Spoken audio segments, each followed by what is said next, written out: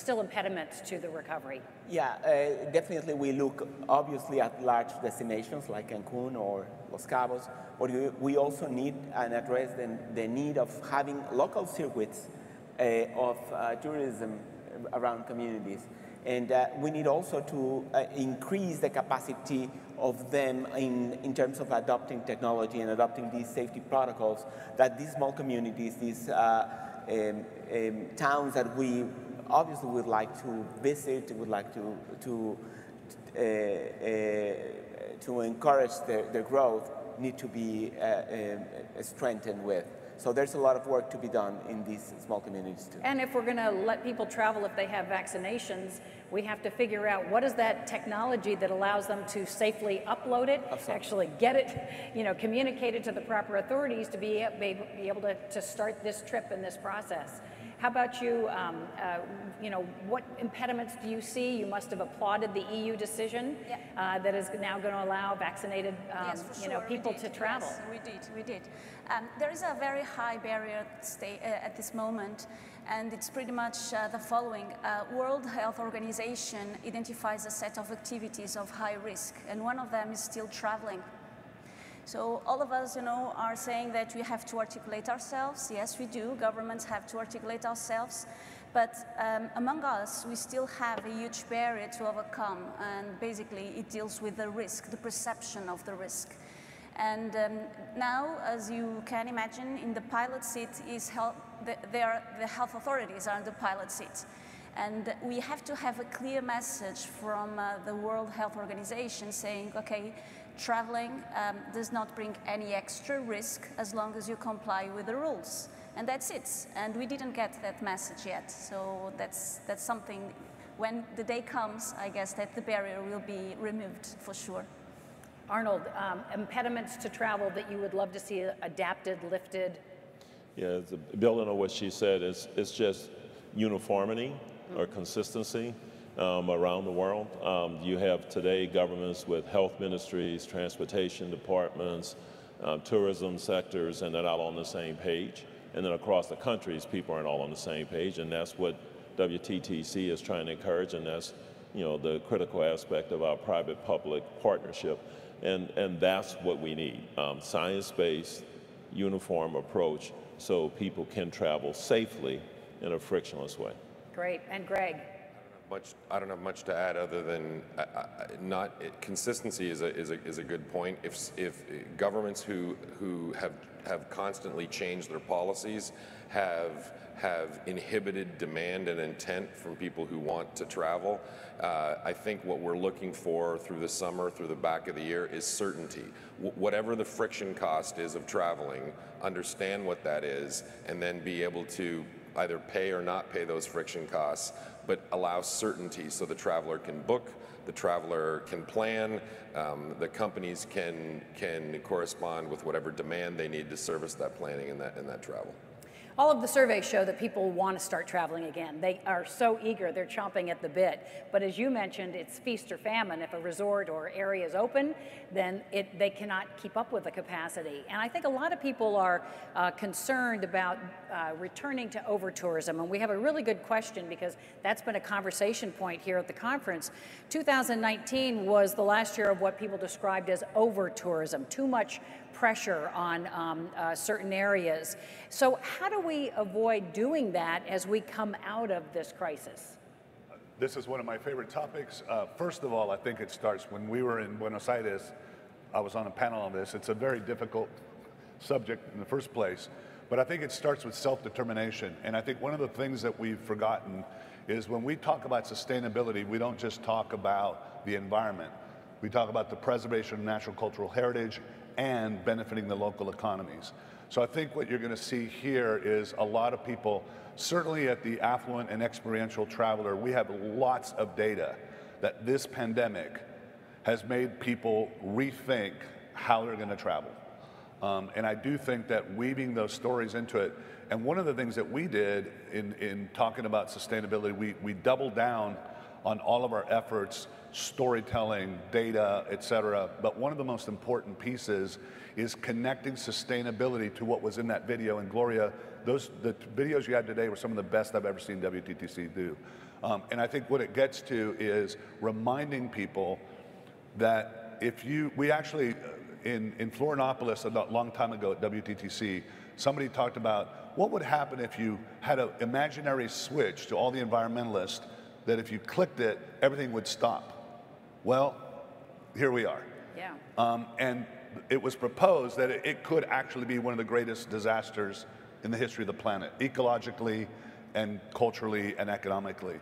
So I think that coming back, focusing on the impact of travelers in the local economy, the preservation and things, those stories need to be told better. And I think that our sustainability stories need to be woven into the fabric of everything we say and everything we do, not as an appendix. It needs to be woven into the core of who we are and what we say. And we just have to become better storytellers. And we're going to really get deep into that conversation tomorrow because it really is about how we recover. Jose, we had another question that came in on the app about how do we improve technology to be able to accelerate the recovery here in Mexico? I think that I would like, it's not only in Mexico, it's everywhere. First, connectivity is something that needs to be addressed very fast. And basically, we are seeing a transition between all this connectivity that we have, the 5G networks getting into connection with Wi-Fi 6, the capacity that we have to take all this data and produce more intelligent offering, a more savvy guest is coming also, and we need to anticipate a little bit what is happening to them. And also thinking that when we go online, someone puts us a cookie and follow us everywhere. So why are not taking this advantage when we get into Cancun and we follow all the traces and we find at what time we would like to wake up, which kind of breakfast I'd like to have, which kind of sport I'm willing more have to experience in my time during the visit in the city. So there's a lot of things that needs to be addressed within the industry and trying to have a more connected experience with a more savvy guest that is coming everywhere. Arnold, we have another question here. How difficult is this rehiring process going to be? Because people who are in marketing, people who are in technology, they have the capability of leaving travel and tourism and getting very good jobs in other sectors that are recovering faster. In the service industry, people may be looking for what are those openings that maybe are not where they'd been employed for the last decade. How hard is the rehiring process going to be in your business, but also more broadly? Yeah, more broadly. I think, look, travel and tourism is still an exciting sector. And as we point out, the things that are open today, you can't service the demand. And so it has a tremendously bright future. We will learn to live with COVID-19. We'll learn how to manage it and live with it.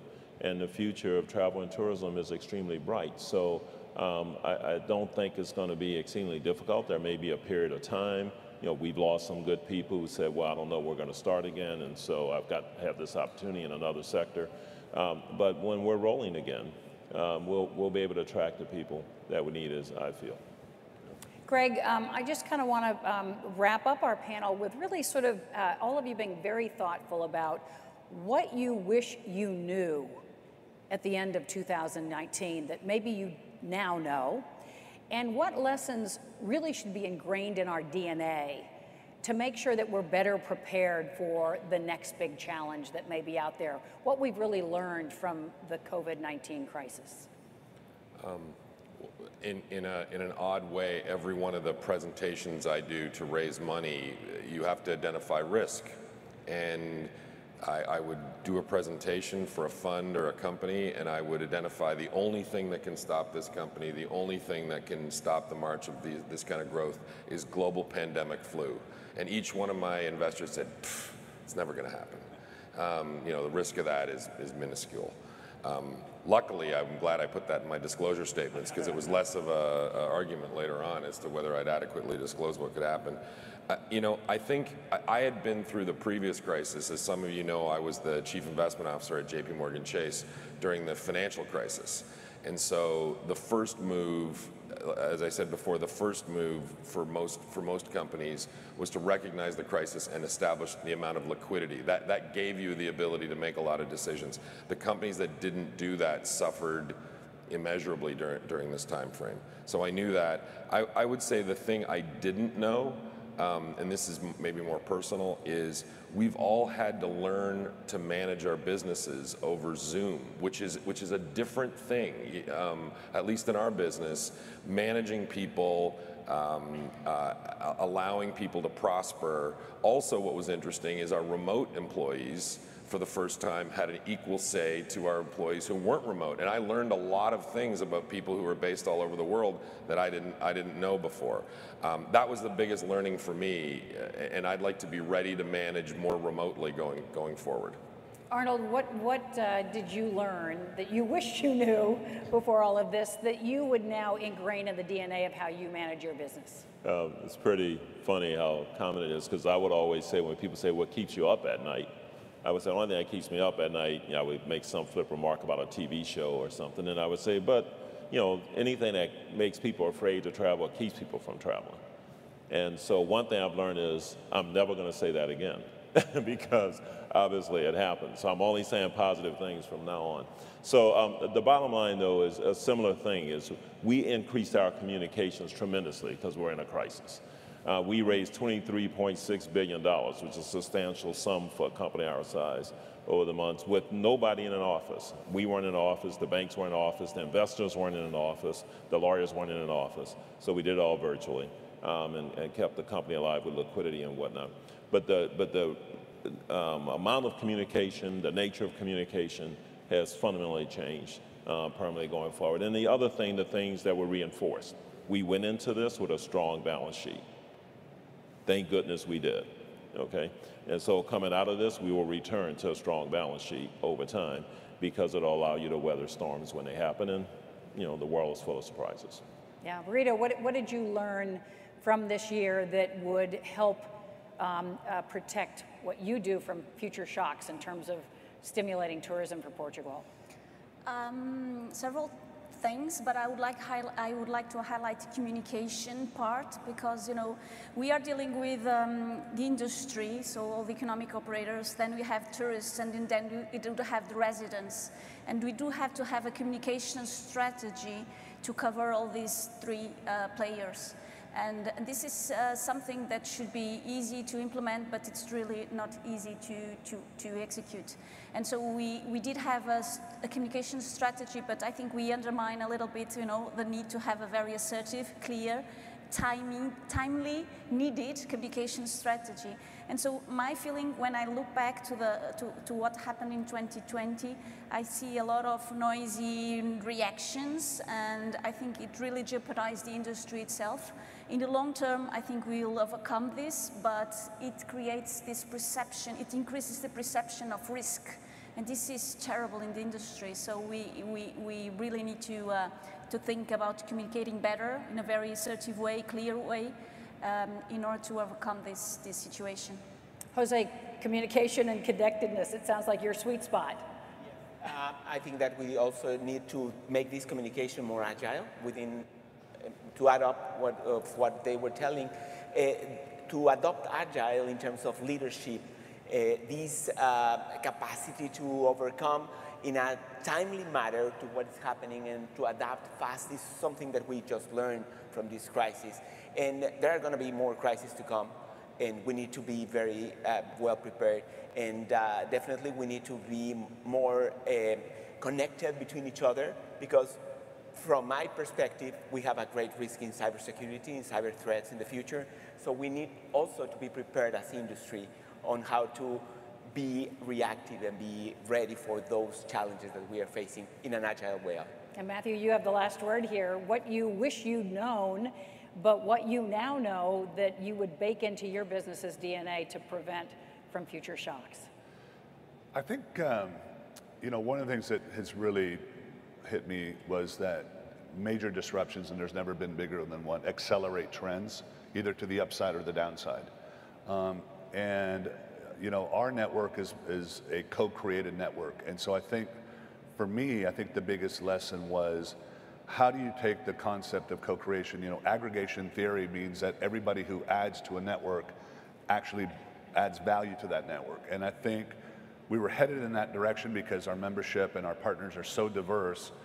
But how do you actually build an ecosystem that allows that to self-perpetuate in a way that, quite frankly, you can get up in the morning and see things being done that you didn't even know were happening because they basically self-created themselves. So creating ecosystems, and those ecosystems actually become stronger with more connection. We talk about interoperability amongst, health passes. We need to strengthen interoperability amongst all ourselves, government, private sector, individual organizations. And this industry is absolutely right for being the leader of this because nobody has been affected like this. And no other industry is more an ecosystem that depends on each other like we are. And I think that's my big takeaway. Thank you to the panel. Thank you for all of you for your great questions. Really a pleasure to be with you.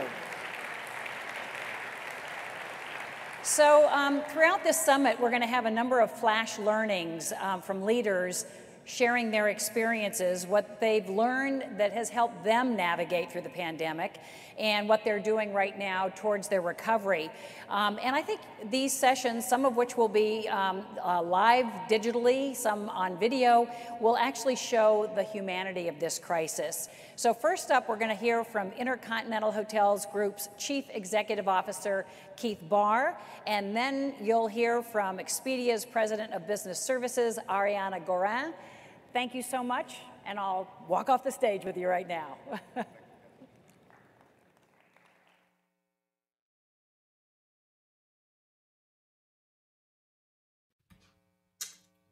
Hi everyone, I hope that you are well. I'm sorry that I can't be with you in person today, but it's nice to be able to spend some time with you virtually. And I think a year on of dealing with all the challenges we face, it's an important time for us to look back and reflect upon what we've learned and how do we emerge from this as better leaders, as better companies, as a better industry. And I think I took away 3 lessons from the last year. The first one was really the power and the importance of purpose. And at IHG, our purpose is true hospitality for good. And that's never been more important than in the past year. And basically through the lens of what does good look like and how do we do good? How can we address all the challenges that confronted us? And, I thought about our stakeholders, customers, owners, colleagues, governments around the world. And, first with our customers, it was make sure that they were treated right, make sure that they were treated to a safe stay and understood everything that we were doing to ensure their safety and security as we were managing through the challenges. Clearly then looking after our colleagues, and that was in multiple ways. First, it was getting new operating procedures in place in the hotels and training and protective equipment and redesigning our properties from buffets to front desks, but really making sure they were set up to be successful, but most importantly, be safe. I think then it was our owners, and recognizing that we work with thousands of small business owners around the world who are facing the toughest challenges that they've ever seen before. How do we help them get through the crisis? How do we ensure that they have the liquidity they need to be able to operate their businesses and keep people employed?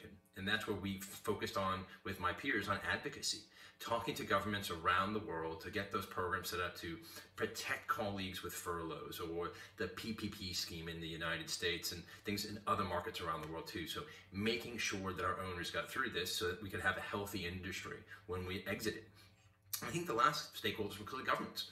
In engaging with them in a very thoughtful way, talking about the importance of our industry, the importance of how many people we employ, how we impact GDP growth, and continue to engage in them on solutions. And again, that's from housing frontline workers to helping with vaccinations, but how do we reopen this industry too? And so, I think our purpose of true hospitality for good, helped guide me and my team about all the decisions we had to make. And I'd say with the lens of time, how do people look back and said, they did good?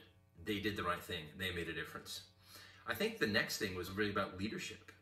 And I think we've all, learned a number of leadership lessons. And I think the most important things I took away really were authenticity and the importance and power of communication. First, it was just being authentic with everyone and talking to them about the challenges we're collectively facing through some of the most uncertain times we've ever faced. but also being human and making sure people recognize that, you know, we cared about them as individuals and looking after their health and well-being. And it was the power of communication, I think, that helped us get through this. And again, I've learned to change what I do moving forward.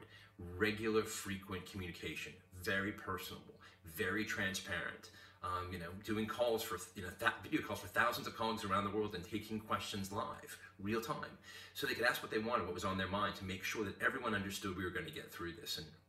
And that's probably the last lesson to me I saw, was just the resilience of this industry. It's an amazing, we've bounced back from the financial crisis, from 9/11, and this industry will come back. We are seeing that hunger and that demand for travel as vaccines begin to be administered and as markets reopen. We know that business travel will come back, and groups, meetings, and events will come back, and leisure travel will be the lead on this. But that's exciting to see. But we have to work together as an industry. And so whether it's hotel company to hotel company, or more broadly airlines or cruise, we have to work together to help this industry get through these challenges. But we are incredibly resilient. The desire for travel is there. It will come back time and time again. So again, sorry that I'm not with you all, and I wish you an amazing event and look forward to seeing you when we begin traveling again. Take care. Hello to the WTTC Global Summit. I'm sorry I can't be with you in person today, and I'm looking forward to being there next year, face to face. Today I wanted to share a few learnings from the COVID crisis, as well as implications for our industry and for the world. I would just start by recognizing that it's clearly been a challenging year for all of us.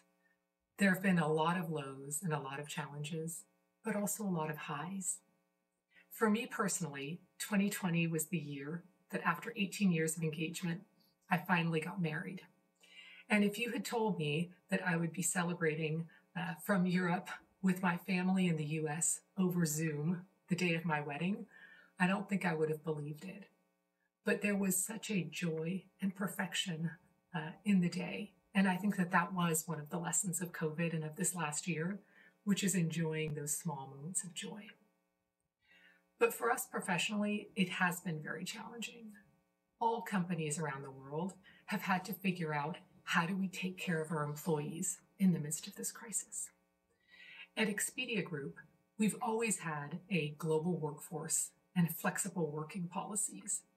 But with the COVID crisis and the need for people to be working from home, we did have to rethink the way that we were working. And especially for our customer service teams, who were on the front line, answering the phones for our customers and travelers and our partners, especially at the height of COVID. So we put in place flexibility. We allowed people to work reduced working hours if they needed to. We made sure that they had the equipment at home so that people were able to do their jobs from home. But doing work from a screen all the time is clearly tiring, and Zoom fatigue is happening more and more around the world. We see the numbers of depressions going up all over the world. And so one of the things we've focused on at Expedia Group is not only how do we help our employees be able to do their jobs from home, but how do we help them with their mental wellness? We put in place a mental wellness hub. We extended our employee assistance program, which allows employees to get easy access to therapy services. In my division, we put in place meeting-free Fridays so that people would have a day where they could have think time, because so much of the other time was spent in meetings. And we put in place a program called Junior Journeys, which was effectively story time, so that working parents who had children at home could have their children have a story read to them by someone else around the world. So the way that we supported each other and our employees has been very critical to getting through this. But obviously, it's also about supporting our industry and our customers and our partners. And this crisis really has brought our industry together in ways we hadn't seen before. I'd always thought that we punched below our weight in terms of being an industry that accounts for 10% of global GDP. And I think this crisis really rallied us to speak with one voice. And when I look at what WTTC has done, creating safe travels with global standardized protocols and stamps for health and safety measures, it has had an impact. And at Expedia Group, we've tried to contribute to bring demand back to our supply partners who need it with our relief and recovery program, where we've put aside $275 million to help our partners. Across all industries, we've seen digital acceleration. This is true outside of travel, but it's especially true in travel. And the beauty of digitization is that it allows us to reverse or to accelerate super quickly. And what the whole industry found at the start of the pandemic is that anything manual without self-service or digital options were the biggest problems. Many of us faced a tsunami of calls and a deluge of customer support issues. We had to take a machine that was built to go in forward gear and take it into reverse 3 times as fast. And at Expedia Group and across the travel industry, we've used the time since last year to innovate and to add self-service everywhere. I'm often asked what my learnings have been around business travel because I run our corporate travel division.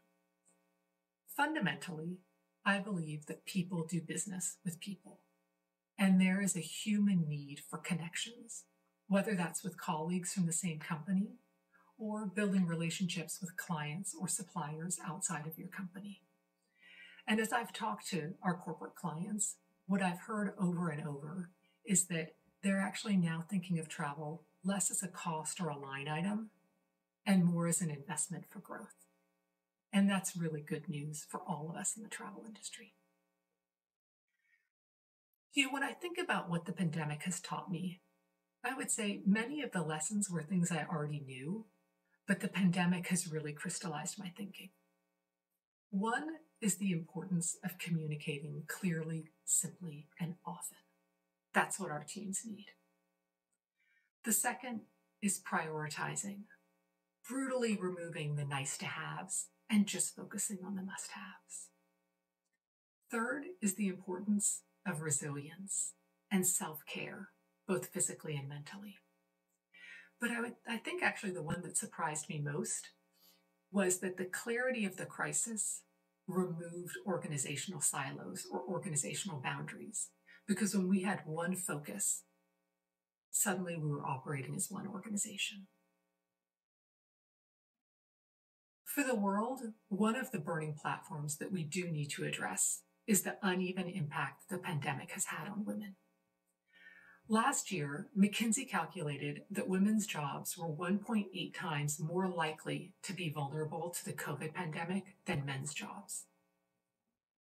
Women make up 39% of the global workforce, but they account for only 54% of the overall job losses. And it's been estimated that we have lost 40 years of progress with the impact of women on the workforce in COVID. Travel is 10% of the world's GDP, and we account for 1 in 10 jobs. And in the 5 years before COVID, we accounted for 1 in 5 newly created jobs. So we have a real role to play in helping healing the world of the issues that we've seen in the gender divide. So in conclusion, former American President John F. Kennedy once remarked that the word crisis in Mandarin is composed of 2 characters, one meaning danger and the other opportunity. If 2020 was a year of crisis for our industry, I believe that 2021 is the year of opportunity. When we look at the scale and the speed of vaccine rollout, when we look at what public and private partnerships have been able to do to start to get travel on the path to recovery.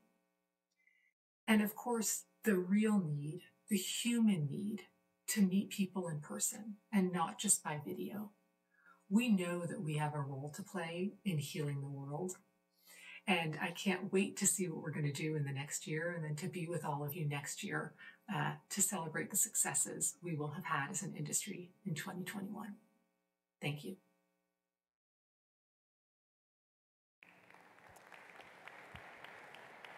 Two really insightful perspectives from leaders in our industry, and interesting theme of coming out of a shock, the opportunity that's created as we see acceleration of trends that were already in place, such as the digital acceleration that is really going to be so good for our industry. And this conference is going to be a great example of that. The team that produces this conference every year had to be so nimble. They were preparing first for a conference in 2020 in Puerto Rico. Because of a disaster in Puerto Rico, they shifted here to Cancun. They were well on their way to producing this conference in Cancun in 2020 when suddenly everything stopped. And then for a year, they were dormant. But then having to regroup coming out of the pandemic and produce one of the first major conferences that we're seeing in the world, bringing together a live audience, but also a virtual audience, shows how nimble our industry can be. And I'd love all of you to think about this team as you see not only the integration of panels here on stage, those of you in the audience, but how we're going to be bringing in live guests in the coming hours. We're going to be doing that also in our strategic insight sessions. And so we're going to actually have multiple programs going on at once. This will be particularly interesting for those of you that are watching remotely, that are watching this conference digitally. Here on the main stage, we're going to be exploring next the COVID-19 experience from a North American perspective. Now, if you're viewing on the digital platform, you can stay right here with us on the main auditorium page to watch that session live, or you can actually visit the video on demand room now, or you can do it later, and you can view 3 other sessions that are happening simultaneously and will remain on the site, on the platform. Those include regional focuses focusing on Asia Pacific, Europe, and Latin America. And we're very pleased to have a wonderful cast of speakers on all of those panels, including James Lang, Pansy Ho, Bernadette Romulo Puyat, Frederick Jowson, Nigel Huddleston, and Julian Guerrero Orozco. So I recommend those of you here in the room, when you have a chance, when you're back in your room or traveling home, please check in on some of those other regional panels. Those of you at home, you have your choice. And we're really happy to have an old friend come back once again to moderate the panel here in the room. And I want to welcome the editor-in-chief of Travel Weekly, Arnie Weissman, who will bring his panel onto the stage.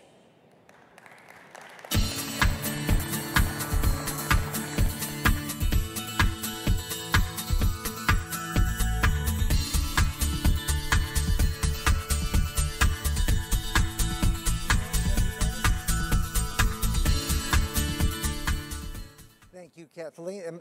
Am I on? Yes? Okay. Thank you, Kathleen. You know, North America, the region of North America, generated $240 billion in visitor spend in 2019. The countries, Canada, Mexico, the US, and the Caribbean as a region are all in the top, I'm going to take this off, in the top 15 of countries where travel and tourism has generated excellent levels of GDP in the top 15%. So what did these countries learn during the pandemic, and how will COVID-19 reshape tourism? Here to help me explore that in conversation, I'd like to welcome first Greg Webb, CEO of Travelport, Fred Dixon, CEO of NYC & Company, Robin Tauk, co-owner Tauk, and chairman of Tourism Cares, the industry nonprofit, J.D. O'Hara, CEO of Internova Travel Group, and Alex Zozaya, executive chairman of Apple Leisure Group. Thank you.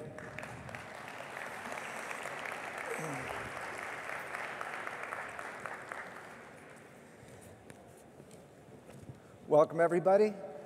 So when you look at North America, there's really 3 ways we can look at it. There's domestic travel, there's intra-regional travel, and then there's international outbound travel. And we're going to be talking about each of them as they were all dramatically impacted during the pandemic. So let's look at domestic travel first. And we have panelists representing different markets that had very different outcomes during 2020 and during the pandemic. New York, Fred, NYC and Company suffered very, very badly during the pandemic.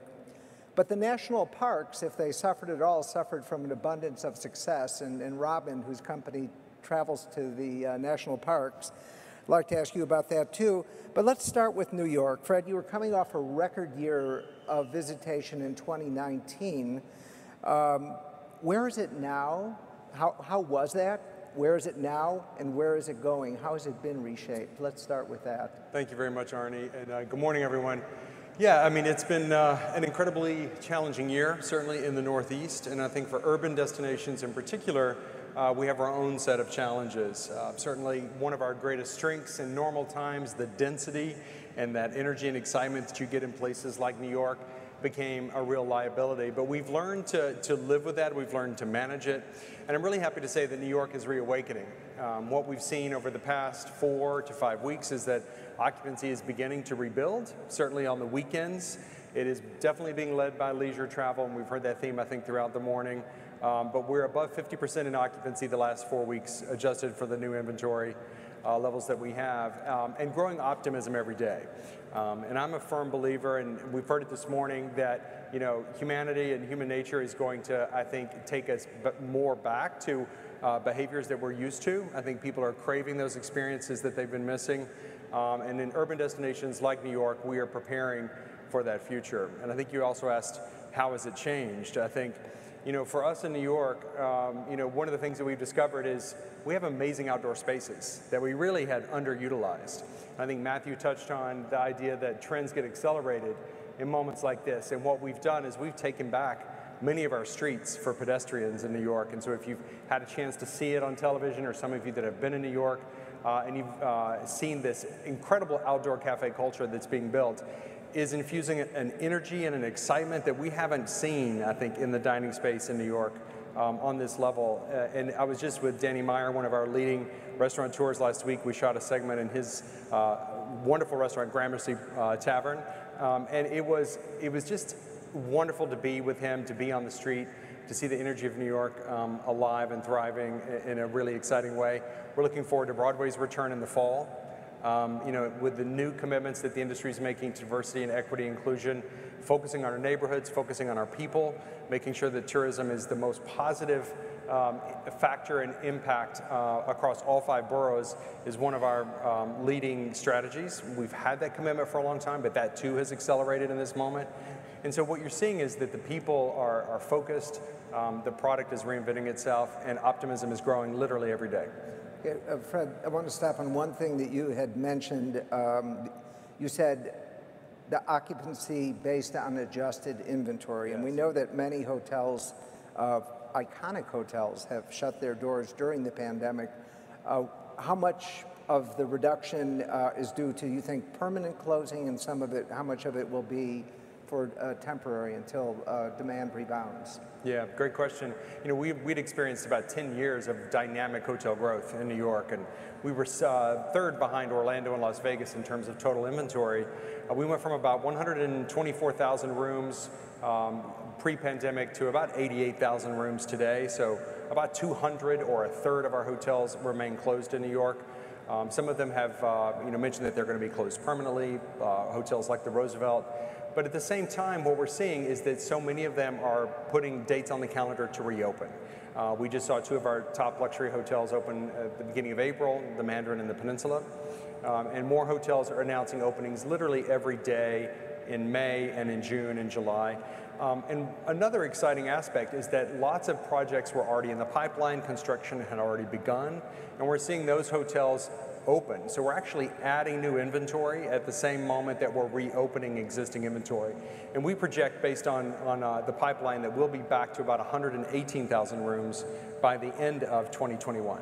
So we're pretty optimistic, and we, the confidence that the market and investors are showing in New York is a terrific sign of optimism for the future. That's great. Robin, you, on the other hand, had a pretty good year, didn't you, in 2020 in terms of the national parks and the outdoor spaces.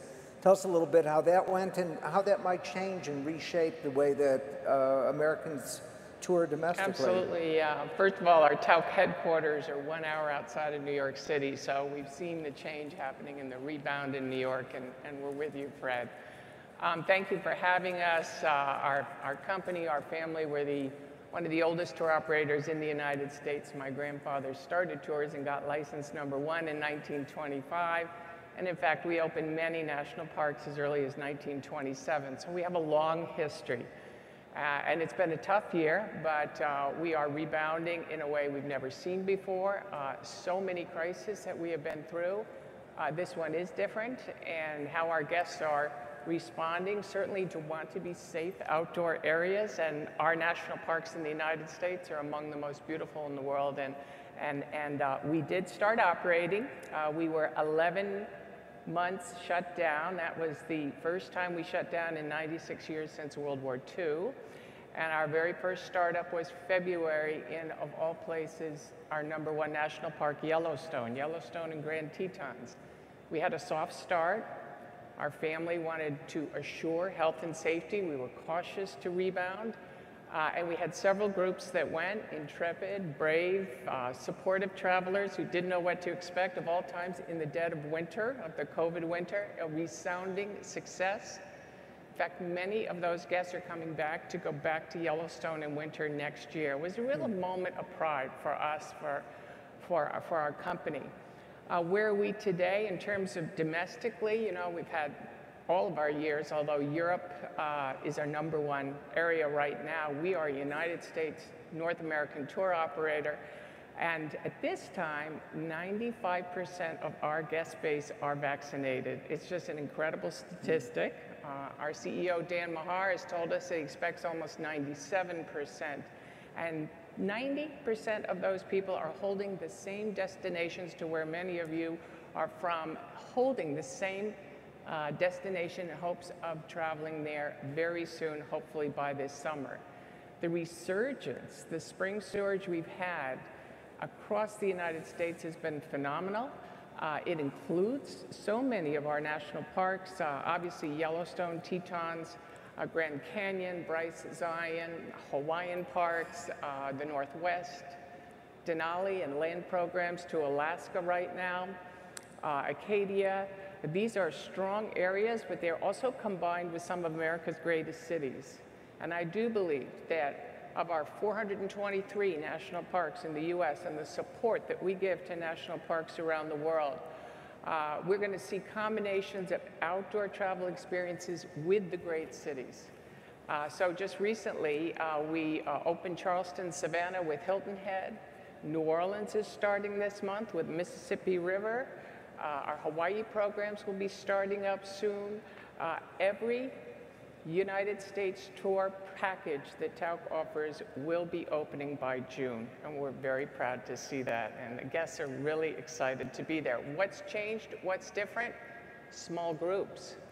For the first time in our history, some of the national parks are insisting on less than 10 people coming in a group, which is a significant change for us, in particular Grand Canyon.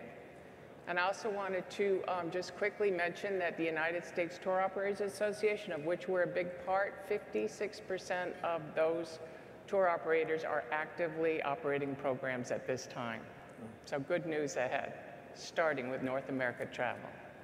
That's wonderful. So, Alex, let me ask you, intra-regional North American, that's your bread and butter. What are you observing? And Mexico has been open this whole time. The Caribbean, kind of island by island, has had different sorts of policies. But how was your past year? How has it been reshaped, and where is it going? Well, even though our company is a U.S. company, our core business is sending American travelers outside of the United States, as you said. Regional, most of them within Mexico and the Caribbean area, but also some long haul as well. And of course, since the pandemic hit, it hit us in different ways in different places. Some islands in the Caribbean still struggling, depends on what are the policies. And you know, San Martin is one of the latest that we opened, Curacao, all of them that still had the links with the European countries, and they have to follow by different policies. But then we have a lot of business in terms of distribution. We're the #1 customer of Mexico, for example, or Dominican Republic or Jamaica, but we also have a lot of hotels in this area, part of our group within AM Resorts. And I think the recovery has been different in different places. I would say Mexico's been the fastest, the most successful one. I think, because there was no restrictions, still no restrictions. I mean, none of you had to have a test to come here. Many of you need to have tests to go back to your country, but you don't need a test to come back here. So I think that the fact that it was open and the protocols were enforced, and I think the vacationers start experiencing a better and more safe perception once they come here than even the ones they experience at home. I think that helped a lot. I think in Mexico, we start recovering so fast, the hotels reopened faster, but also because Americans did not have so many places to go to. You know, the cruise ships were not on the play, then a lot of the destinations outside in the Caribbean remained closed. Then Dominican Republic started to pick up. Jamaica is doing very good. Costa Rica is doing good as well. Of course, the connectivity is an issue.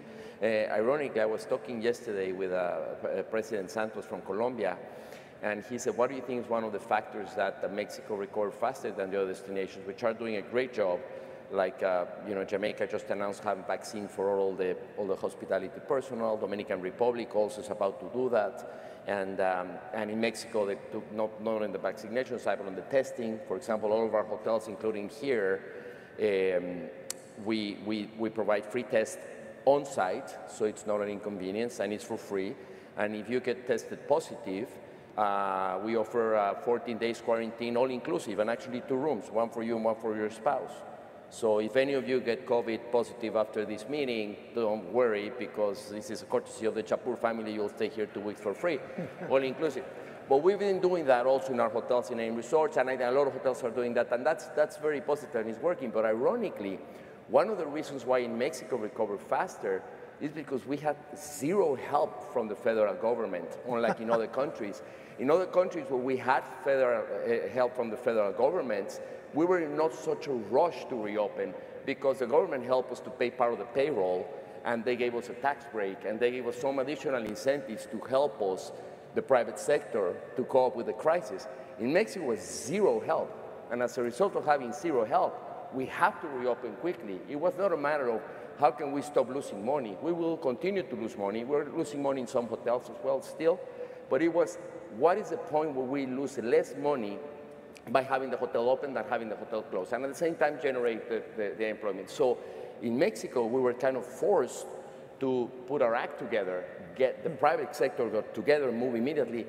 Big help from the state governments. Quintana Roo is a great example of how they did great things, but also, you know, in Los Cabos, Baja California, in Jalisco, in Puerto Vallarta, etc., other places. But it was an alliance in between the private sector and the state governments because we had no recourse to immediately put ourselves back to work. And ironically, the strategy worked. Pretty much it worked better than other places by doing nothing instead of receiving a subsidy. So, but anyway, we're back in business, and just want to say that the numbers we've been having in the last month for future bookings from the United States to Mexico and the Caribbean for the remainder of this year and winter of next year are better than this time in 2019. The market is a little bit different. No incentive groups that we lost. Weddings are smaller and less weddings, and so some of the high-end business is still behind. But in general terms of bookings, even though the rates are lower, we still have to fight for those rates to recover the rates.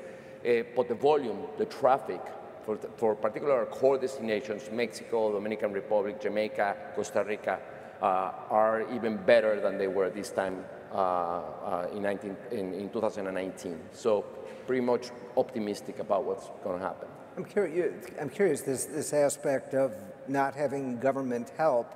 I know that one of the problems that is faced in the U.S. is that there's a shortage of workers, in part because there is generous help to people, that there's less incentive maybe to come back, and so there's turning out to be shortages of service workers. Outside of Mexico, are you seeing that in the other properties?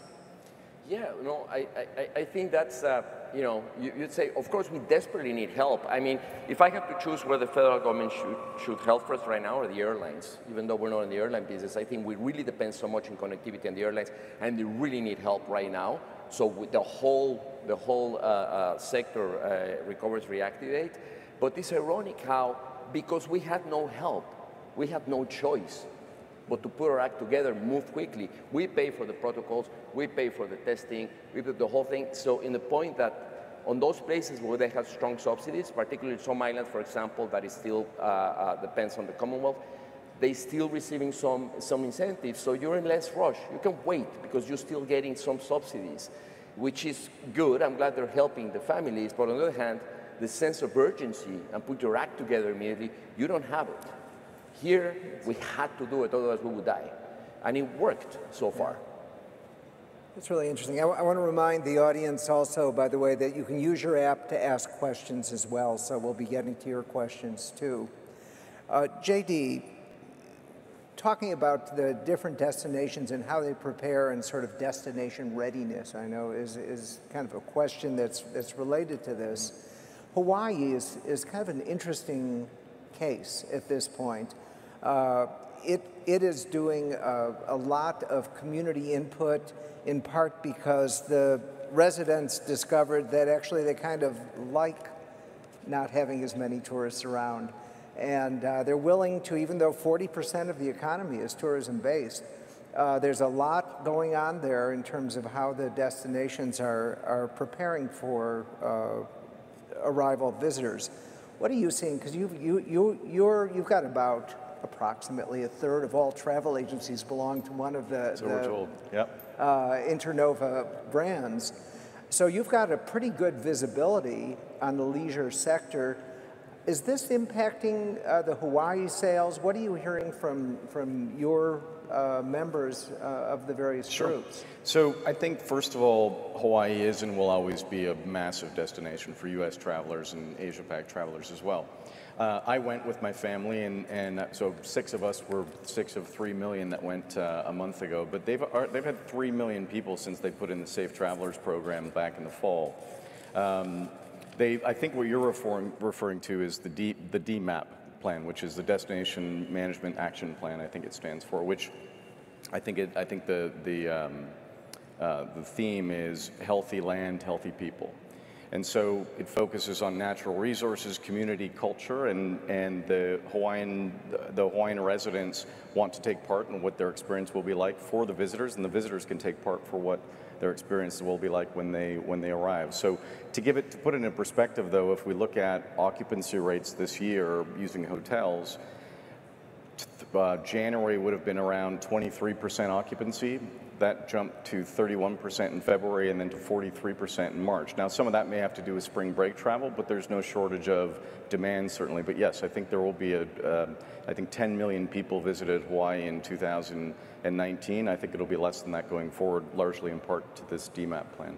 Yeah, so this is an example. I don't know if you're seeing, or if any of you are seeing other examples where destinations have used the pause to rethink travel management. You know, most people, of course, want more, and they've always bought into the WTTC argument that the economics of tourism are fantastic. It's jobs that can't be offshored. It's a clean industry, relatively speaking. But you know, following the over-tourism that we saw leading into the pandemic, do any of you have thoughts about or specific examples of destinations that have restructured and used this time to rethink tourism? I mean, I can speak for New York. I mean, for us, one of the things that became very clear early on was the protection of small businesses, and certainly minority and women-owned businesses as well. I mean, we had made so many advances in New York.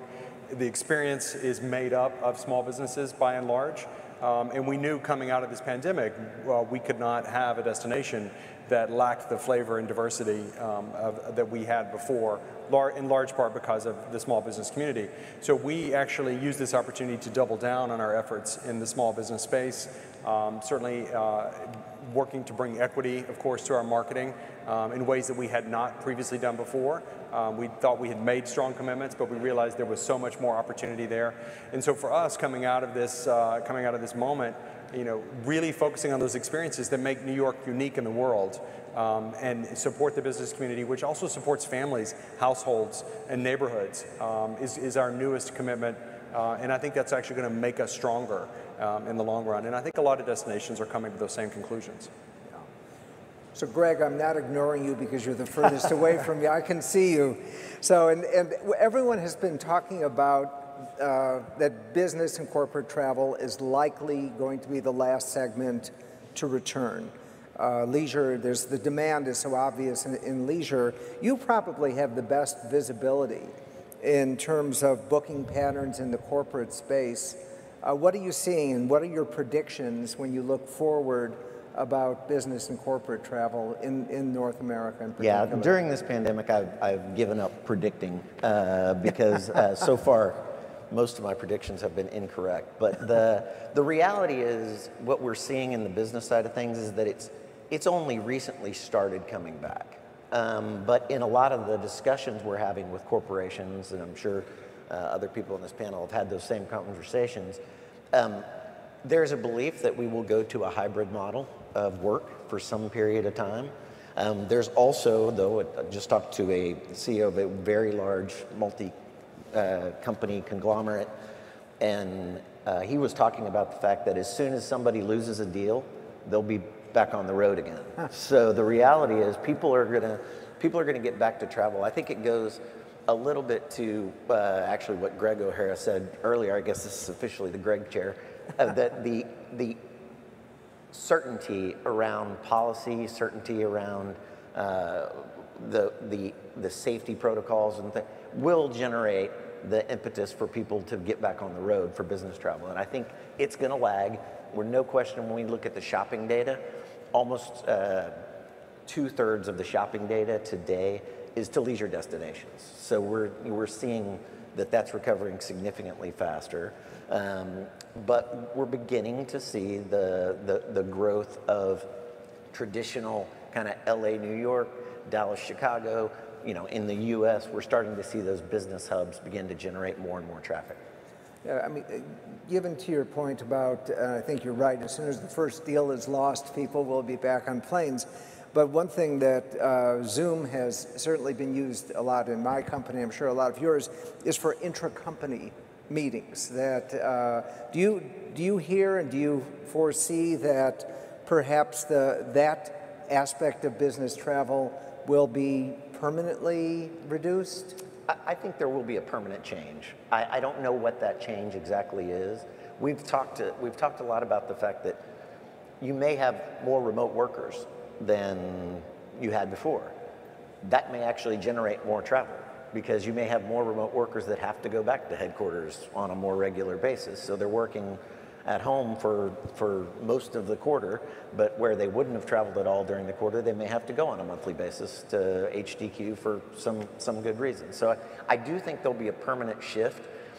It's hard to figure out what that shift's going to be, because one of the things that I find really interesting in having discussions with others is when you move to that hybrid environment, it's been fine. We're all on Zoom. We've all been doing fine in terms of productivity, in terms of the way that we've been interacting with our employees, but that's because we're all home. Nobody's in the office. The problem is when you get back to a hybrid model and you got half of the group that's in the office and half that are at home, all of a sudden, all that social dynamic, all the social environment, somebody mentioned it earlier, I've learned things about employees I never would have learned in the office because it all happens on Zoom. So everybody, the first 2 minutes of the call is, oh, my kid just graduated high school. My baby threw up in the, it's all that kind of stuff. That's going to go back to the office. And that hybrid environment, I do think there's going to be a drag on productivity. And it's going to cause people to relook at exactly what scenario they're willing to look at. Yeah, I would imagine also that business travel, once that gets going, people are going to be less available for Zooms. They're going to be on airplanes. Absolutely. They're going to be moving along. JD, you've got a lot of corporate travel in yours. Are you observing anything different? Yeah, one of our divisions does a regular, or we all do regular surveys, but one of them on the corporate side did a survey recently, and the results were that 83% of our corporate clients would be back on the road come October 1st. I don't think that's 100%, but I completely agree with Greg. I think that I don't know what it's going to be, but something will make up for the lack of. It reminds me of the advent of the internet and email, when that was the paperless society, and all we did was print more emails. And I think there's going to be some version of that comes out of this, and I'm not sure what it is. We're also seeing our MICE business is doing extremely well, so some sort of hybrid meetings and events businesses as well. But you can foster existing relationships on a box on a screen for so long, but it's very, very difficult to forge new ones. And I think this is a good example of why people will get back on the road. As soon as they have their first meeting, I think they're going to say, oh, now I remember why we were on the road so much, yeah. Yeah. So JD, well, we've got you, cruises are certainly a huge, huge part of the North American travel scene. It's both intra-regional, it can be domestic, it could even be outbound to another region. So your leisure brands, which I think is the majority of your brands, that is so central to their businesses. So one thing someone asked me yesterday was, how are travel agencies doing? Did you lose a lot of membership? Was there a lot of churn among the different brands, among your brands and other brands? I'm just kind of curious, because so many of the suppliers really depend on the agencies. Yep. And that's just a question about how that's going to impact and reshape travel in North America. Yeah, we've grown from a membership perspective, so I think we're probably fortunate in that regard, but I think some of my colleagues in the room here have experienced the same. So cruise is massive from a global perspective. I think there's 30 million passengers roughly that traveled in 2019. In North America, mostly the US, accounts for more than half of that. So this has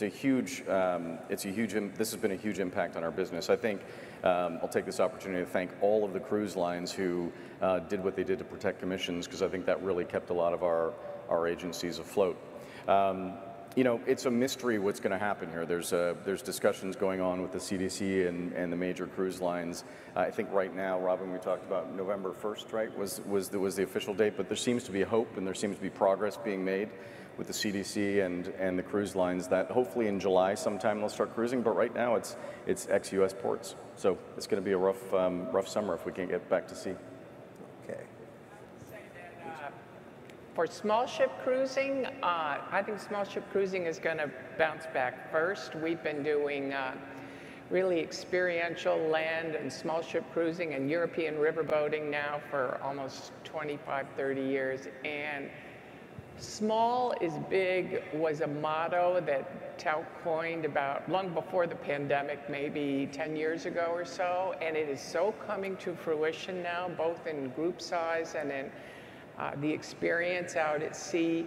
Iceland, as many of you know, is accepting vaccinated travelers. We have beautiful small ships that do circumnavigation exclusive for Tauck. Greece will be opening, we heard yesterday, and we do have our first group in Greece on June 4th with another small ship there. So Americans are feeling comfortable going in an environment where they trust the operators, they know the protocols up front. Cruising is going to come back big, as we know, when it is ready. And for European riverboating, it seems to feel one of the safest way for the American travelers to experience their first European vacation after the pandemic. We had the largest increase in riverboating bookings, in luxury riverboating bookings in the last 2 weeks than we've ever had in the history of our riverboating. Wow. So they are really ready to go. And to another point, JD, and to Matthew, who was speaking earlier, I foresee an amazing resurgence of the value proposition of the travel advisor and the tour operator and cruise industry. Our traveling American public need these advisors. They are changing and changing their plans. They're confused by the cancellation policies, by where their money is going, by the security of where their deposits are kept. And when you have the trust of the companies that many are represented here and the advisors, they are calming and encouraging the American public to get out there. And I think it's going to be a stronger partnership and relationship than it's ever been, and the consumer is going to benefit in the end. Okay. I should take this moment to ask the moderators back of house, are there any questions that have come through from the audience? Okay. I'm going to go back to you, Robin, for just a second. Earth Day was last week. You are chair of Tourism Cares. I'm on the board of Tourism Cares. Fred's on the board of Tourism Cares. The pandemic seems to, as Matthew had said, accelerate certain things, and particularly it accelerated sustainability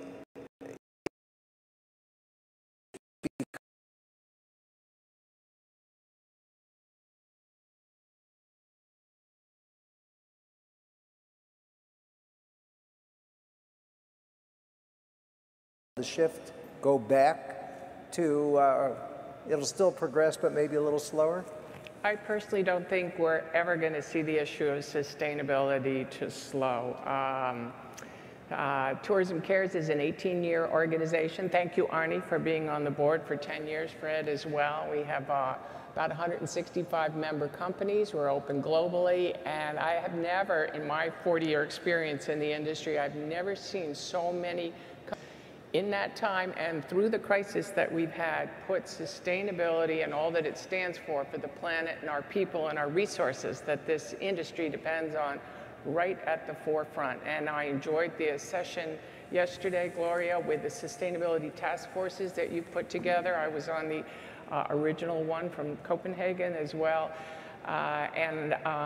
The Tourism Cares is looking to help unite the industry and just be a catalyst for this positive impact of social and community care. And it's not about putting it aside. It's not an appendix, as somebody said later, or a project, in my view. Sustainability is really, the pandemic has brought a focus on the fact of the ecosystem of our industry and how combining it is with social, community, and culture. And it's the most important issue that we have moving forward. You had asked me what topics might come right to the forefront. For me and for our organization, obviously climate action is no longer about advocacy, it's about action. We have the tools, we have great opportunities to measure and to work together. And secondly, destination stewardship, and we've talked about that already. We have, during the pandemic, in June of 2020, Tourism Cares brought together a coalition, the first of its kind, called the Future of Tourism Coalition. It is 6 and 7 nonprofits, some of the best in America: Green Destinations, Sustainability Travel Index, Travel Foundation, Tourism Cares, obviously, the GSTC. Never before had these 6 entities worked together. We are all working together now with guiding principles, and fundamentally, we have the tools for every company to embrace sustainability and to get on their journey wherever they are and have this positive impact. Very important. Thank you. Thank you for, you've now identified your key takeaway from the panel. I'd like the other panelists to just close with, from what we've discussed, is a key takeaway you would like the audience to be focused on. And Greg, let's start with you. Yeah, I will go back to, I think that based on everything we see today, all the shopping data and the booking data, people are looking for certainty. They're looking to feel safe and looking for certainty. I think as governments get consistent with policy as we go through this summer season, we've seen what the EU just did. The UK has come out with a pretty definitive policy. The US is getting closer to being more definitive around its policy. As that happens, I think you will begin to see kind of an uptick in just overall travel, just based on everything we see today in shopping data. All of the travel right now is being driven by policy, not by people, because there's so much pent-up demand in the system that as soon as people have a realization of what they can count on, I think you're going to see a significant uptick. Okay, Fred? Yeah, I would agree with that. And I would say, a conversation with Danny Meyer last week in New York, he said, you know, we've been in a crouching position for quite some time in the hospitality industry. And when you have to move from a crouching position to a standing position, you have to lurch forward. And I think he's right. You know, travel is going to be a coiled spring. It's going to rebound quickly. And you know, you've heard it mentioned here already this morning, but the need to communicate clearly, to Greg's point, and to emit positivity. I think people are looking for permission to travel, and I think we have a great story to tell, and we're bullish on the future. Thank you, Fred. And Robin, you mentioned sustainability. JD? Yeah, I think, you know, I think we could argue that the U.S. has done a poor job in a lot of things, but I think they've done a pretty good job in the vaccination process and rollout. I think if the rest of the world can follow suit, that would be helpful. Everyone I talk to, you know, they're going from the vaccine clinic to the airport, and they're getting out of here, and they're going to spend twice as much money, go for twice as long. People want to travel, need to travel, really. So I think, you know, takeaways, buckle up. I think everybody in this room is going to be busier than ever for the next couple of years. Okay, and Alex. No, I'm very optimistic about the people wanting to travel and valuing more now experiences and willing to spend more time and money in experiences rather than goods. So that's great for the sector. I think people now has a different perspective of really live the moment, you know, put more life into our lives, and travel certainly is one of the things that can really enrich your life. I think that's a different perspective, and that's good for the industry. But I do think that in the short term, even though in the United States has been a phenomenal job about vaccination, the whole world is interconnected. So I really hope we can interact in a better way, that we adopt similar policies, protocols, acceptance of vaccination, and that we help the other countries. It's not just that the United States could be 100% vaccinated, and probably Israel, probably the United Kingdom, but until a large percentage of the world, entire world, is vaccinated and ready to receive and have customers, we won't really reactivate international travel. So I really hope that the level of interaction and cooperation among the different nations, particularly those who value tourism as part of their economies and for their communities, as the more they interact and the better they communicate and adopt same type of protocols and policies, the faster we're going to reactivate. So yes, the United States, it's doing a great job, I think, right now. But I think part of the leadership from the United States to the world will be to really enforce the reconnecting, the cooperation among the nations, and really put this back together. If we can do something within the G20 itself, that represents 80% of the international travel in the world, if we can have at least the countries of the G20 put example, that I think the rest of the world will follow, and the whole world will reactivate in international travel. Thank you. Thank you all. Ladies and gentlemen, the panel.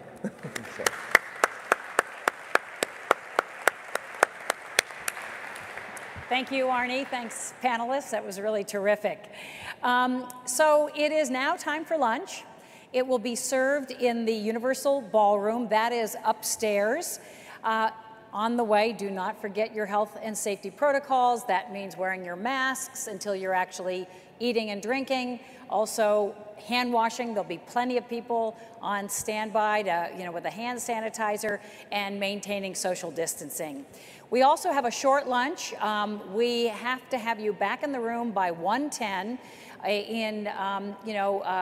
We have a virtual audience, and so in deference to them, we would like you in your seats at 1:10. The program begins at 1:15 sharp, and we will go whether people are still coming in and out of the room, but we'd love to have you in your seats. Also, feel free, while you have a chance, to explore the WTTC virtual platform. I've taken a look at it, and you'll notice this is a very paperless conference.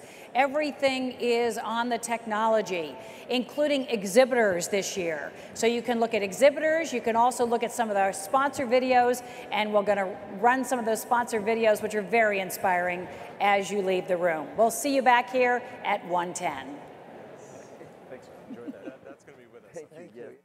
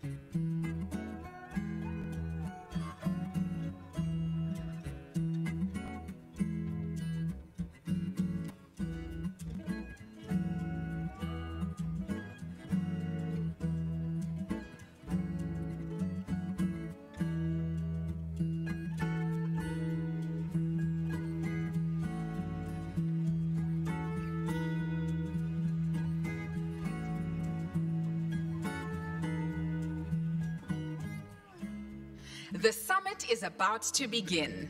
The summit is about to begin. Please take your seats. Thank you. La cumbre está por comenzar. La cumbre está por comenzar. Por favor, tomen asiento. Gracias.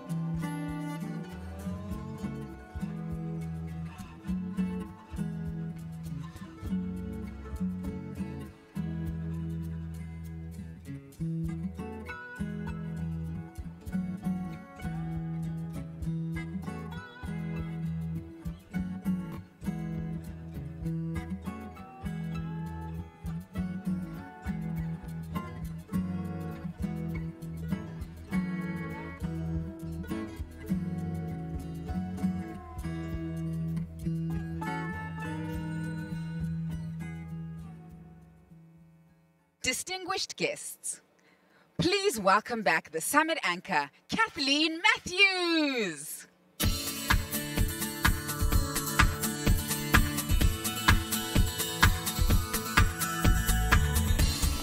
Good afternoon, buenos tardes. I hope you had a wonderful lunch. And for those of us who are joining virtually from around the world, welcome back. We are getting started on time so that you are getting the benefit of wonderful, wonderful insights and programming.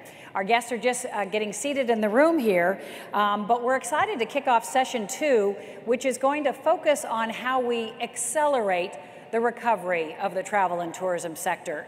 This morning we heard war stories from the past year, but also a lot of optimism about the resilience of our industry. And now we're going to hear nuts and bolts on what that recovery looks like and how we can move it faster. This, of course, will require, first and foremost, easing some of the mobility restrictions that are still in place, but also, very importantly, rebuilding the trust and the confidence of the traveler. So first up, we're going to have a flash learning. These allow us to explore from a human-centric perspective the experience of leaders in our sector with COVID-19 and how they're able to accelerate their own recovery in their countries and in their businesses. And we're going to hear right now from Chairman and Chief Executive Officer of Royal Caribbean Cruises, Richard Fain.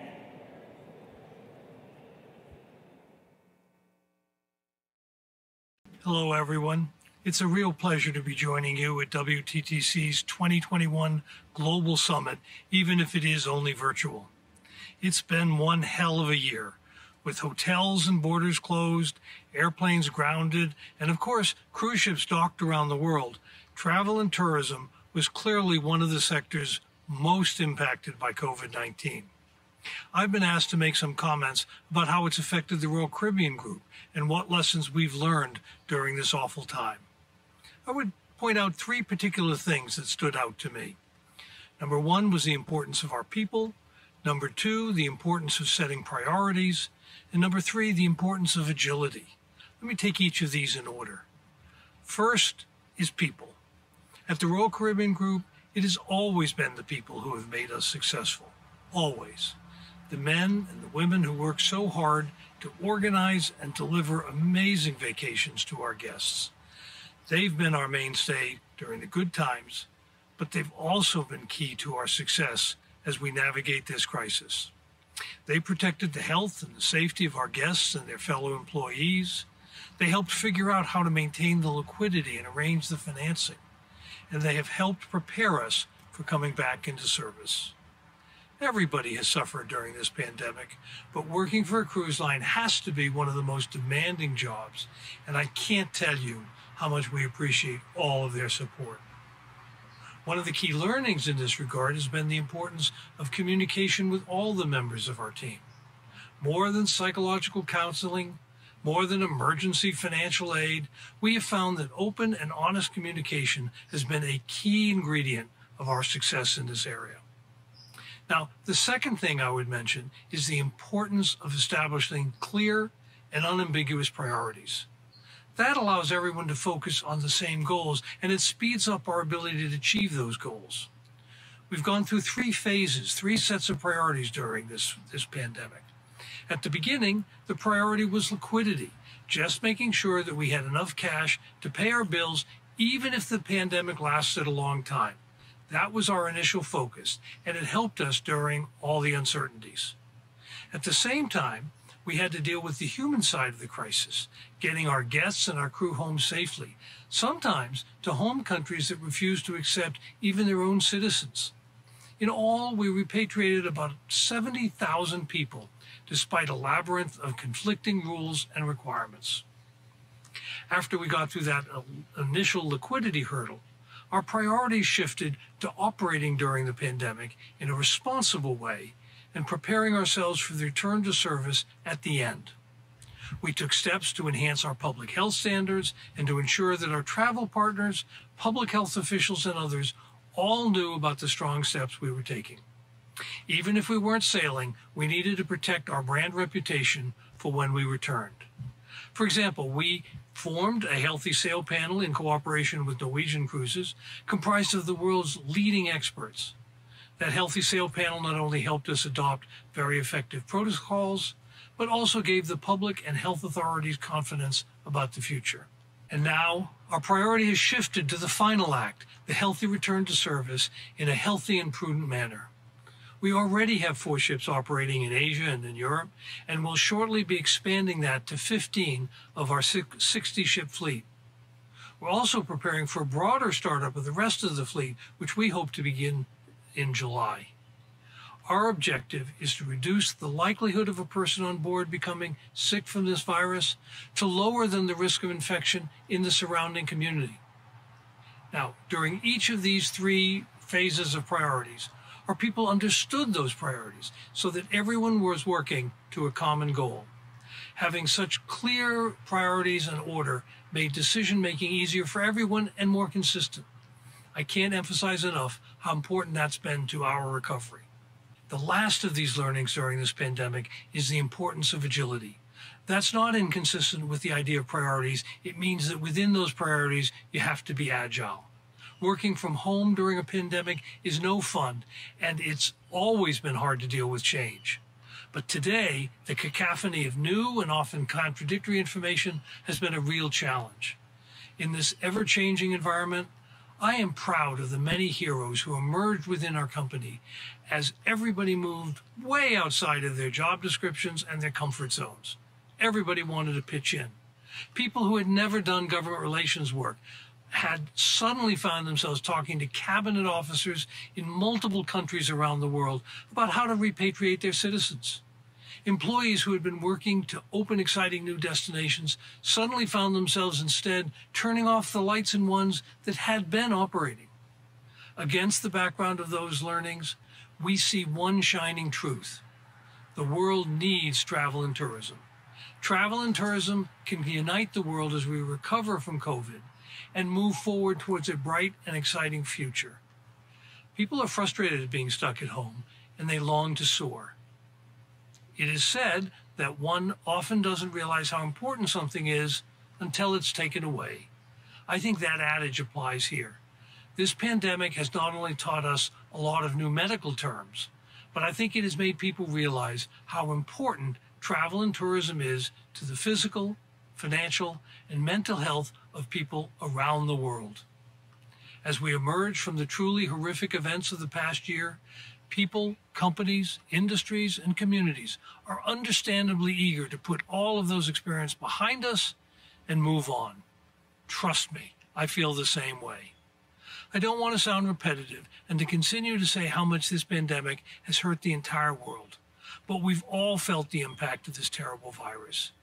It pains me to think of our crew who so eagerly want to return to work, the destinations and the suppliers who rely on our industry to feed their families, and of course, all of you who've been so innovative and patient during the past 13 months.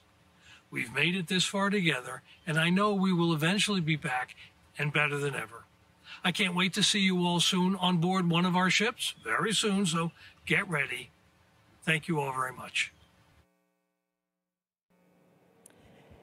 And thank you for that insight, Richard. You know, we know the recovery will be accelerated based on the widespread availability of testing until we have full implementation across the globe of a vaccine. In this room, for example, how many of you have had both your vaccines? If we can bring the lights up, raise your hand with the 2 vaccines. I know as we interact with each other and we want to approach each other and give each other a hug or handshake, you know, you impulsively say, I've had both vaccines. In other words, I'm safe to be with. Well, that's where we want to get. But until then, we have to have robust testing, which is why it was very important for them to have testing on site here at this event when you arrived, unless you'd been able to get testing before you left your own home countries. Well, we have a one-on-one hot seat to talk about that right now. It's going to focus on testing and specifically the importance of testing on a global scale to minimize the spread of the virus and to make travelers feel much safer and more comfortable getting on airplanes, getting on cruise ships, getting on trains until they are widely vaccinated around the world. So to moderate this panel, I want to welcome another old friend of WTTC. It's great to see my friend Peter Greenberg from CBS News, and he's going to be talking to the Minister of Tourism for Greece, Harry Theocharis.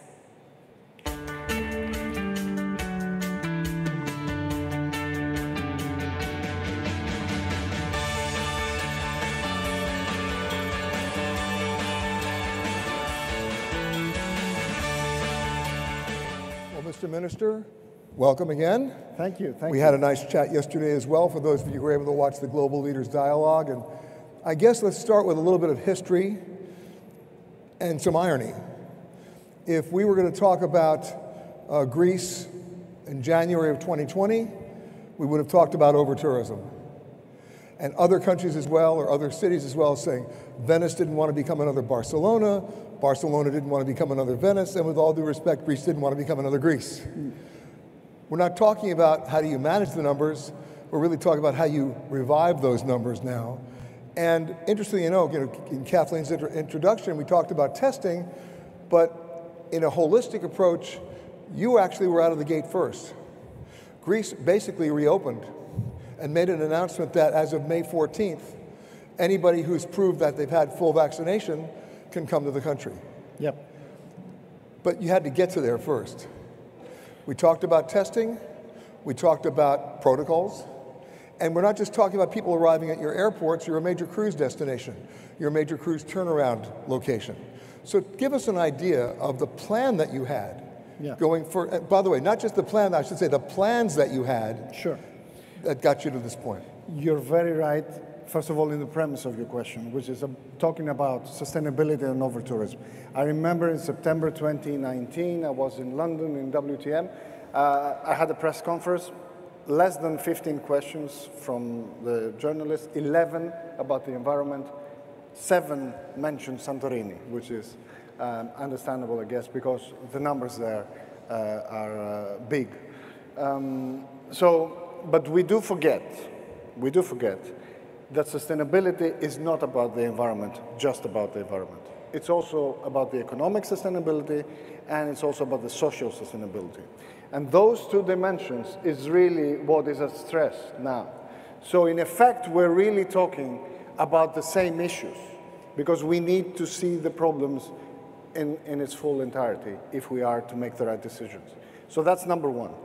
Number 2 is that we need now to take, as I said yesterday, leadership and show the ways, and others will gather around us. I'm certain about that. We saw this last year. The experience of last year is important. Greece opened as well. We were saying within Europe that tourism needs to open, and the initial discussion was about forget about traveling in the summer, etc. And then everybody gathered around, and in the end, we had some form of tourism. Of course, very small numbers compared to a normal year. Now, this year as well, we believe that we cannot, as a politician, I cannot explain to my constituency, to the people working in the tourism industry, that given the fact that we now have more knowledge, I'm talking to our doctors last year, I was talking to them, and I'm talking to them now, and I see the difference in their eyes and in how they speak. They have much more confidence, a lot more research, and a lot more knowledge to actually guide us in terms of those decisions. We have rapid tests, which is a huge game changer because they're cheap, they're fast. Last year, and less expensive. Yes. Last year, we had to wait 24 hours to get the result and then get people out of their hotel and isolate them. And this was a very, very bad experience. This year, it's going to be right at the airport. If you're positive, you're isolated immediately.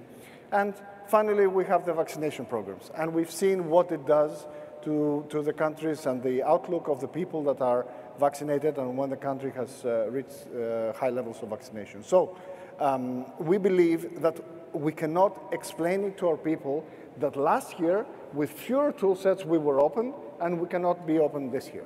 So we took a step. We said we have five levels of defense: vaccination or negative testing before you travel, targeted testing, random testing, if you will, when you arrive, isolation in case you're positive with your family at no cost, and of course, no cost as far as the health system is concerned if you need hospitalization, ICU, or anything else, God forbid. And protocols, like last year, the private sector implemented those protocols in an exemplary fashion, and I'm grateful to that because that safeguarded our brand name. The Athens International Airport was voted the 5th most safe airport in the world. Aegean Airlines was voted the 4th most safe airline in the world. So those things are accolades which are important for the brand. And finally, some kind of priority in the vaccination of the tourism employees. But of course, before you ever did any of that, you had to come up with a definition of terms of what constituted your definition of a quarantine, what constituted your definition of testing, what constituted your definition of a lockdown, et cetera, et cetera. So for example, you made the announcement that you're going to be opening up on May 14th, but when did you make that announcement? ITB Berlin, so that's about a month ago. Okay, and yet as we're speaking today, you're still on lockdown. Yes, but we have also, and this is a good thing about tourism, we had a discussion with the Prime Minister, and we agreed that even if the internal landscape is gray, we need to give clarity to the market. All you cannot operate unless you know what to expect, both in terms of rules and in terms of dates. And I was actually saying back then, I don't want to give dates yet. I want to give the rule set. I want them to be ready to understand how it's going to work, and then to give the dates. In the end, I gave both, and everybody focused on the date for some reason, and I think it's understandable. So when we put a stake on the ground and we said we're opening on the middle of May, now this forced the internal decisions to actually come together. And now we have a specific plan for the internal restrictions, which coincides with our opening of tourism. So the experience is going to be the same. And the guarantee that we make to the rest of the world is whatever a Greek citizen has to face, you have to face as well. There's no discrimination.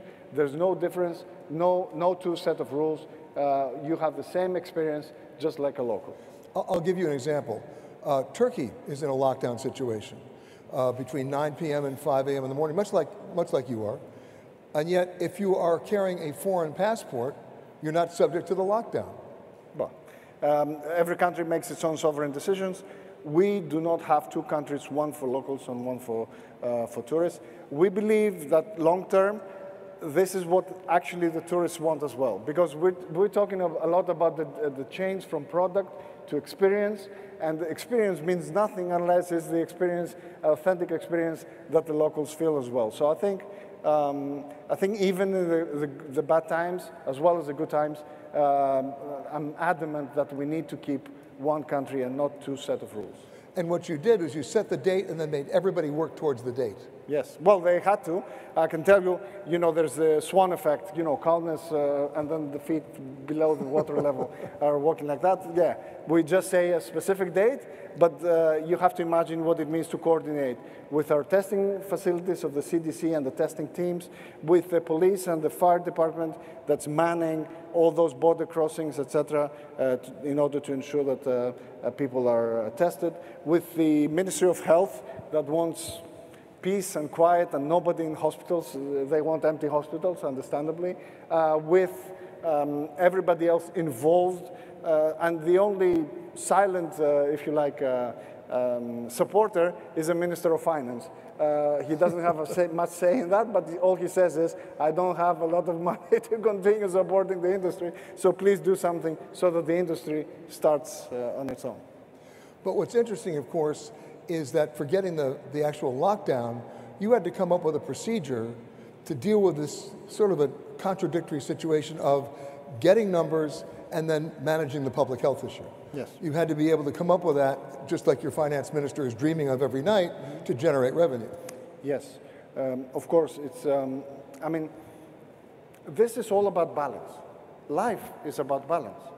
This is what we're trying to do. We're trying, and the pivot that we're trying to make is to move away from last year's risk management, which was very horizontal, very geographical. Every country was some kind of traffic light system. Even that was very difficult to push for and implement in practice because it meant data sharing, it meant harmonization of that data, it meant a lot of things in the background to move to an individual risk-based approach. So what we're saying is now we need to take, assess the risk of every individual traveler. We need to ask for negative tests or ask for vaccination and take that risk into account. When we do targeted testing, we have an innovative artificial intelligence system that targets and moves away our testing capacity away from constituencies of people coming from specific countries or being vaccinated or having one dosage of vaccination or having a specific age towards constituencies of travelers which are more risky for us. So this is the kind of approach that we advocate, and actually this is the approach that the WHO is advocating as well. They're saying you need to move to a risk-based approach. Now, you can't just do this one-dimensionally. When you talk about ports of entry, it's not just the Athens airport, it's the ports. Because cruising is such a big aspect of your tourism industry. So you actually moved forward even earlier with that, didn't you? Yes. Cruising for us is an essential. There was a lot of discussion before about whether cruising is doing more harm than actual good in the local community.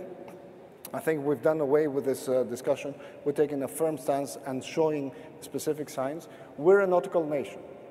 We felt that we had to help the cruise lines deal with this crisis last year, where they wouldn't be allowed to dock even, to refuel and to replenish their supplies.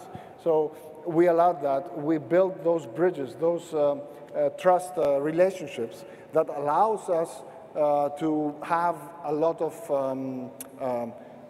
or if you like, for them to make the decisions this year to restart earlier with Greece, and we're very grateful for that.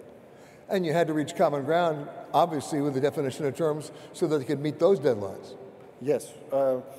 Ports are even more difficult to implement those protocols because the protocols, of course, have to be implemented by the ships, but they also have to be implemented by the ports. And the correct cooperation, the different typology of the ports and what port can accept a case and hospitalize it or do whatever, which port cannot do that, and all that, the capabilities of the ports are much more complex. And there's a lot of coordination happening in the Ministry of Maritime Affairs, which is the ministry responsible for the running of the ports. So this is a particularly complex endeavor. And if you like, the message that we need to take is that in order to restart, we have to walk the walk. We have to actually do the work. You cannot restart just by closing your eyes and wishing the problem away. The problem is still here. We cannot deny it. We cannot just say open tourism and it's going to work anyway. We have to work in order to make tourism work. So May 14th is a date that if you're a fully vaccinated American passenger, and other countries as well, you are welcome to enter Greece. Already, if you're a vaccinated American passenger, you can come to Greece today. Does that apply to cruise ships as well? Yes, it applies to cruise ships. Actually, cruise ships start on May 3rd, but effectively a few days. And are all your ports now capable? Yes. Well, all I'm not sure, but the vast majority. So you are ready to go? Yes, we are. Then, of course, was the announcement yesterday, which I'm sure you were in the room when it was made, sure, that the European Union has now said that even though they haven't set a date, that fully vaccinated Americans can go to all 27 European Union countries. Now, they haven't set a date. My guess is going to happen earlier than later. Nobody wants to be left out of a summer of revenue. But then comes the issue of reciprocity and whether or not the United States will allow Greek citizens who were vaccinated to come to the U.S. So what's the percentage of the Greek citizens now who've been vaccinated? We are now over 25, close to 30%. I think certainly within this week we're going to be over 30%. So this is progressing nicely. It's nice that we have a fully digital process. The appointment comes to you and you just reply, yes, I want it, and it's there. You get 5, 10 reminders of the appointments and stuff. It's a bit like brainwashing. It's if you don't like those experiences, but we want to ensure that those appointments are kept, and we have a record of about 96% people keeping their appointments, so this is very important for us.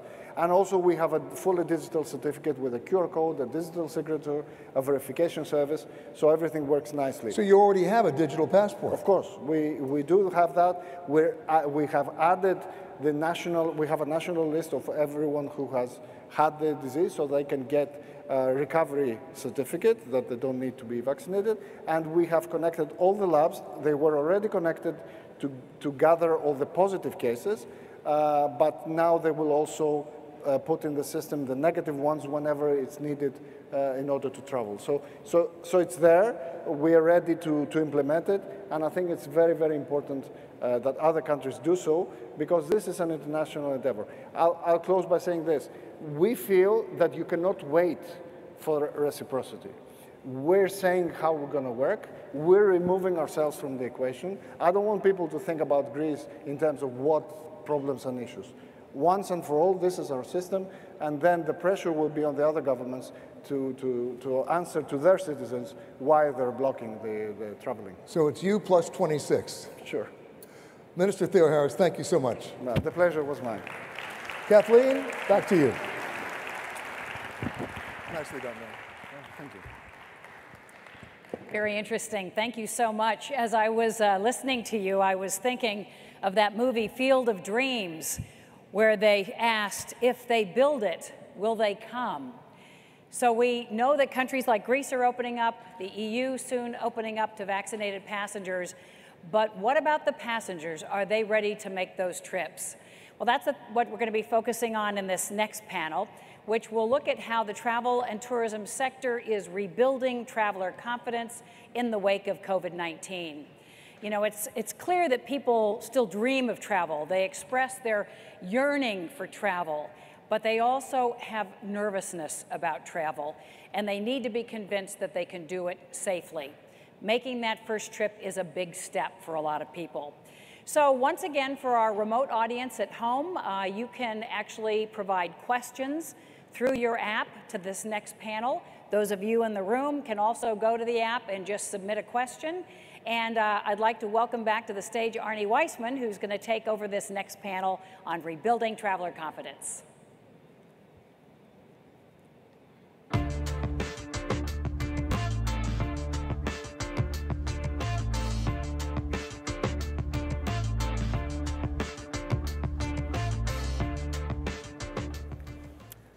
So for much of the pandemic, there's been a strong belief that vaccines were going to be our way out of this issue, this problem, a game changer. Survey after survey has shown enormous pent-up demand for travel, even among those who are hesitant to get the vaccine. First, the cruise ships, though, started the precedent of saying you must have a vaccine in order to board on certain sailings. And then yesterday, we took a giant leap forward. when the European Union, as Peter had just mentioned, said they would be welcoming vaccinated travelers from the US, Israel, the UK, countries where the vaccine rollout is well advanced. But there's still many, many different approaches to opening borders, to requirements to arrive, quarantines, different amounts of time one has to have before a COVID negative test is taken prior to arrival. And there's still significant concern about the variants that continue to arise.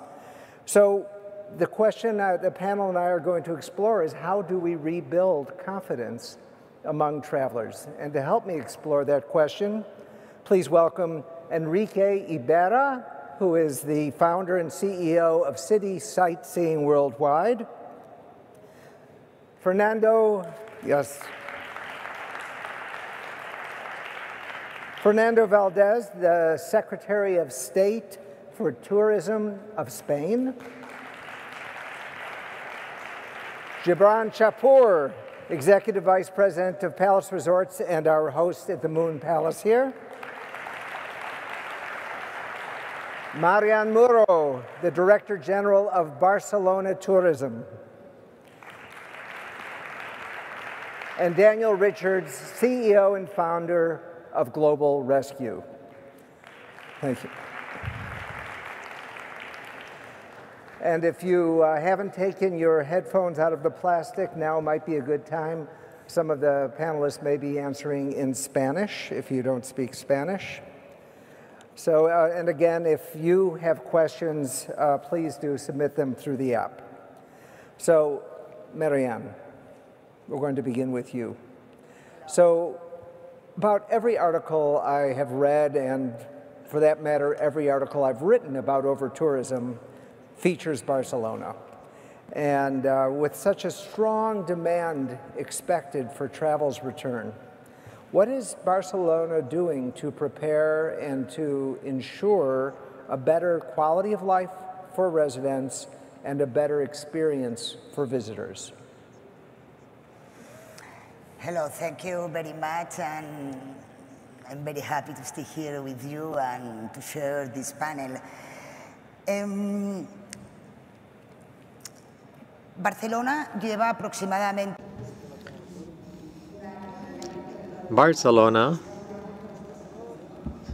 for 1 year, has been working on new strategic guidelines. Barcelona is really focusing on where the city wants to go and the objectives of the city.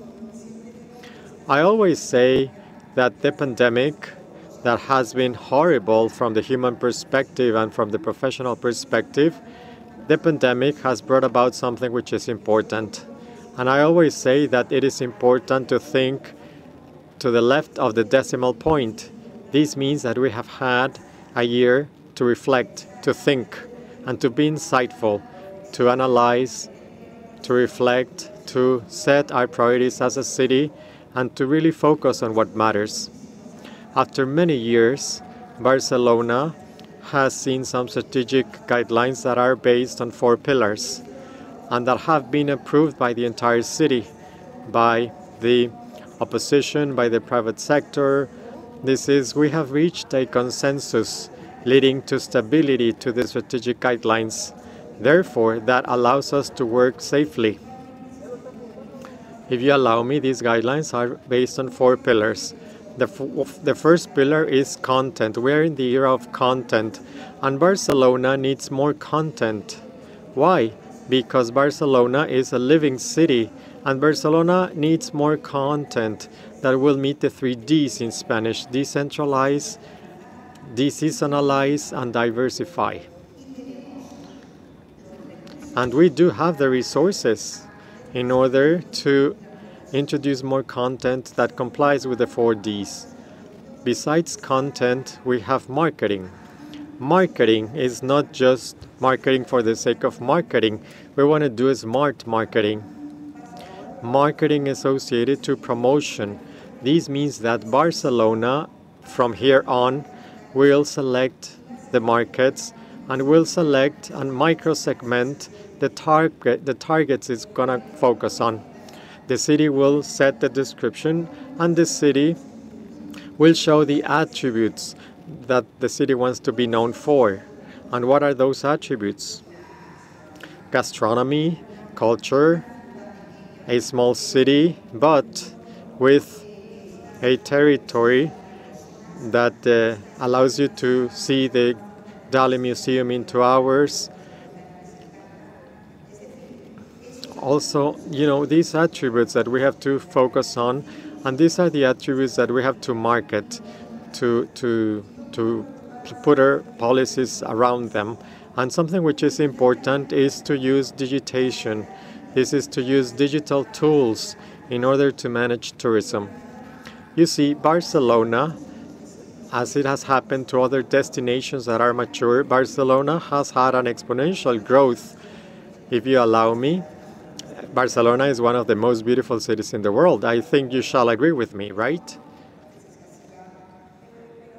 But it is true that as all destinations that are successful and mature destinations, we've been concerned more about their promotion than promotion and management. Now we are in a different stage. We're in the stage of promotion and management, and digital tools will help us so that whenever a visitor comes to Barcelona, the visitor will be automatically connected to a tool that will tell the visitor how many people are there in any attractive place, or the safety measures, whether there's a queue, and will offer alternatives in case there's a queue or a line. Will give alternatives, or it will tell the tourists to go visit later on. And the city will accomplish two things. First, to give a better service to visitors, and in the second place, to give better quality of life to residents, because we will avoid long lines, we will avoid high occupancy of public spaces, and we kill two birds with one stone, right? Well, I actually went to on my honeymoon to Barcelona a while ago, and ¿Y sigue casado? Are you still married? 2 children later, yes. But the question I would have had before choosing it is, after reading all these articles about over-tourism, and this gets back to our question of confidence, are you going to put the measures that you're making into the marketing? Are you going to be basically letting travelers know, because I'm not sure I would have chosen it, as if with all the news about how crowded it is, I'm not sure I would have chosen it. Are you going to make that part of your messaging, your marketing messaging, that this is going to be a different Barcelona? Yes, you're talking about the news in 2019 that ended in 2019, because 2020 everything finished. But I was telling you that this year we have used the year of the pandemic to rethink what we wanted as a city. We have rethought where we want to go. Let me give you an example. I just came back from Russia. Barcelona has been the first city of all Europe that has known how to do promotion, the first city that does good promotion. Russia has not given visas to anyone but to tourists from Barcelona in the last year. We went to Russia last week, but because we have a strategy, we knew very well that now we have the light at the end of the tunnel, which is the vaccines and the green passport. And we destinations, we need to start doing promotion, not one day earlier. We need to go and tell markets how our destination is like, the measures we have adopted, the protocols we will be implemented. So the trip that Barcelona Tourism made to Russia, we presented the new Barcelona in Russia, a new Barcelona. I am telling you that we are the ones that are positioning our attributes. We are controlling our narration, our narrative. We don't want to tell the number of people that come. That's not what matters. But as I said, there are destinations. Barcelona and Venice are always compared. You know why? You know why? Because there are cities in the world, I can tell you many more famous cities, for example, that have a larger density than the density in Venice and Barcelona, that have tourism in a very little space. Therefore, all visitors gather in the same areas. But you can go to any city in the United States or from any other country or Asian city. You can go there, and depending on the season of the year, you cannot even cross the street because everything is so crowded. But that happens in specific places because the densities of those destinations are much bigger than the densities in Barcelona. So we are working on that. We have come up with new strategic lines. And I invite you all because what matters is for you to go and see it yourself, right? So I hope you will be coming to Barcelona. Not all at the same time, of course, but please come to Barcelona. We will there waiting for you with open arms so that you can see that Barcelona will be a sustainable Barcelona, a Barcelona where we'll have the warmth of all the people, of the locals, and that locals want tourists to come and to feel comfortable and safe. Enrique, you with your tours are all around, this worldwide is in your title. So you're seeing there's obviously some that are closed off, but of the ones that are opening, what are you seeing in terms of booking patterns that might give insight into where demand is greatest? Are there certain cities that really seem to be doing well? And what does that tell us about the traveler of the future? Well, first of all, hello, good afternoon to everyone. Hello, Gloria. Congratulations for organizing this event in these strange times. Wonderful. And well, what we are seeing, the main trends we see from travelers that we've seen during the past 11 months of the pandemic and what we see for the future, I would summarize them in 4 of them actually. We see travelers, the main concern today about technology and sustainability, that those trends, we see them as we were working on them in the pre-COVID times, But then there are other 2 trends. Talking about technology, the travelers, we see that they demand a very digital travel experience. They want a contactless and seatless travel journey, starting from the beginning, from the research to the booking to the redemption. When they leave home, they want to have that journey, that travel experience in the transfer, the planes or the boats. When they arrive in the destination, they want to have that digital experience. As a matter of fact, we've been working really hard during these times and since pre-COVID in this, and then we developed a QR code technology that allows our customers not only to use our services without any contact, but also to add on into that QR code any other attractions, any other museums and activities in the city, so they can go and use it the same way just by scanning at the door. That avoids them actually for them to be in queues. That also help them to keep the social distance, and what is very important, allow us to track where they go around. So I think that development of technology, it's something that everyone in the industry has to embrace. I have to say that during this pandemic, people that were less tech savvy, they have embraced technology because they started to follow any news about the pandemic. They started to shop about it. So they're going to be more friendly to any technology that we put out there.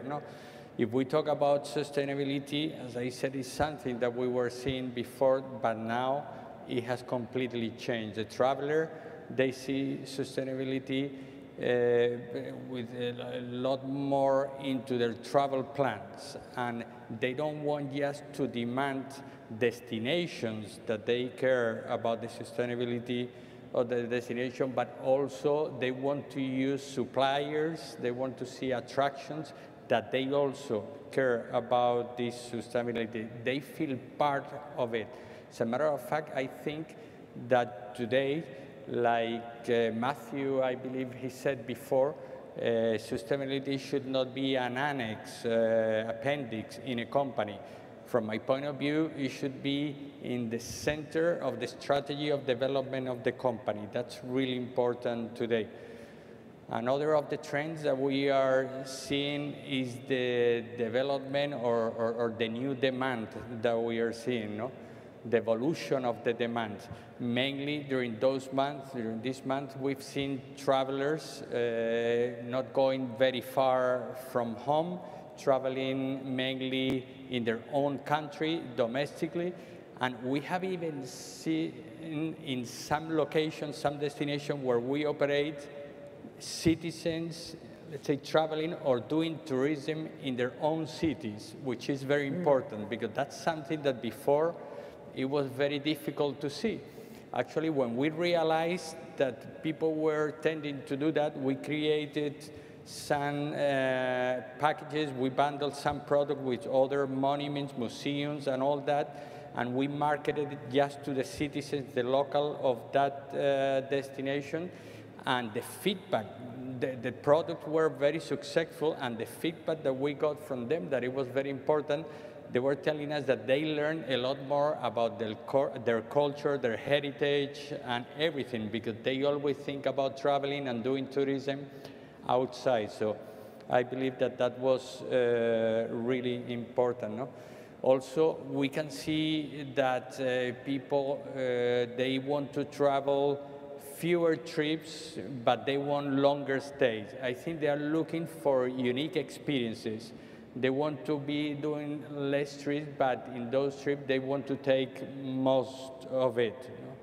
Also, we have seen, well, nomad travel. We see every day more people, since the way of working have changed so much. People working from home, they can work from, need to go to the office.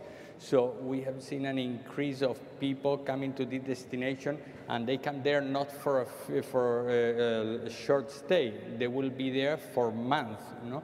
And I think that's something that it will remain, because it's going to be very difficult for companies to bring back everyone, you know? They realize that they can work like that, so that will stay also. And then the fourth trend, really important, the health and hygiene requirements and demand that we are getting from customers, from travelers. It's key. It has become a paramount in the industry. I believe that actually WTTC has done a great job with the protocol, with the safe travel stamp. And that's something that is giving a lot of confidence to the travelers. But something that the public sector and the private sector need to have in mind, need to be very careful, is that we need to find the balance in between those health and hygiene protocols and the customer experience, okay? It's very important that those protocols, they cannot affect the customer experience, because then travelers will stop traveling, you know? And we have seen that already. Some example, for example, when countries announce the quarantines on arrival and return and all that, so it really hurt. It really hurt the industry, because people will stop traveling. With people, the booking engine, it completely stopped, no? But we've seen also some good example, like last Christmas, right before Christmas, that I traveled to Dubai when they opened the corridor in between UK and Dubai. We could see with a very easy way to enter into the country with a PCR. If you didn't bring it to you, they will do it right away in the airport. You will go to the hotel and wait for the result. So that was a very good experience for all travelers. As a matter of fact, I believe that Dubai went up to 80% of the numbers that they had in 2019. So we have to take in consideration that we need to keep always the balance in between the health and hygiene protocols and the customer experience. Thank you, Enrique. And Dan, you give a different sort of insight into what's on travelers' mind because your program is kind of part insurance, part assistance, but when people call your call centers and are curious about it, what are they curious to know? What are the questions that they still are unsure about that they feel you might be able to help? What are those concerns?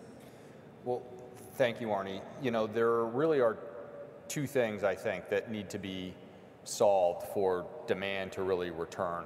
But before I get into that, I just think we all have to keep in mind that the traveler and travelers are incredibly resilient. And people right now want to travel more than they've ever wanted to travel in modern history. So there is an enormous amount of pent-up demand, and it just needs to be given the opportunity to express itself. And if we do two things, we need to remove fear from the equation, and we need to remove uncertainty. And those are two related but different things. So we're about to enter an environment where the majority of, for instance, in the United States, of people are vaccinated.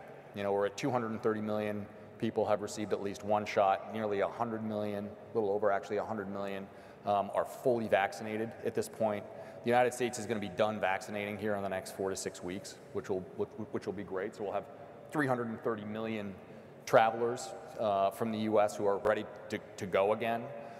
So you just have to remember that your customer at that point is going to be a vaccinated individual. But when you talk about removing fear, so you need to remove the fear that people are going to actually get the disease and then have potentially an adverse outcome. So the second part of that is, well, if I do get sick or I do have a problem somewhere, how do I get out? How do I get home? I mean, that's the natural human instinct. How do I get to the place that's most comfortable to me where I can get the care that I need?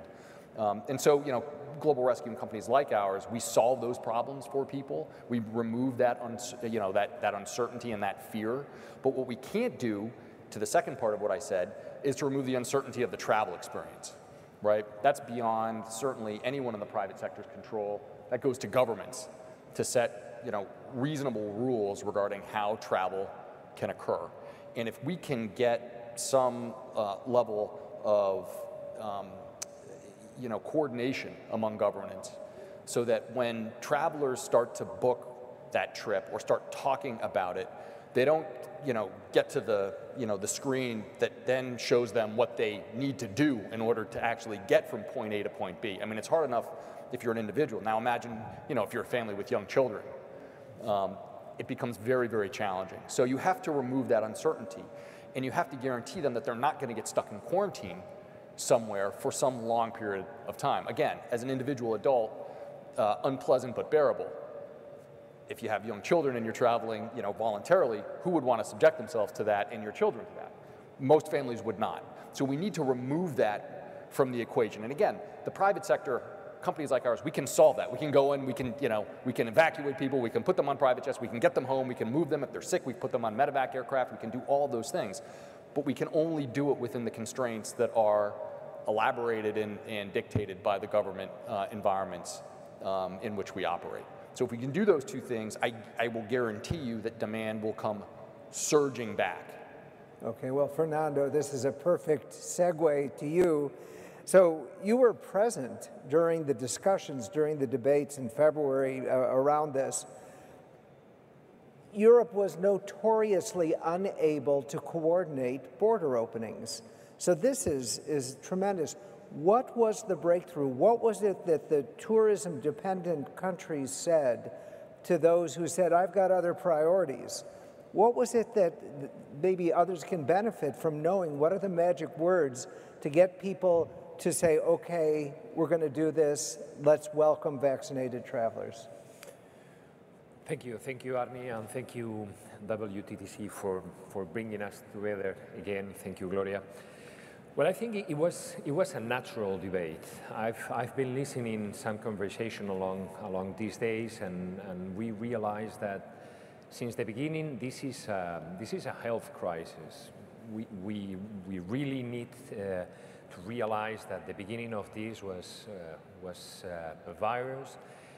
which is true. The principal problem was in terms of mobility and travel and tourism sector, but it was a crisis related with health. So it is natural that since the beginning it was a balanced conversation between health authorities and those who realize that we have enough means to start recuperating the activity. So what happened in February was that, okay, we did then have the vaccines, and we start seeing that there were countries that tourism, it was not really as important as for Spain or other countries. And we start realizing that we really need to push forward the debate. And since we do have vaccines... Which were the countries that were pushing this agenda? Well, the ones that we really understand that tourism is an important part of our GDP. I mean, it was Spain, Portugal, Greece, Italy. We were the ones realizing that mobility of persons, not only of goods, but of persons, it was the right time to move forward and try to put in place all the means to make it happen, because we do have vaccines, and that's a completely different scheme from last summer. I think when someone says we are at the same position of last summer, I don't agree. I think we are in a completely different situation, and we were then in February. So it was time to put in place means to give certainty, as Dan said. I think the best thing that governments right now can provide to travelers is certainty, give the proper information and the security that they can travel and they can come back to the countries knowing what can they expect.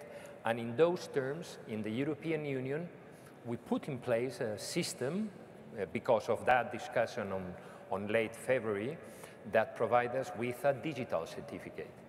Digital certificate is not a magical wand, it's just certainty. I mean, what we are providing travelers is a mean of security in the terms of how to organize their travel. So they know that if they're vaccinated, they do a test, or they're immunized, they can travel. And what we do need to put in place now is this certificate to start negotiating with third countries. Yesterday news was excellent, because we realized that US citizens which are vaccinated can go to the European Union. And I think this kind of news are going to be consistent along the way. Spain is going to be ready in June to use this digital certificate. We are doing a pilot program on May in all our 46 airports. So we are going to give all travelers this certainty. Spain is going to be ready in June to tell all travelers worldwide that you can visit us with all these means of certainty. That's wonderful. What's unusual, I guess, on the world stage is that this was done, it was multilateral within Europe, but unilateral to the rest of the world. Do you expect reciprocity? Oh, I'm going to blow it. You know what I mean? Yeah. Yeah. Are you going to expect that other countries are going to likewise say vaccinated travelers from Europe are welcome? Well, I think this has to come in a natural way, since we are accepting a common standard and standards also. Dan mentioned it. This is very important to all of us. It is of no use that we open only one side of the equation. I mean, if we only use this certificate, but if you come back to your country and the restriction is they're not certain, they could change from one day to another, this is not going to help tourism. So what we are expecting with our negotiations between the EU and third countries is that since we have done this system, which is quite, I have to say, is quite simple in its use, and we are not interested on data on the users. I mean, what we want is that someone that has the vaccination certificate that is related with their identity, and they can prove that there is no risk in their travel. But when they're coming back to the country, this has to have a kind of reciprocity, as you mentioned. Yes, thank you, reciprocity. So, Gibran, you are the only one on this panel who actually has experience with travelers for any length of time since Mexico has been open. What do you think are the 3 factors that are the key to rebuilding confidence from what you've noticed in terms of the travelers who've come to Mexico? Well, thanks, Arnie. This is one of the largest hotels in the world, and when we decided to open the chain, we weren't sure if we should open the small hotels rather than large hotels, because we didn't know if the clients were going to decide to stay in a crowded property rather than a small one.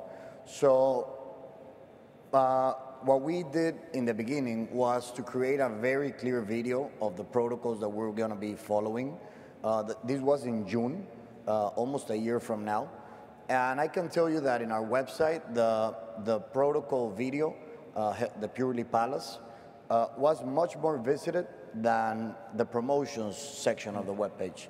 People care much more about the health and safety and protocols rather than a discounting price, which, by the way, we didn't discount because people won't travel for a discount. If they're afraid of their health, they don't care if you give it for free. So this was very important to have a clear communication. And I also think that a very organized industry, locally or nationally, give one sole message on how our protocols being followed by destination, on the airport, in different hotels. And I think in Quintana Roo and in Los Cabos, I can tell you that the industry was very well organized in terms of having the same protocols per se. And this created a very big confidence in the client, because one of the problems that we have seen is that the messages to travel are not clear. Do I need a PCR test, an antigen test to go in, to go back 3 days, 4 days? What happens if I am vaccinated? What happens if I'm not? So a clear communication is very important. I'm glad Spain's doing that. I think it's very intelligent. And also the word of mouth, it's clue. I can do a survey today, and hopefully all of you will be feeling very safe on being here. And what difference is it to be in a supermarket grabbing a tomato with somebody that has not been tested to grab a tomato, and then you come and grab the same fruit? What's the difference between that and going on a trip? Maybe the only thing and the only process that could be or could make the client be nervous is the airplane.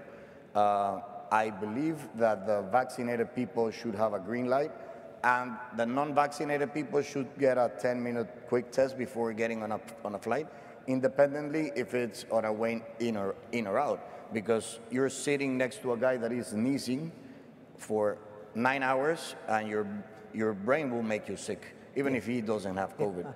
So I believe that confidence, it's coming. I can tell you from our sales that the clients want to travel.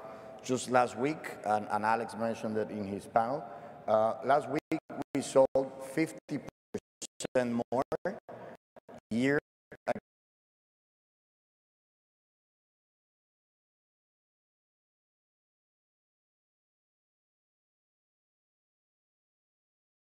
We have seen it from the US. The US clientele to Quintana Roo, it's growing up to a point that it's about to surpass travelers from January and February from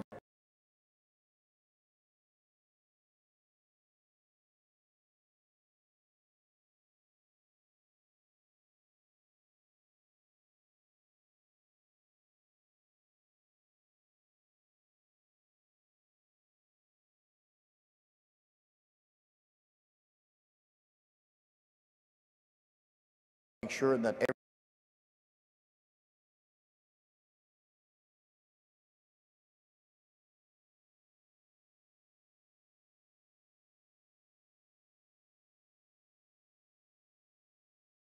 enjoy their lives, and I believe also the travel is something that has taken relevancy in terms of why do I want a new pair of shoes or a new watch? I'd rather experience more than start spending in material things. Okay. So thank you. I've got 41 seconds and a message saying please start wrapping up in one question. Gibran, how can you motivate someone to do meetings again? Can you answer in 30 seconds? You've got a lot of meeting space. We don't need to motivate because the sales are there. They're picking up. They're picking up from September and towards the first Q of the year. And I can tell you that last week we closed 9 groups of 3,500 rooms for 6 nights each, where we're going to be a full buyout. And when this company that purchased the rooms from us, they sold these events, I cannot give more details, in 4 minutes. Amazing. People are desperate to travel. Amazing, and you did well on the timing. Thank you, panel. So what we heard here was that travel will come roaring back. We're seeing it here at the Moon Palace Resorts already. If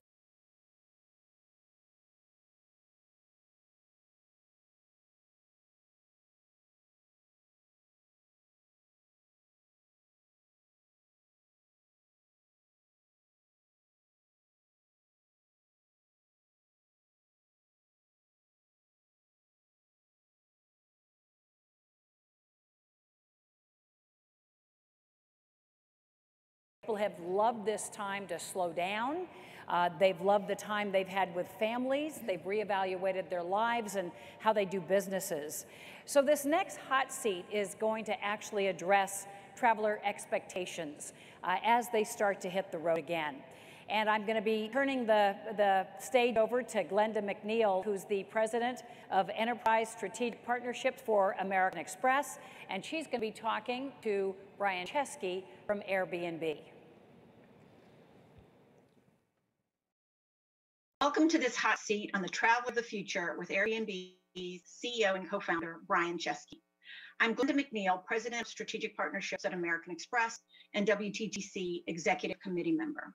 I'm thrilled to be here to have this discussion. This year has been an interesting year and left many of us yearning for travel.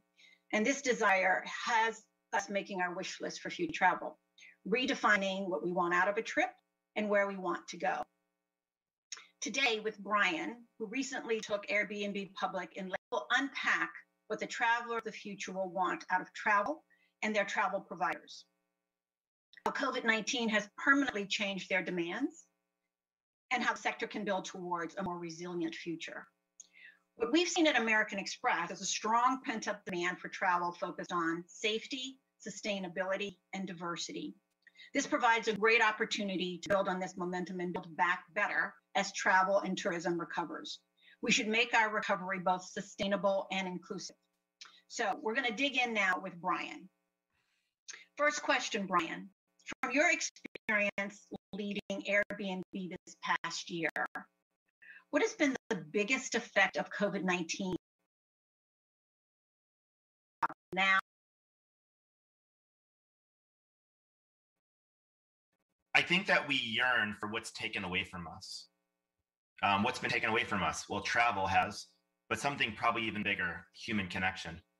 And so we surveyed travelers all over the world, and they tell us they miss traveling, but they don't miss all types of traveling. They don't miss business travel generally, and they don't miss mass travel, standing in line to get their selfies in front of landmarks, getting on double-decker buses at tourist districts. What they miss are spending time with their family and friends. That's the kind of travel they want. And so I think that mass travel, to some degree, to meaningful travel, which can happen anywhere. I agree with you. I think meaningful travel and traveling with a purpose really rings true in what we're seeing as well at American Express. Consumers are becoming more conscious travelers. They're being more aware of travel companies aligned with their values. and the journey to destinations where they can have a positive impact on the communities. So next question is, in the last year, it's brought about a huge shift in travel, in particular to areas outside of city centers. What are you most excited about? And where do you think the industry is most challenged? Yeah, I mean, this is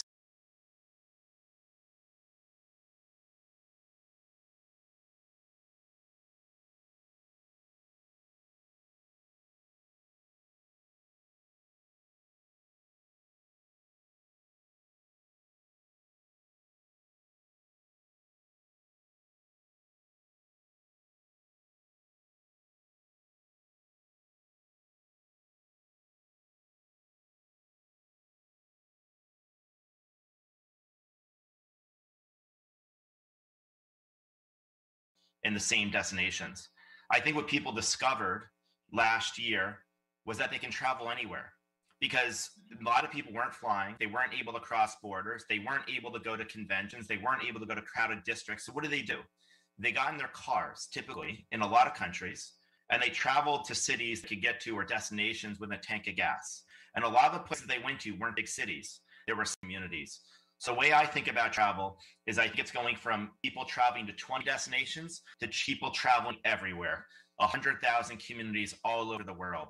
And I think in particular, rural travel is a huge trend. I think people are getting reconnected with the land, reconnected with their original home, which is nature. And I think, by the way, this is great for sustainability, because if you want to help, I think, contribute towards creating a more sustainable world, you have to kind of get back to the source. And this would be rural communities, national parks. And to give you one example of what we're doing, today we're announcing that we now have agreements with more than 100 destinations around the world to support tourism recovery. And we have a focus on rural travel. So to give you 3 examples, we just did a partnership with the French Association for Rural Mayors. And so we are partnering. There's 16 mayors of rural communities that we're helping drive tourism to. I remember meeting, I think, the former minister of tourism in France a number of years ago, and they said, we don't need more people going to Paris. We need more people going to other parts of France. That's one example. We did a partnership with the Tourism Authority of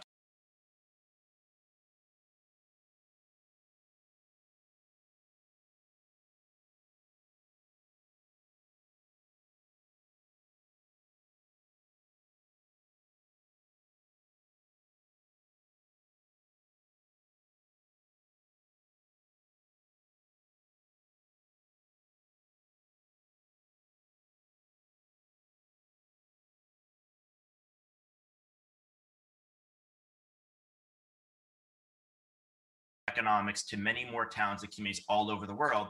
And I think this is a revolution in travel. This is not a small thing. This, I think, is a revolution that will rival, modern aviation and the modern hotel industry and other changes. When suddenly people can travel anywhere, I think it really fundamentally alters the way we move, the way we live, and the way we travel. I think so many people for so many years really thought about travel as something exotic and extravagant. And now I think the discovery and just baseline experience is making a difference. Learning about the people who live there, those are all things that I think resonate. And it's fascinating to kind of hear the shifts that you're seeing in traveler preference, because it's also something that we're hearing about as we talk to our card members. When thinking about people and travel behavior and the purpose for travel, what has changed in perceptions of travel by demographic? And are you seeing differences according to age, region, or even reason for travel? We've done a lot of surveys, and we have not seen a major change in demographic, in the sense that they're telling us they want to travel. And it seems to not be limited to any economic price point. You'd think in a recession, people in the lower economic bracket would not want to travel. Actually, even people making a median income below, the average American median income in the United States still want to travel. The majority of them are telling us they want to travel. Again, though, I think what they are saying is we want to travel to connect.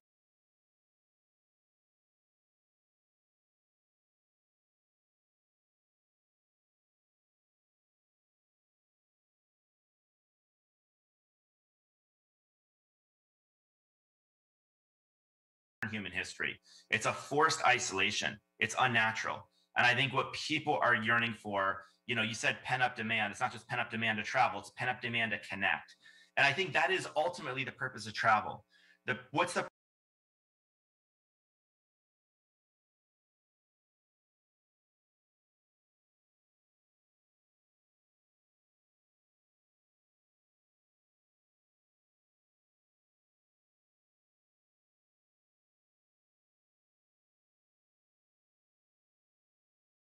why we're traveling and who we're with. I think that's a major shift. And I think traveling is going to start blurring with living.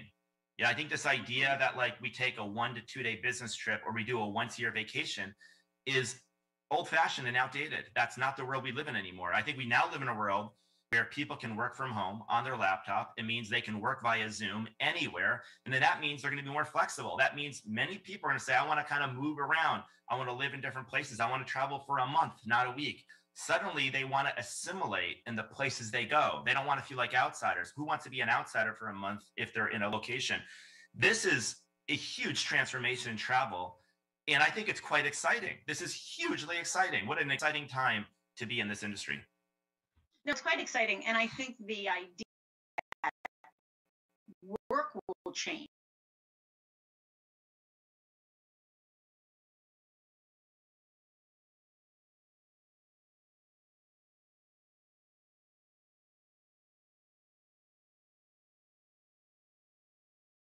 Do exactly what you're describing, which is to set up shop for a month or 2 months or 3 months and really get a sense of what it's like to experience a different place in a different community. And I think we're seeing a lot of that in terms of people's planning and where they're trying to go.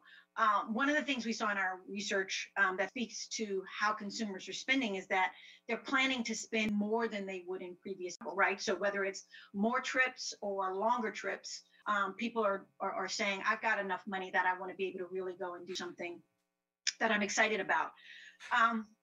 So while some behaviors and trends will likely revert back to the way they were pre-COVID, what shifts do you think will be more permanent, and what will define the traveler of the future? Because to your point, they're not the same anymore. Yeah, I think most things won't be the same, from business travel to leisure travel. As you can work from home, you don't need to travel for business. Now it means you're stuck in your home more. So you might actually be more likely to want to travel and get out for leisure. Business travel that does come back is going to be a different type of business travel, probably. For example, if people, the majority of CEOs seem to have said that when the world reopens, they're going to go to a hybrid workforce, meaning they're not going to be purely remote or purely in hybrid workforce means a world of flexibility. So people might not live in where the headquarters is. If that happens, let's say your headquarters like Amex is in New York, maybe some employees might live in Ohio, but they're going to want to go back to headquarters maybe once a quarter for a week. So you're going to have a different kind of hub and spoke business travel. That's not the 1-2 day meetings. They'll still exist, but you'll have a new kind of business travel. 20 people traveling to 20 cities is going to be people traveling to 20,000 cities. Traveling and living are blur together. Mass tourism will still exist, but again, it will give way to, I think, a more personal local type of travel. And the last thing is I think traveling is going to be less ma'am and sir, you know, concierges and people who don't truly, I think people want to feel like, and I know Amex does this, they want to feel like they're known. This is a very isolating period. Loneliness is pervading society. What people really want is a sense that they belong, they're valued, and people know who they are and they exist. And I think they're going to not want this just of their employers, not just of this of their family. They're going to want this when they travel because this is going to be a major part of their life. I think this is an exciting time for travel also because I think people will spend more money on travel. In other words, if you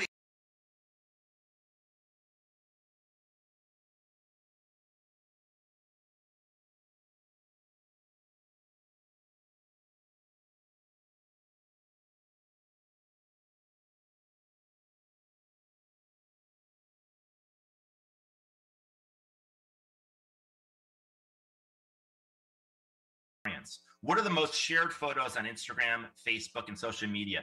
They're often photos of travel. What are the most important events in your life? You know, your wedding, your honeymoon, your retirement, you know, when you graduate college, what do you do in these moments? You travel. It is the ultimate experience. I think this is a big opportunity for us But we got to, as an industry, make sure that we meet people where they are, and where they are is a different place than they were before the pandemic.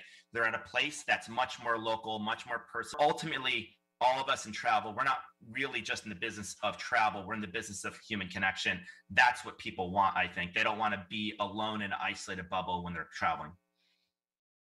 I think what's exciting for brands who have built their business on experiences like American Express, like Airbnb, this resonates with us, right? Because people want to feel as though you know them. People want to feel a part of a community. So your point about belonging is a very important one, and one that we at American Express have spent years investing in. And, you know, I think many companies also had to pivot to try and embrace that.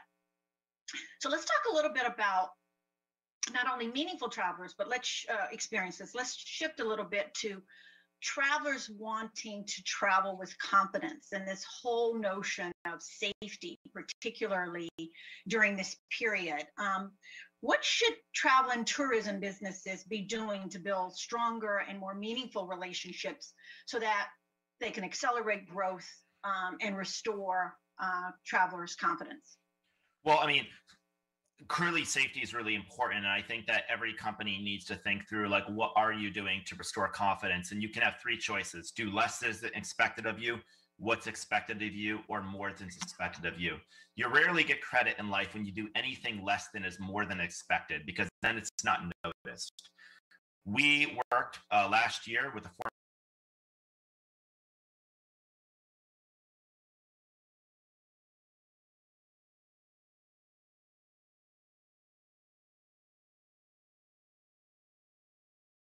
I think it's kind of like that's like the base of Maslow's pyramid, is we need to make sure people feel safe when they travel.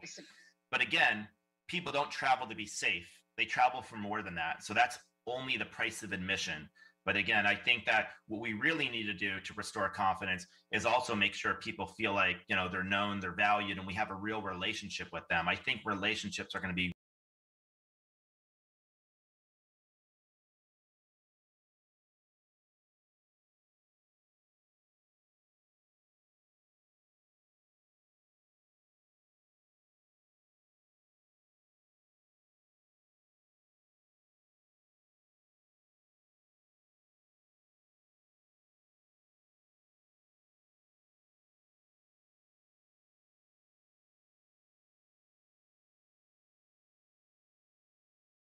right? The amount of people who chose Airbnb during that time for those reasons, particularly. What can the sector do in the medium to long term to build in resilience into the industry and to really make sure that it thrives, particularly after what we've been through? Well, I would say a couple things. Number one, in order to be resilient, to be relevant to what people want. So I think it's very important that none of us expect the world to ever be like 2019. I really think we should let go of the world before last.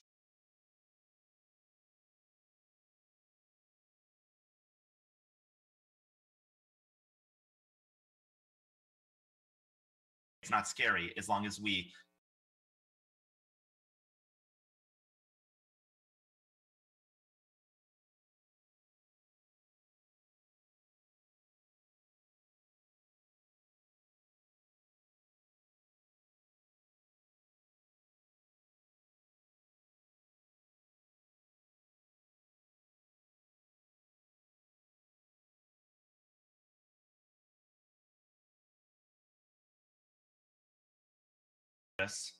and more services will get automated, like self-driving cars will replace, I think, a lot of taxi fleets and ride sharing. And so the last thing that's going to get automated is like service with heart. You know, not what will future-proof a company, because that's what people are going to want. And I also think not putting all your eggs in one basket, so to speak, one destination. People aren't just going to all go to one city. You know, Vegas will come billion. And I think for a local community, it's really important that they highlight what makes them different. Not every place has, you know, a landmark like the Eiffel Tower, but that's okay, because now we're in a great equalizer. Because I would argue people everywhere are equally interesting, And so long as travel is about connection, suddenly everyone is on the same footing as Paris. Well, Brian, you've given some great insight, and I think you've noted some really great advice. I think we're running out of time, so I'm going to close on that one. I want to thank you for sitting in the hot seat today. We're now over a year into this pandemic, so our observations that growing pent-up demand and shifts in traveler preference for flexibility, increased safety and cleanliness measures, and longer stays can serve as signals that the traveler of the future will be on the road again.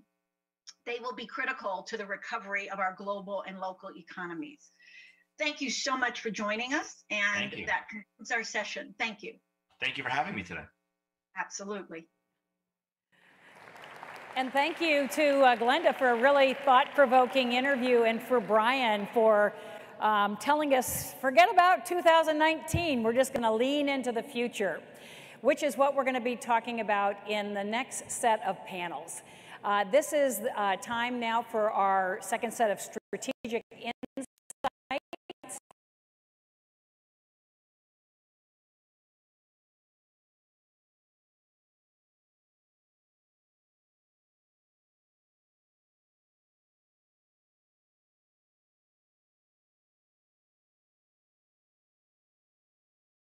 As we come through this recovery. So we're going to have simultaneous panels here on the stage. We will be discussing safe and seamless travel. This is something that WTTC has been leaning into for more than a decade, how we use technology to have the easiest trip that people possibly can have. And it even has more resonance now that we talk about a post-COVID world. But meanwhile, if you're on the WTTC platform viewing this conference, you can actually stay here in the main auditorium, or you can go and visit the video on demand room now or anytime later to focus the 3 other sessions. All 3 of them are going to be great, and the one here in the room is going to be fabulous. So we have speakers including Kim Day, Ted Balistreri, Mark Hoplamazian, Paul Griffiths, Gilda Perez Alvarado, Carolyn Batetta, Minister Lemoyne, Chris Thompson, Andrea Grisdale, and Rob Torres of Google, just to name a few. You can't watch them all at once, but we really do urge you when you leave this room to try to go look at those on the platform, because there's just great content in all of them. Now, we're going to bring Peter Greenberg back to the stage to moderate this panel, and he's going to bring his panelists up. Thank you, Peter. Thank you, Kathleen.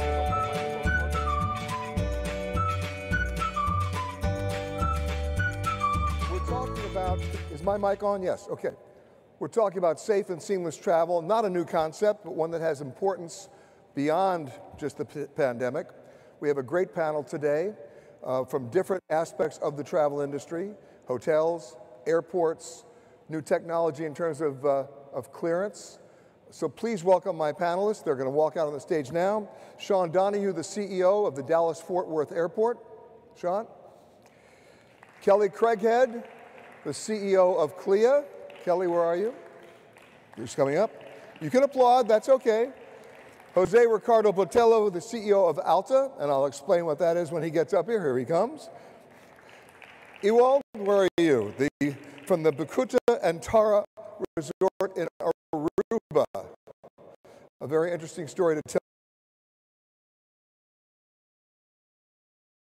Clear. Are you coming up? There you go. Come on up, guys. I'm going to sit over there. You know, when Brian Chesky was talking about human connection, you guys are all about also the process of connection and the technical aspects of it as well.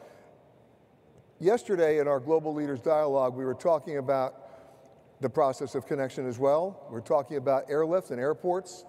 And one of the things that we discussed was that before 9/11, airports were not really developed or designed or capable of dealing with the security needs post 9/11 in a physical way and then in a technical way. And then the question becomes now, are they developed and designed for dealing with a public health issue like the pandemic? I don't know if you've had the same experience that I have, but I don't have a problem getting on a plane today.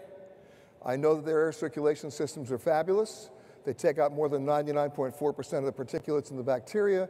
So for me, that's not an issue. Friends are saying to me, yeah, but what do you do about the airport? What's going on about the airport? And what's interesting about that is Sean Donohue, who's the CEO of DFW, which, by the way, is now the largest, biggest airport in the United States, surpassing Atlanta.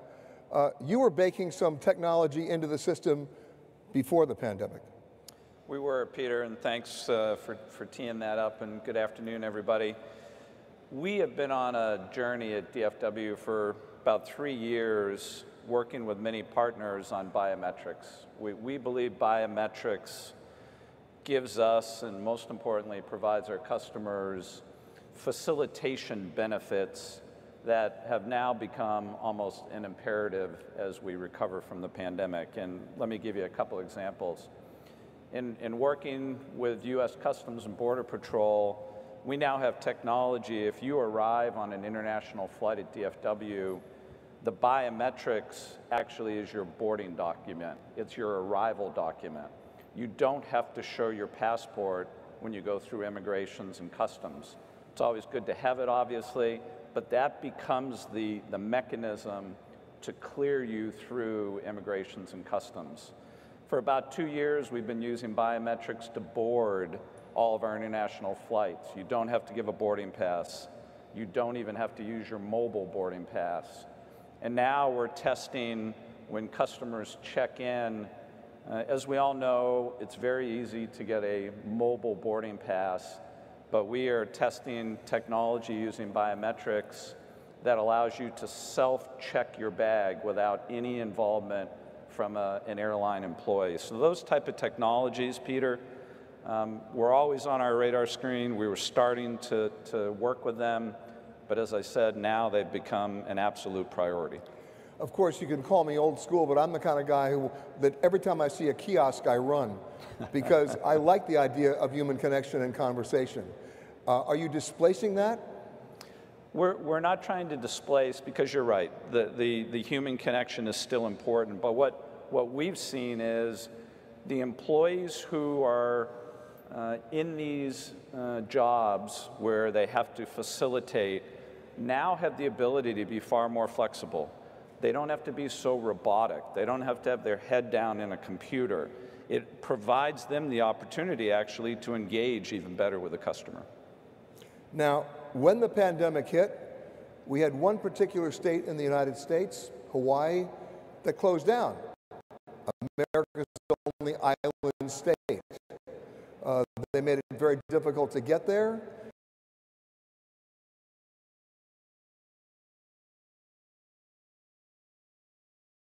They were looking for some sort of a centralized set of standards to get people cleared to go. Obviously, one of the most popular destinations in the U.S. Andrew Wingrove from Clear, you guys came up with a process in partnership with the state. Indeed. To try to figure out a way to get people not only cleared to the first island, but maybe actually to all the islands. Yes. First off, Peter, thanks for having me. It's really a pleasure to be here. Clearing customers is nothing new to us, and creating frictionless and safe journeys is core to what we are at Clear. And it's biometrics as well. As a biometric company as well, yeah. And so clearing tens of millions of consumers through airports, we knew that when the pandemic hit, the next question would be, how do you raise that game with health insights? And so we've been working on a Health Pass credential for over a year. We have ambassadors and our customers at our lanes, and then we immediately put our heads down to building that health. So we've been working with the state of Hawaii now for about 6 months to create a red light, green light system that enables their Safe Travels portal to be that much easier for consumers. If y'all are not, and by the way, earlier this afternoon I was talking to the Minister of Tourism of Greece. They've come up with a digital document. Indeed. Right? Yours is essentially a digital document. Ours is a digital document as well, correct. But the most important thing is we're interoperable with their system, because they're not just measuring your health insights, but where you're staying for tracing purposes and the like. And so what we're working on with the state is not only to provide the red light, green light, but push into their system. And then what we're thinking about from there is how do we also create that interoperability to hotels, cruise lines, and more. Because just look at checking in for yesterday here at this conference, where we created credentials when we checked in with our tests. And as you look forward, and as it's been noted, with more of us being vaccinated, how do we share that credential seamlessly and safely? Now, of course, in Hawaii, there's still a physical piece of equipment that's involved. It's that wristband, correct? It's the wristband, correct. Explain how that works. Yeah, so for customers that are traveling to the state of Hawaii, they can either take a test from one of the 34 trusted testing partners that the state has established, or they can use the thousands of providers that are available through CLEAR. And from there, they link their testing provider account to CLEAR. We ask the testing provider, has this person taken a test within the prescribed period, which for Hawaii is 72 hours? Yes, it's within 72 hours. Yes, it's a PCR test. And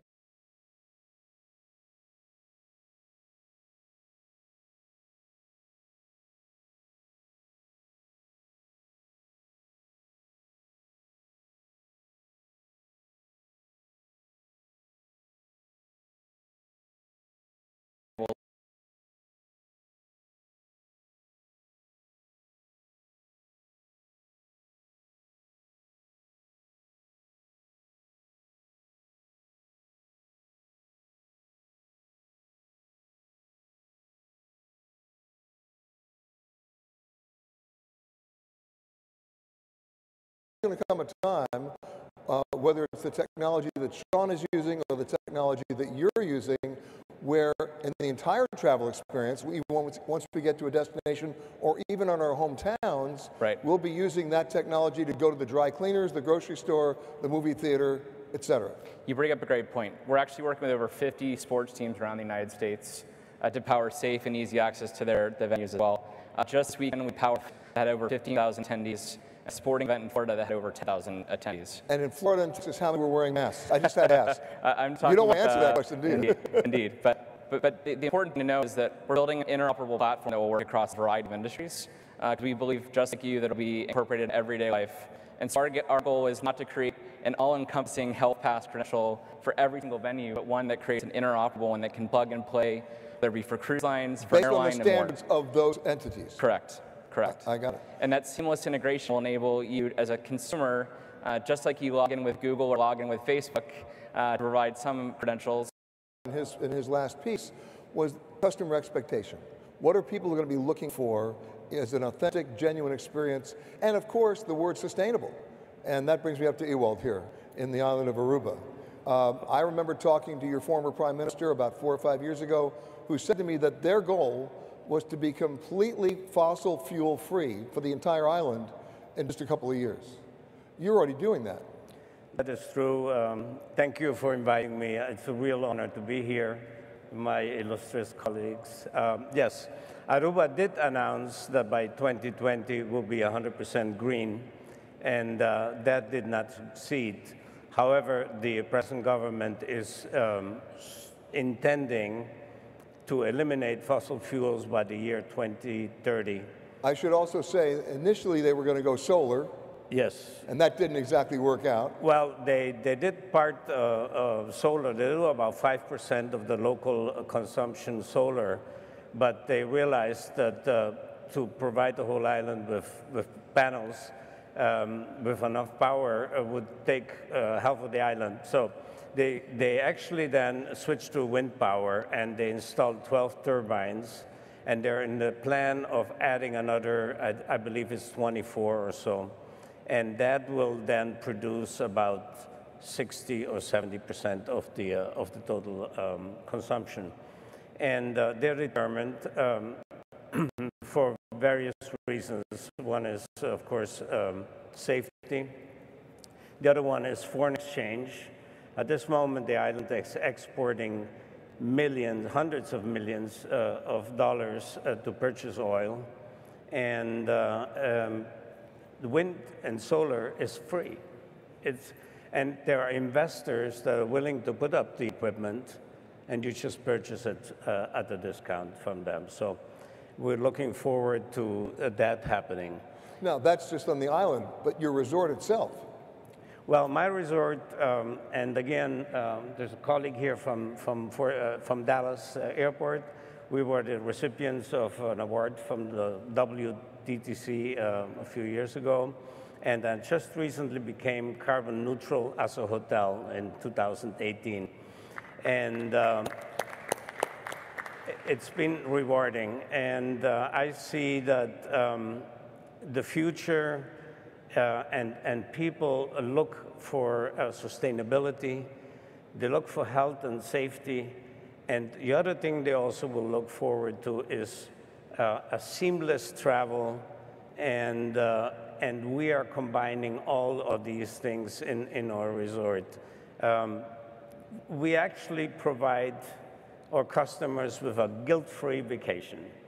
And we put it in so many words. We say, look, staying at home and taking a car and driving, I don't know, to Disney World, your emissions are about 100% higher than if you would take a flight from New York to Aruba, spend a week in my hotel, which is super green, and then fly home, and you've spent half of that footprint that you would have spent in your car going to Florida.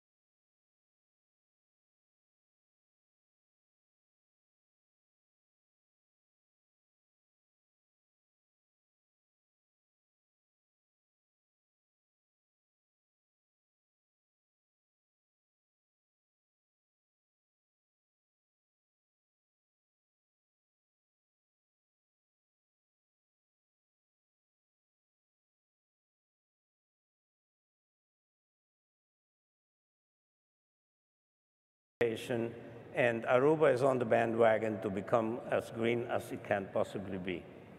Well,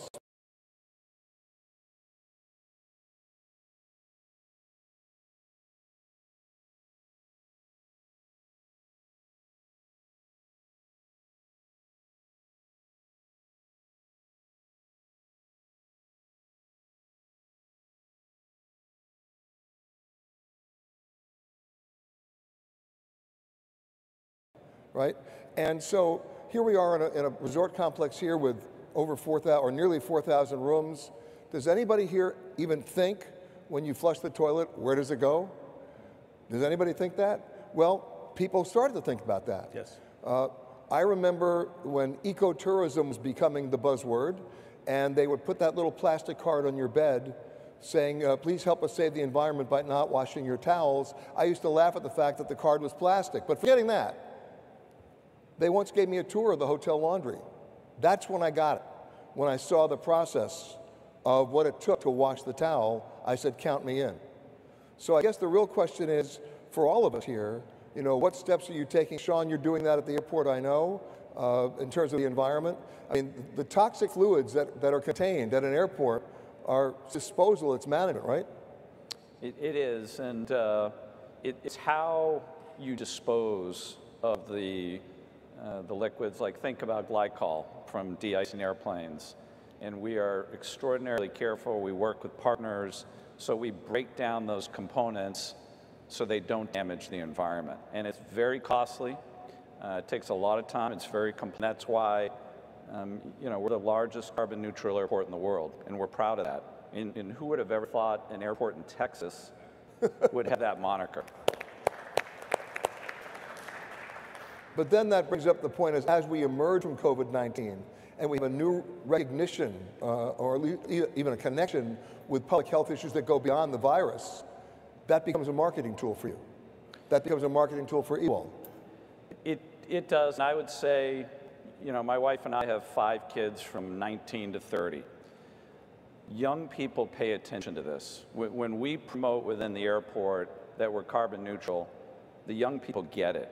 And they really do pay attention to that. And I actually believe older people like myself are starting to pay more attention to it as well. And we're not activists. We're practical about this at DFW, but we understand we've got a huge responsibility. And we've got a passion and a commitment, and we've got a wonderful team that has delivered on all of the goals and objectives we've set out there. Now, at DFW, of course, is the consumer dynamic of moving people from A to B to C. I get that. But Jose, you're all about the rest of that aviation, equipment, planes, crews. What's changed for you? With the COVID? Yeah. I would tell you it changed a lot. First of all, thank you very much for this invitation, Gloria. It's a great pleasure to be here with you guys. And it's an honor for Alta to be here with you to explain a little bit about our process. Since the first beginning, I believe that it's important to understand what happened since the first beginning, since the first wave, because for the first time ever in 22 years work with government and private sector, I would say that was the first time that I saw actually all together in a table to try to find a way out. And that in our sector came under the umbrella of the International Civil Aviation Organization, ICAO. So we've been there all together and try to find and try to avoid lose the connection in our region, in Latin American countries.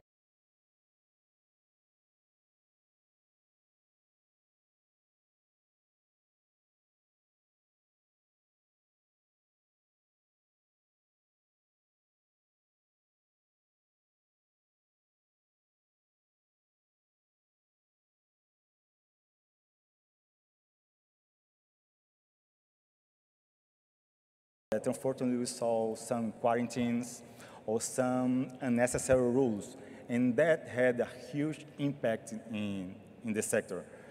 So still now we have been working and advocating with the government and try to say, okay, let's reopen, let's resume, because we have protocols, solid protocols, actually it's concrete.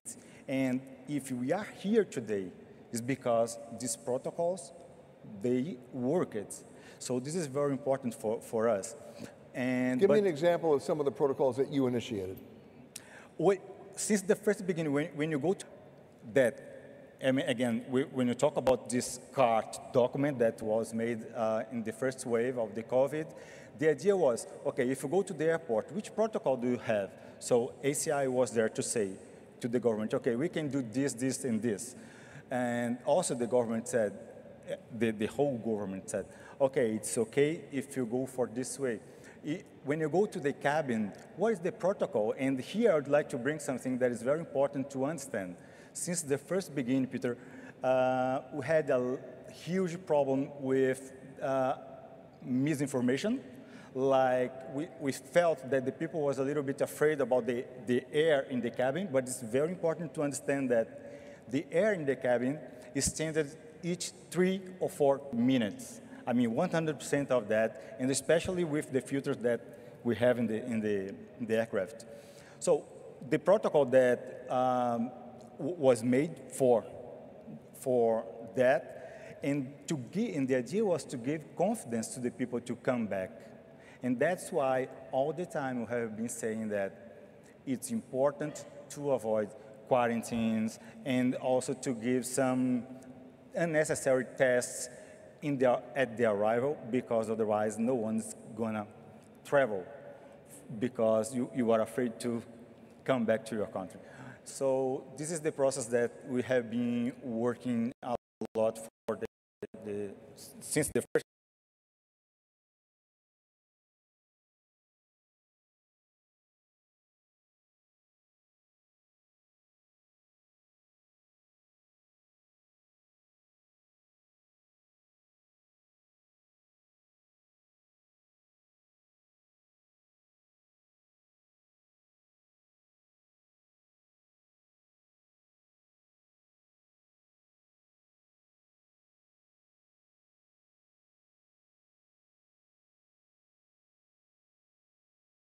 Many of my own listeners and viewers will repeat it to me that cruise ships are floating petri dishes.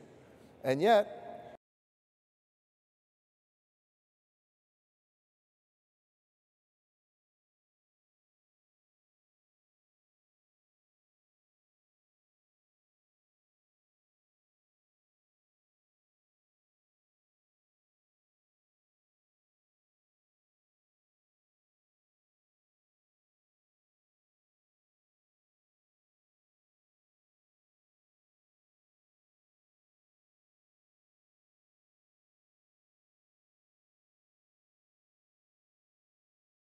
stage who can say something that nobody else can say. You can literally you can move your assets, and you've done it. That's right. Right? You've repositioned your ships to foreign ports, so you're not going to be sailing at this moment from any to U.S. port, and that includes the Bahamas, Bermuda, Greece, Iceland, the United Kingdom, Israel, St. Martin, and I'm probably running out of a few. So your challenge, of course, and everybody here has a challenge, right? But your challenge, of course, is to say, we're going to sail because we've met those standards, and then you've gone one step further, which is, you know, it's one thing for Sean to say it's carbon neutral, that's great, right? But people are still asking about long lines at the airport. I get that, and I'm going to come back to that. But in your situation, most of your members now are requiring all crew to be vaccinated, all officers to be vaccinated, and all passengers to be vaccinated. So the question is, and it's a rhetorical question, so bear with me, if you have 100% vaccine compliance, have you now become the safest place to be?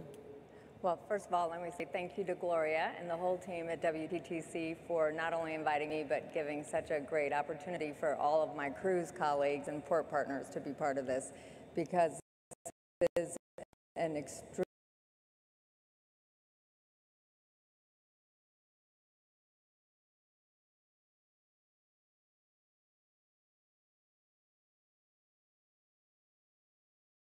in terms of the ability to move our assets is true. The other thing that's true that's important for governments to understand is just our unique ability to create a safe experience, from our partnerships with our air carriers, to the airports, to the ports and terminal operators, to the ability on the ships, and then of course partnership with the destinations themselves.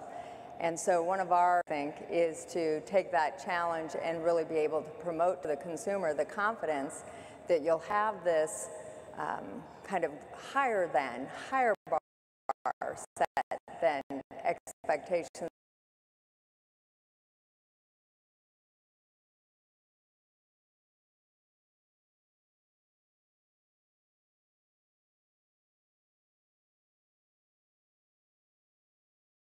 of assurance, which our lawyer never likes me to say, but that assurance that you are going to be in a setting that has been enhanced completely as a result of all the learnings that have happened after this pandemic. And so can you give me some examples where you've repositioned those ships, where that level of confidence has returned, not just in terms of passengers, but because we know there's a pent-up demand. We know that. I mean, for those of you who may not be aware, one cruise line a couple of weeks ago, I think it was Silversea, put on their grand expensive ticket on the ship was $74,000, and it sold out. Yep. So there is demand. Yep. But what about the concern of ports, right, concerns of individual governments? Because as you were saying, Jose, everybody's operating in a silo. That's right.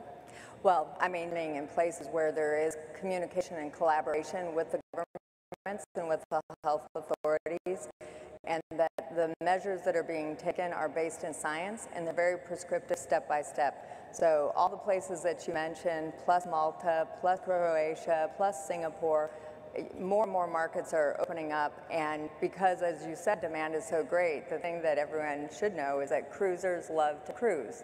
So they will go where the cruise ships are. And it is, again, about that partnership with the government and with the health authorities. So where you see coordination and collaboration and communication between the industry and governments, you'll see to where you can have that ability to responsibly resume operations. And last summer, of course, some of those operations did resume overseas in Europe. You had the European cruise lines start test cruises, et cetera.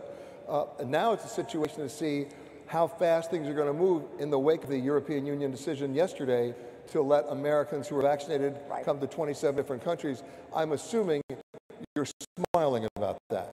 Yes, yes. I think everybody in this room might be smiling about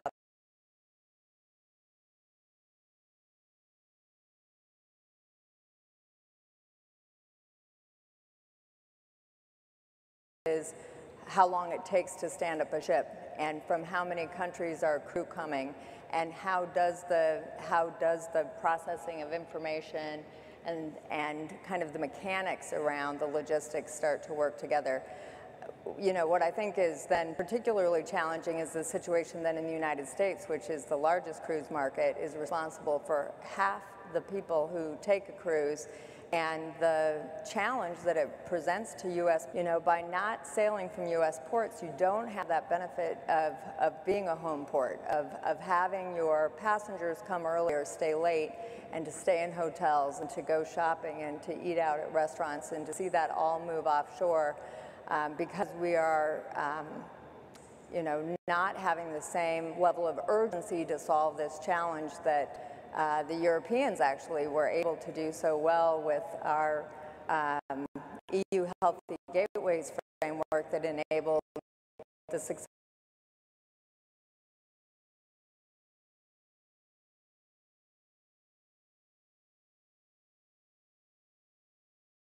But I think one misnomer is that the conditional sale order is up in November. It's reevaluated in November unless it is modified or lifted before then. So that's really where we're spending a lot of energy right now. Although if you're looking at this as a numbers game, just from the American market, about 3.8 million Americans are being vaccinated every day. That means every 9 days. That's the equivalent of the number of Americans who cruised in 2019.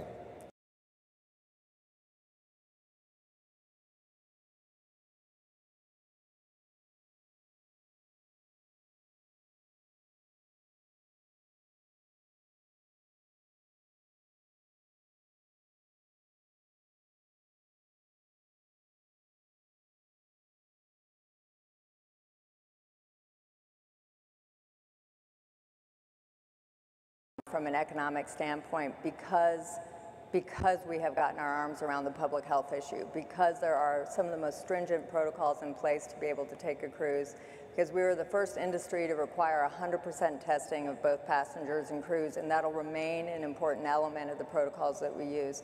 So truly, as we race to reassemble ourselves, it really, a driver is going to be the number of Americans who are flying elsewhere to take a cruise. Exactly. You know, I promised Sean I was going to come back to you on this because a lot of us don't want to go back to the way it was before.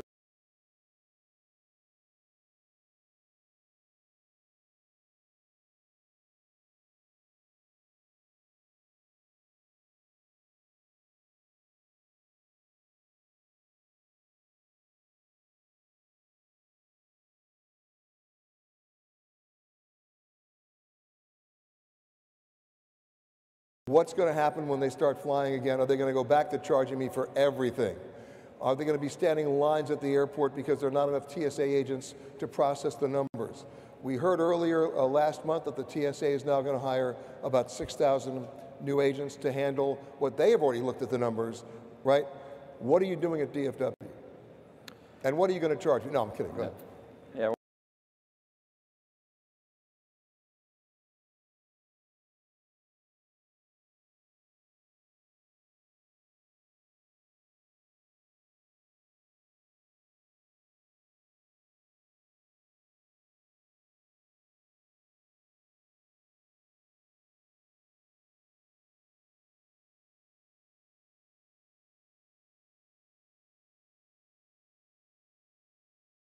Fantastic.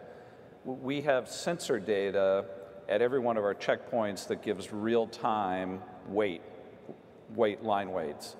And what that does is two things, Peter. When you come to an airport and you see a line, you tend to panic. Are you going to catch your flight? No, I actually panic before I get to the airport, but that's okay.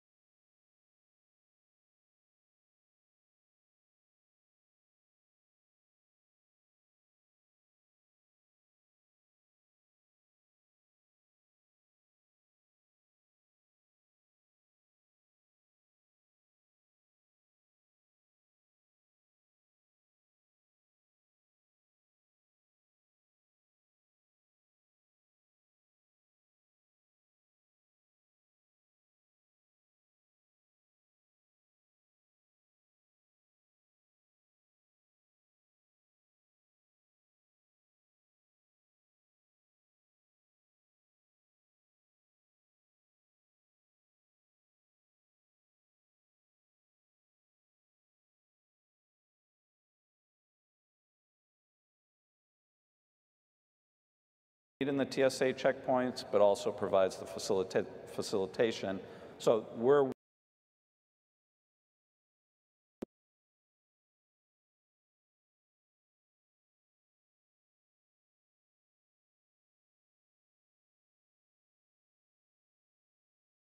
You come to a clean and clear environment, and if something should go wrong, you're fully insured.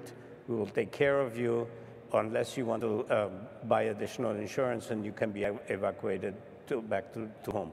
And that assured the customer. And in fact, we are running at this moment about 40 to 50% island-wide. My particular hotel, I can brag a little bit, we're running over 90% at this moment, mostly repeat business demand. And the island has pulled together and has shown efforts and done everything in their power to make sure that we overcome this crisis as soon as possible. So my last question to all of you, as we try to talk about removing the barriers to international mobility, which are starting to happen as we speak, is there's something else in there. It's the elephant in the room. It's the negative touch points that people remember. So very quickly, what are each of you doing to deal with those negative touch points in a proactive, urgent way? On three things: technology, biometrics that simplifies and allows customers to get through the process quicker and in a more seamless manner. Number two is hygiene. Every airport in the world, every hotel, every entity is paying attention to that. What we've learned and what the data tells you is it's actually the air quality that is probably the most important thing in an airport, just like it is in an airplane. So we have spent well over $10 million outfitting the entire heating and air conditioning systems at the airport and every terminal with UV technology to kill all the germs and the viruses. And then number three is touchless. How do you make the experience as touchless as possible? And again, biometrics helps with that. But there's other, sensor technology that enables you to do that as well. So those are the three areas that we believe will really make the customer recovery as seamless as possible. Andrew? We're focused on three things as well. Reducing friction at touch points and making it more predictable along the way and more consistent from experience to experience. And then number three, connected and not having to provide the same data over and over and over at each step of the way will really bring joy back to travel. Kelly? Perfect to build on my colleagues. We're really focused on creating what is an enjoyable guest experience despite all of the new enhanced measures, and working closely with the ports and the terminals to provide for the extra testing and screening and things has been a challenge, but is clearly building on where we've been leaders in innovation in some of these spaces with bracelets and other things in the past. When you think about it, before I get to Ewald, in hospitality, no one was ever supposed to see back of the house. Now things have changed. You want everybody to see the back of the house, right, Ewald? Yes, that's correct. I look at it as the future. Health, wellness, and safety and hygiene, of course, is number one. A sustainable environment and that provides you with guilt-free travel because people don't want to damage and leave a footprint behind or a big footprint is very important. And biometrics and seamless travel provides the same, the social distance, the ease of travel, the uncomplicated things, and safety at the same time. So we're looking at a future that is bright. Jose? Yeah, I would say that information is everything right now for the traveler, and especially when you talk about safety. But I would add something like about safety and security, and I would like to congratulate WTTC because the SSTJ document is a very, very good document, and I believe that we have the tools right now. We have the tools for safety and security, but we have to find a way right now is how to do some interoperability among all this process in order to give for the tourist, for the traveler, the seamless travel. Because actually, Peter, we are explorers. This is something that is in our nature. This is our DNA. A long time ago, we left Africa to conquer the world in some part in the moment. The Europeans came to Americas, and this is part of us. discover something. And we are, with COVID or without COVID, with vaccine, and thanks God that we have the vaccine, but we cannot wait for the vaccination. We have to be confident that we can travel with protocols and what is safe, but much more the bio protocols. So I believe that we have to give or provide information to avoid fear and to avoid as well unnecessary rules. You mentioned vaccination. I'll leave you with this, that so many people think that vaccination means liberation. Yeah. What it really means is an extended conversation. And it's up to everybody here to continue that conversation when we leave this room. My panel, I thank you for this conversation. Please thank our panel. And before we leave, we're going to take a quick break right now. We need you back here in this room for the next panel at 4 o'clock sharp. Thank our panel again, please.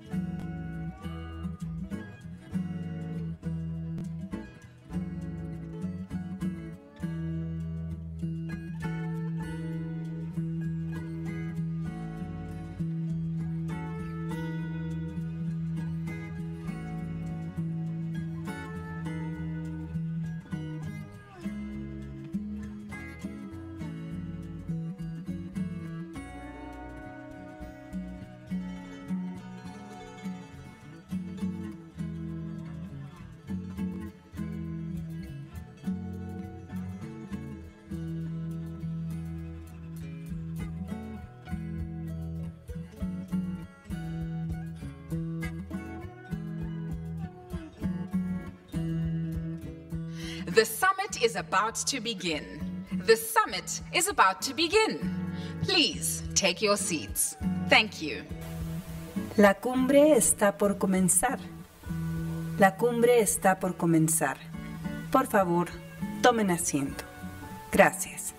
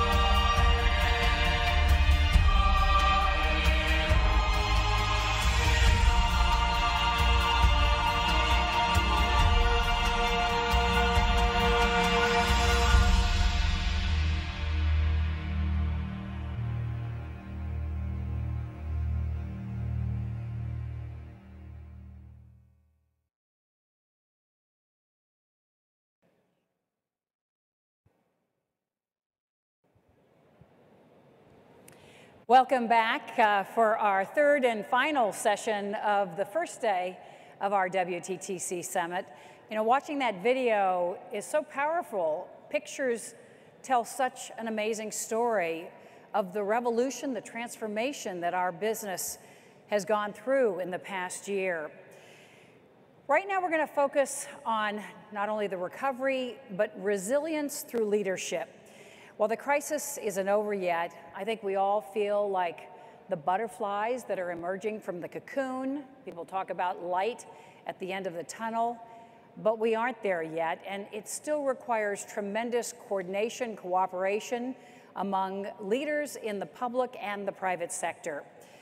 So now we are very honored to have a speaker who's going to talk about the G20 in action and what's been accomplished under Saudi Arabia's leadership of the G20, and what more needs to be done to really enhance our sector's recovery. So will you welcome and join me in applauding Minister of Tourism for Saudi Arabia, His Excellency Ahmed Al-Khatib. Thank you.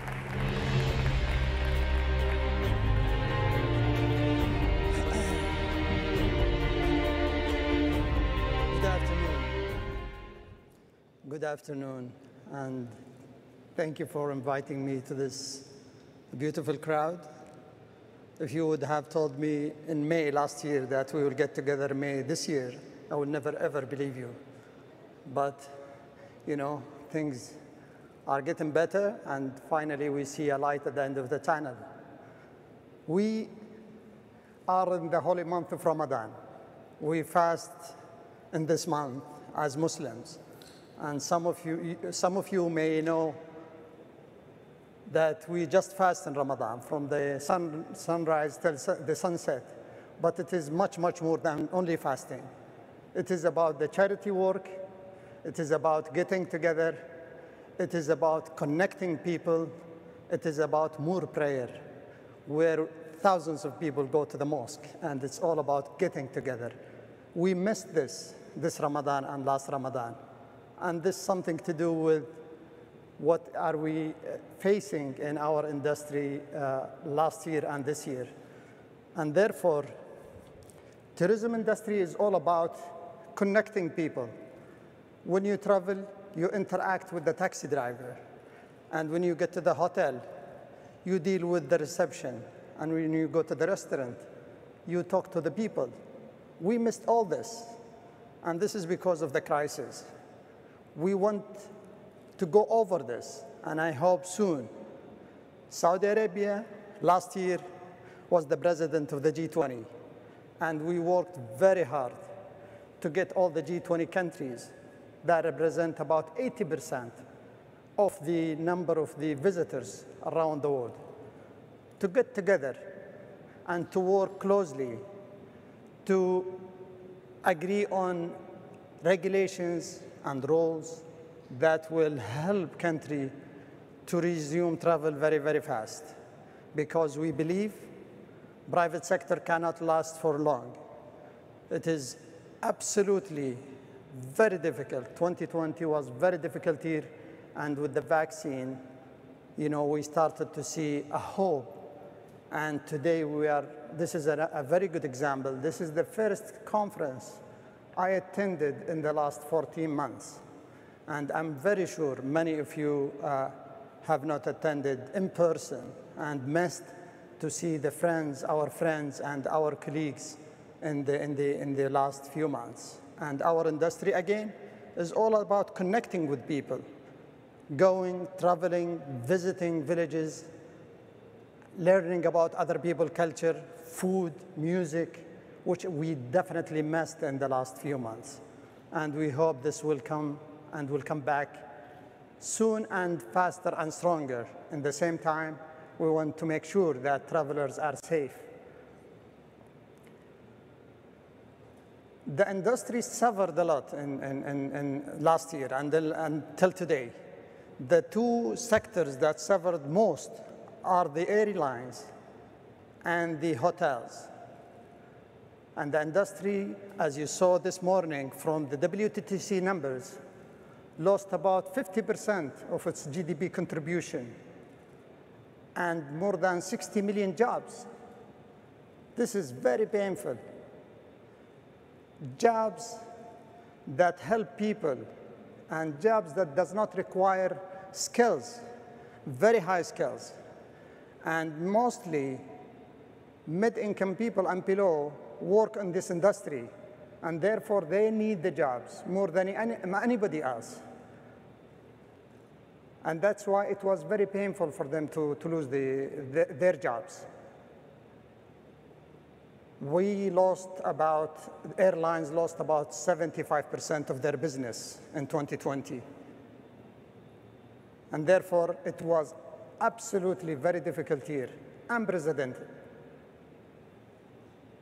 Finally, we see countries moving very fast with vaccines and hoping to recover very fast.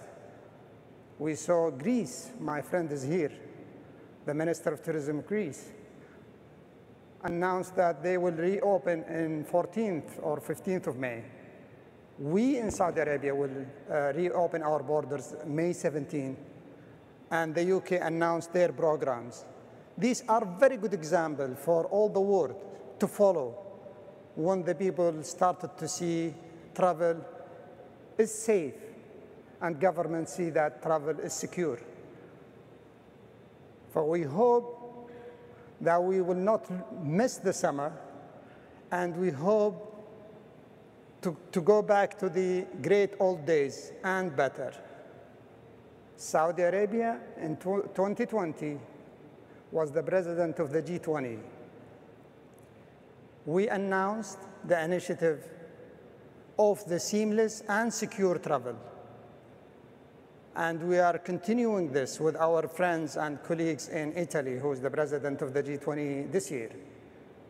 We also announced the development of the rural areas, or Al-Ula Communique, where Saudi Arabia and all the G20 countries announced to establish a fund that will help and support small villages and the rural areas where tourists and visitors can go and enjoy the real culture. I have a good example here. Her Excellency Gloria told me that they have villages here that they developed and they become very popular and they created jobs for the people there and they increased their income and their lifestyle. It was a great success and good model and good example in Mexico. We will launch the fund, and the great news is Saudi Arabia, the government of Saudi Arabia 2 weeks ago committed to seed the fund with $100 million. And I have spoke to my colleagues in other countries, and today, just before I came to this meeting, I had a very successful meeting with the World Bank, and they have committed to work closely with us in launching this fund. This fund will definitely further develop the small villages and will create jobs for people. For we are very proud to announce these initiatives, and we will see it supporting villages all around the world. I hope we will see governments, and you are waiting for business to come back. Governments are encouraged to reopen their borders, starting from Q3 and Q4 this year. And we believe the recovery will come sooner than was expected. And we believe that 2020 will be the start of a strong recovery. And I hope that the 7 to 8 billion people live in this planet will enjoy and continue traveling and learning about other cultures. Thank you very much, and we count on you, private sector, to help us in a fast and seamless and safe recovery. Thank you.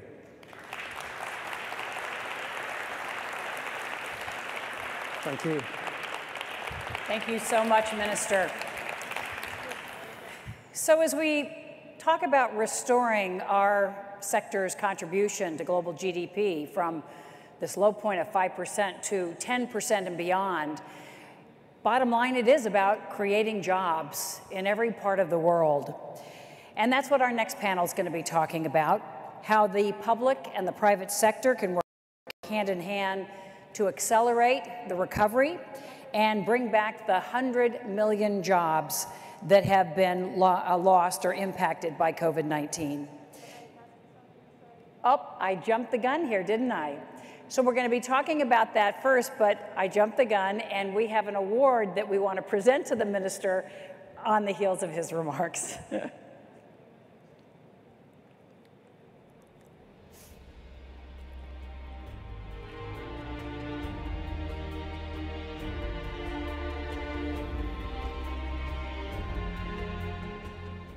So good afternoon, everybody. So we at WTTC would like to acknowledge His Excellency and the government of Saudi Arabia for his leadership of the G20 and for his support of travel and tourism private sector during this unprecedented crisis. You know, partnerships, as we all know, are key to ensuring our sector continues to grow and thrive. And Saudi Arabia made history by inviting the private sector to join a meeting of tourism ministers, highlighting the value of public-private partnerships for tourism growth and long-term success. Now, the travel and tourism sector can only thrive through public-private community partnerships, and we need, as our conference theme says, to unite the world for recovery. So, I would like to ask Gloria to come up, please, and His Excellency, please, Your Excellency. We present this Global Leader Award to the Minister of Tourism, His Excellency Ahmed Al-Khatib, as a token of our thanks for Saudi Arabia's leadership in making history by including CEOs and the private sector in the G20 tourism ministers meeting, and especially for including the importance of travel and tourism, private sector in the G20's declaration for the first time ever. So thank you for uniting the public and private sectors for recovery. Together, we can revive 100 million plus jobs, and I know that's important to you because you just said it, and continue to support the hundreds of millions of lives that depend on our sector to survive. Thank you very much. Let me hand you the award. Thank you. There you go.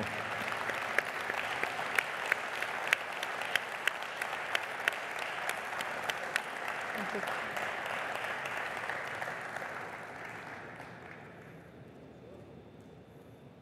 Thank you. Thank you. We're honored and privileged to partnership with the private sector, and we'll continue to do so.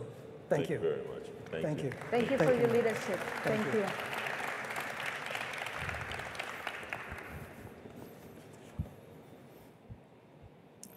And now we're going to hear how we create those 100 million jobs in the travel and tourism sector.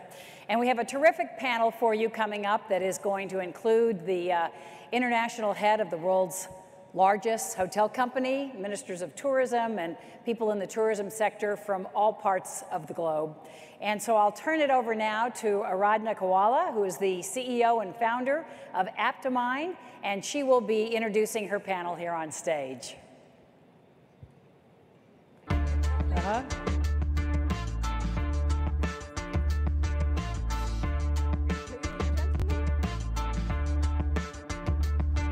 Am I audible now? Brilliant. Ladies and gentlemen, good evening to everyone in the audience, and good evening to everyone who's not here with us in Cancun, but tuned in virtually.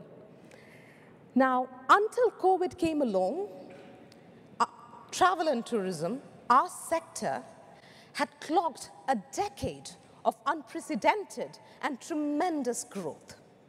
We've heard this before. We were 10.5% of the global GDP. We supported 334 million jobs and contributed $9.2 trillion to the economy. We were optimistic, proud of our accomplishments as a sector, because at the end of the day, we were really powering the global economy. But yesterday's home runs don't win the games today, right?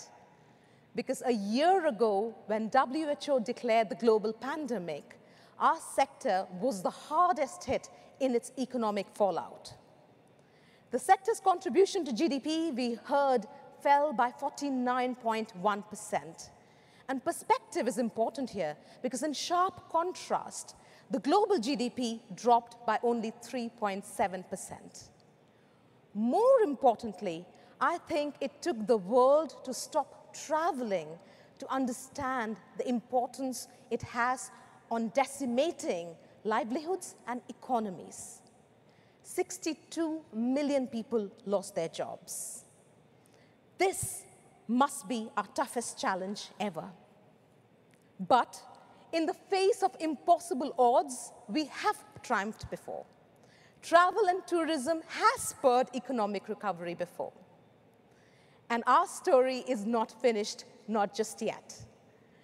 So how, as a sector, are we going to restore demand, accelerate rehiring, and close down the gap to recovery? How are we going to help the millions of small, medium, and micro enterprises get liquidity? How are we going to create new jobs? Ladies and gentlemen, please join me in welcoming 5 amazing leaders. And to me, each one of them represent what I call is the face of resolve that we have seen this last year, the face of resilient leadership. We have amongst us hotel leaders who hosted healthcare workers on the front lines of the pandemic. We have travel leaders who fought for relief packages from their governments. We have ministers of tourism and heads of tourism bodies who lobbied for liquidity for struggling businesses. And we have heads of industries like aviation who came together to implement rigorous health and safety protocol to ensure people could keep flying, even in the toughest of times. Please put your hands together and welcome, in alphabetical order, Craig Smith, Group President of Marriott International, Felipe de Oliveira, who's the Director General for ACI, Airports Council International, Minister Gilson Machado Neto, Minister of Tourism for Brazil, Isabel Hill, who is the Acting Deputy Assistant Secretary and Director, National Travel and Tourism Office. And last but not the least, Luis Araujo, who is the President of Portugal Tourism Board and European Travel Commission.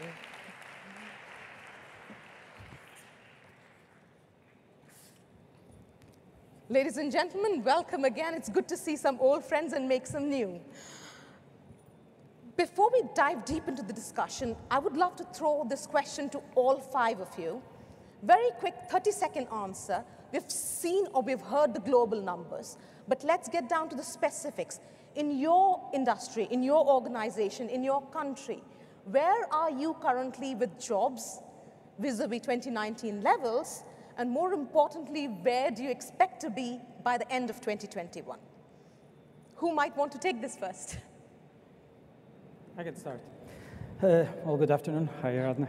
So in Europe, we have roughly 37 million jobs in terms of what tourism concerns. The loss of jobs in Europe, total Europe, the predictions of WTTC is roughly 50% of these jobs. Other statistics say 30%. We'll see. There's still no correct data about that. In Portugal, we have 10% of the working force working for tourism, 400,000 people, and we lost so far 40,000, so 10%. Fantastic. Well, not fantastic, but thank you for telling us. I work for an 88-year-old chairman who built his career on building jobs. Mr. Marriott's #1 focus are the people that work for us, and I have this question once a week from him. And my answer is it depends on the part of the world. We are in 132 countries across the world, and we are from one extreme to most of our people back to work to other extremes where we still have borders closed and maybe some hotels closed. And so probably the most positive thing I tell them each week is every time we have seen the spigot and borders open, the flow through of demand is incredible, and we are bringing everyone we can back to work. And do you have targets for 2021, Craig? We have targets in 2021, but we've been unable to forecast. We've been terrible at forecasting. If you had asked us where we would be in the first quarter of this year, but what we are seeing is that when it does happen, we have missed our targets. We've been too conservative, that the business has come back faster than we thought in every destination. Great. Felipe? Well, airports represent 60% of the jobs in the aviation industry. And airports play a key role during the crisis, during the pandemic, because the airports cannot close. That's why airports need to be open to receive cargo flights, repatriation flights. And because of our structure, we cannot lose a lot of jobs because they're very specific jobs. However, we have an ecosystem that includes not only the airport jobs, but the jobs that are linked with the restaurants, travel and tourism inside of the airport, duty-frees and others. And that represents almost the same as everybody has around the world, right? 52% of reduction in the total jobs. Again, we don't have expectations on how they will come back. We see some parts of the world going better than others. That's why we expect that when they open the borders, we'll have the return of the passengers on the terminals, and with that, the jobs that was lost during this time. Great. Minister Neto and Isabel, if I can ask you the same question, where are you with regards to jobs against 2019, and where do you hope to be when we finish the year? Absolutely. Well, thank you. It's a pleasure to be able to join the conversation. I am sorry that my personal circumstances don't allow me to be there personally. I missed all of you, and I hope to see you next year. But in the United States, our trajectory has followed that of the world. Right before the pandemic, in February of 2020, we were experiencing the highest level of employment in this sector ever at about 17 million jobs. In just 2 months, between March and April of 2020, we lost 8.2 million jobs, half of the jobs practically gone, right before the pandemic hit. And I have to say, things are looking better. We have restored about 5 million of those jobs, but we remain $3 million jobs short of our high level.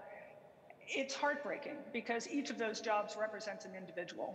It's easy to talk about numbers, it's easy to talk about percentages, but these are people who have lost their livelihoods and to some degree their hope. And so we are very optimistic about the future. We have seen, as I say, that we have 3 million to go. The challenge is that we are not, in my part of the world, we have a saying that says we're halfway home, but a long way to go. At the moment, unemployment in the United States is at about 6%, but unemployment in leisure and hospitality is at about 13%. So we have a lot of work to do. Great. Minister Neto, if I can bring you in. Yeah, How are we doing with jobs, Minister, in Brazil? Well, here in Brazil was not different. Many dreams have been passing by. We had about 45% of a loss of jobs here in the tourism. But at the end of last year, between December, we were getting a big recovery of the aviation companies, of our tourism operators, because we have a very strong internal tourism. And Brazil is a country that sends about 11 million Brazilians to all over the world. And these Brazilians, they spend about $19 billion. So all these Brazilians was traveling inside Brazil. So before the second wave of the pandemic that we have in January, we were back almost there with only the internal tourism. As you know, in Brazil, we just received 6 million external tourism from other countries. That's not too much for a country that's very significant. And our government made many protections, investing about $1 billion to save the companies and save the jobs. That's very, very important to save them. And we are expecting to make the vaccination until September this year. Right. So we get through it. And right now we have about 57 people that received about 33 people already received the vaccination, and our government sent to the states already 57 doses of the COVID vaccine already. And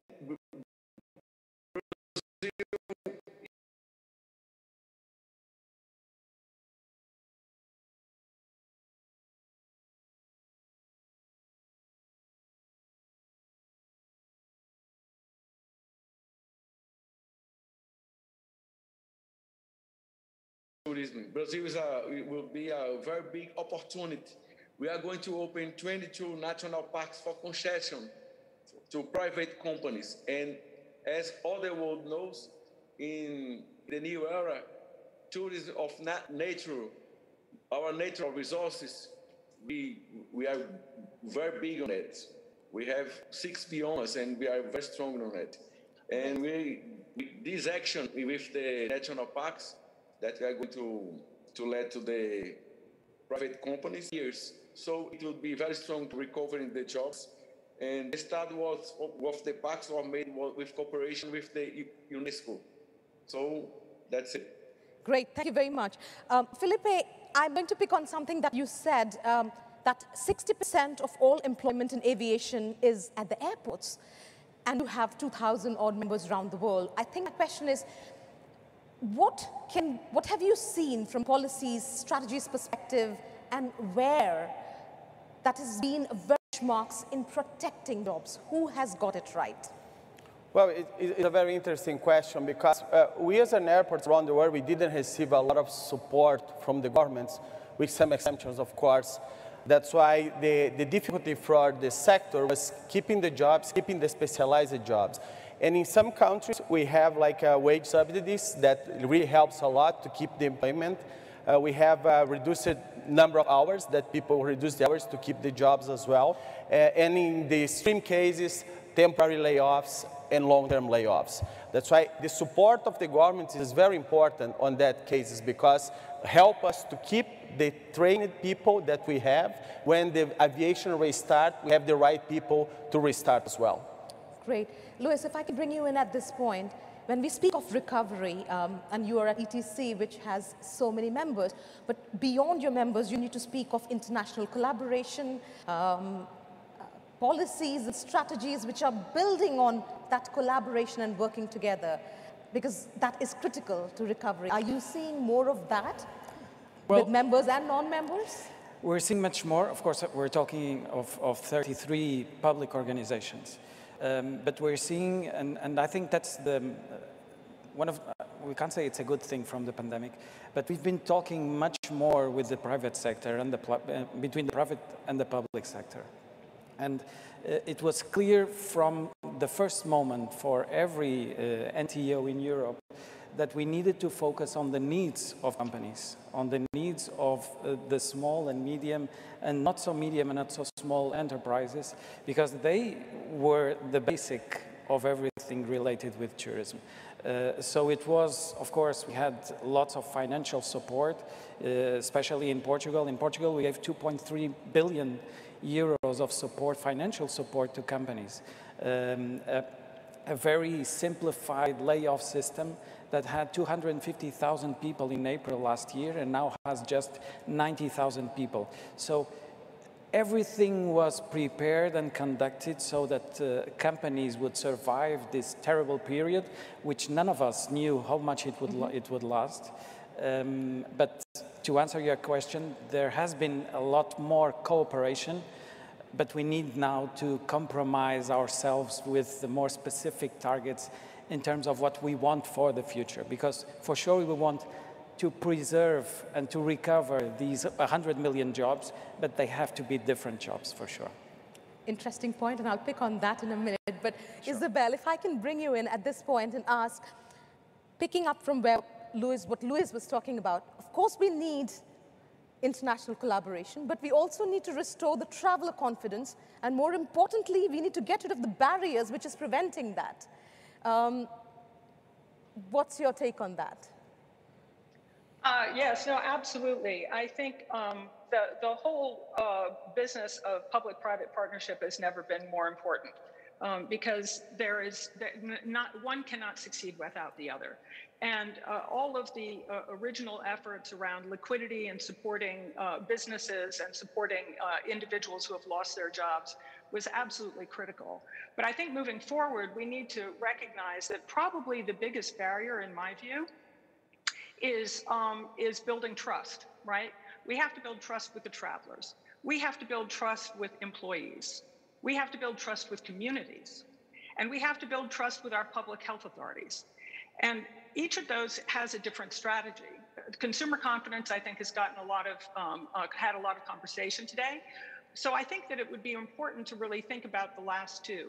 the trust in communities and the trust with public health authorities.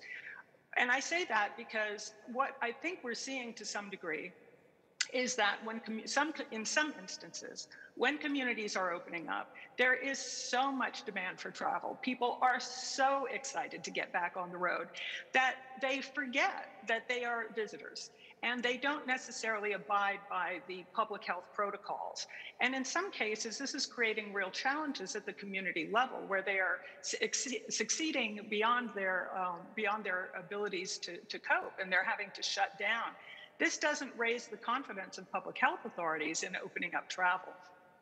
So I think working together with communities, working with industry to communicate that travel is safe when you abide by the protocols is going to be a very important part of our collaboration moving forward.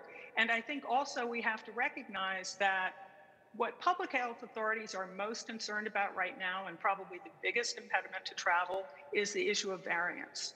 And I think that this opening up has to be done very carefully, very deliberately, and the ongoing conversation, as we are seeing, between the industry and public health authorities, I think it needs to continue in the near future. But I think in the long term, it needs to be integrated into the culture of travel and tourism. Great. I think it's a good moment now, Craig, if I can bring you in, and Minister Netto, how about we have a bit of a face-off between the public sector and the private sector, and we hear your ask. Please wear your private sector hat, and Minister Netto, if I can request you to be the representative of the public sector, because the government cannot accelerate recovery of jobs and cannot be solely held responsible for bringing the 100 million jobs. What would your ask be from the private sector? And Craig, how important is a decisive government intervention and strategy to ensure businesses can get back to revamping and going back to where they were? So, Minister Netto, if I can ask from your views as the public sector. Okay, I think that we must be more and more attentive to the demand of the new tourism. We prepare nature destinations. We have a new environment now, especially after the pandemic, and we need to get always meeting the sanitary norms, giving confidence for the full resumption of tourist activities. In this sense, I'm convinced that Brazil has many attributes to stand on in these scenarios. Until then, the federal government will continue to listen to demands and support the sector, not to only recover lost jobs, but to create new ones. We have a very big challenge, and we have to find the best point between the public sector and the private sector here. And our government is working so hard to help the private sectors, to keep the most important thing that that the industry have, that is the human resource that they already have, the jobs and the employees. That's all. We are working so hard on that here in Brazil. And unfortunately, we lost about 45% of the jobs. But I guess in a very close future, we'll recover much more than that, because Brazil will be a great opportunity in the tourism of nature. That's what all the world wants after the pandemic. I have access to the Google International. In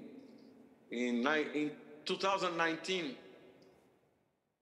each 100 people that was going to Google to look for tourism, only 10% was for nature, for environment, for natural resources. 10%, 2019. Now, ecotourism, for example. Now, in the second wave of the COVID, each 100 look in the Google for tourism, 54% is for ecotourism, for nature, and so we are very strong.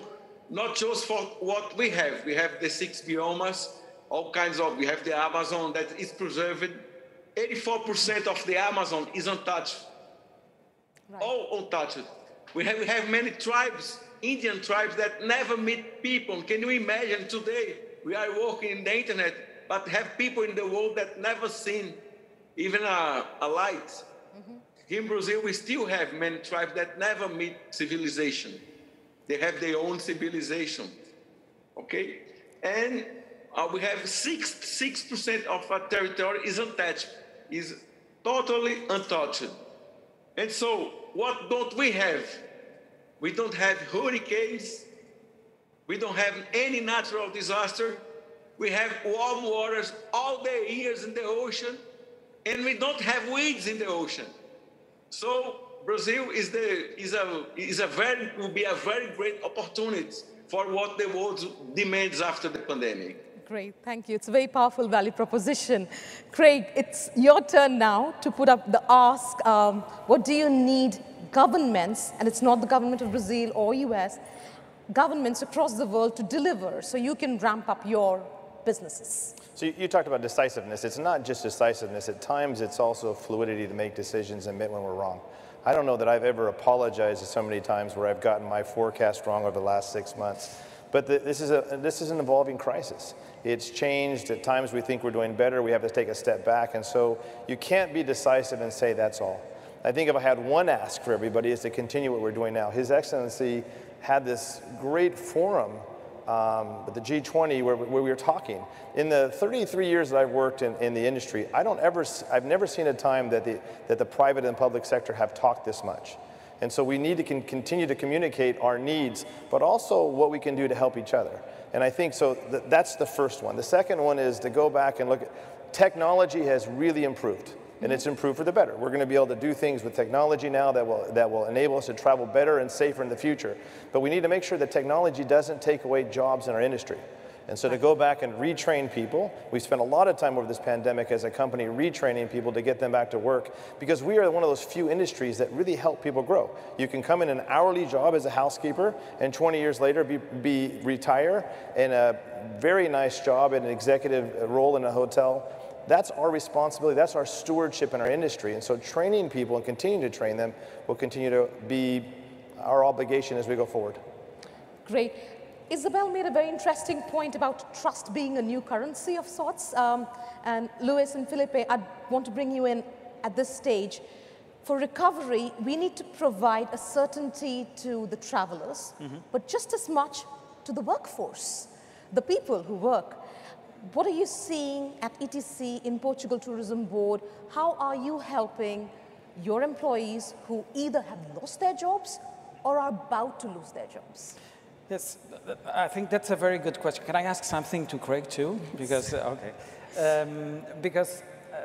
what we see, and of course, we had a lot of financial support to the companies.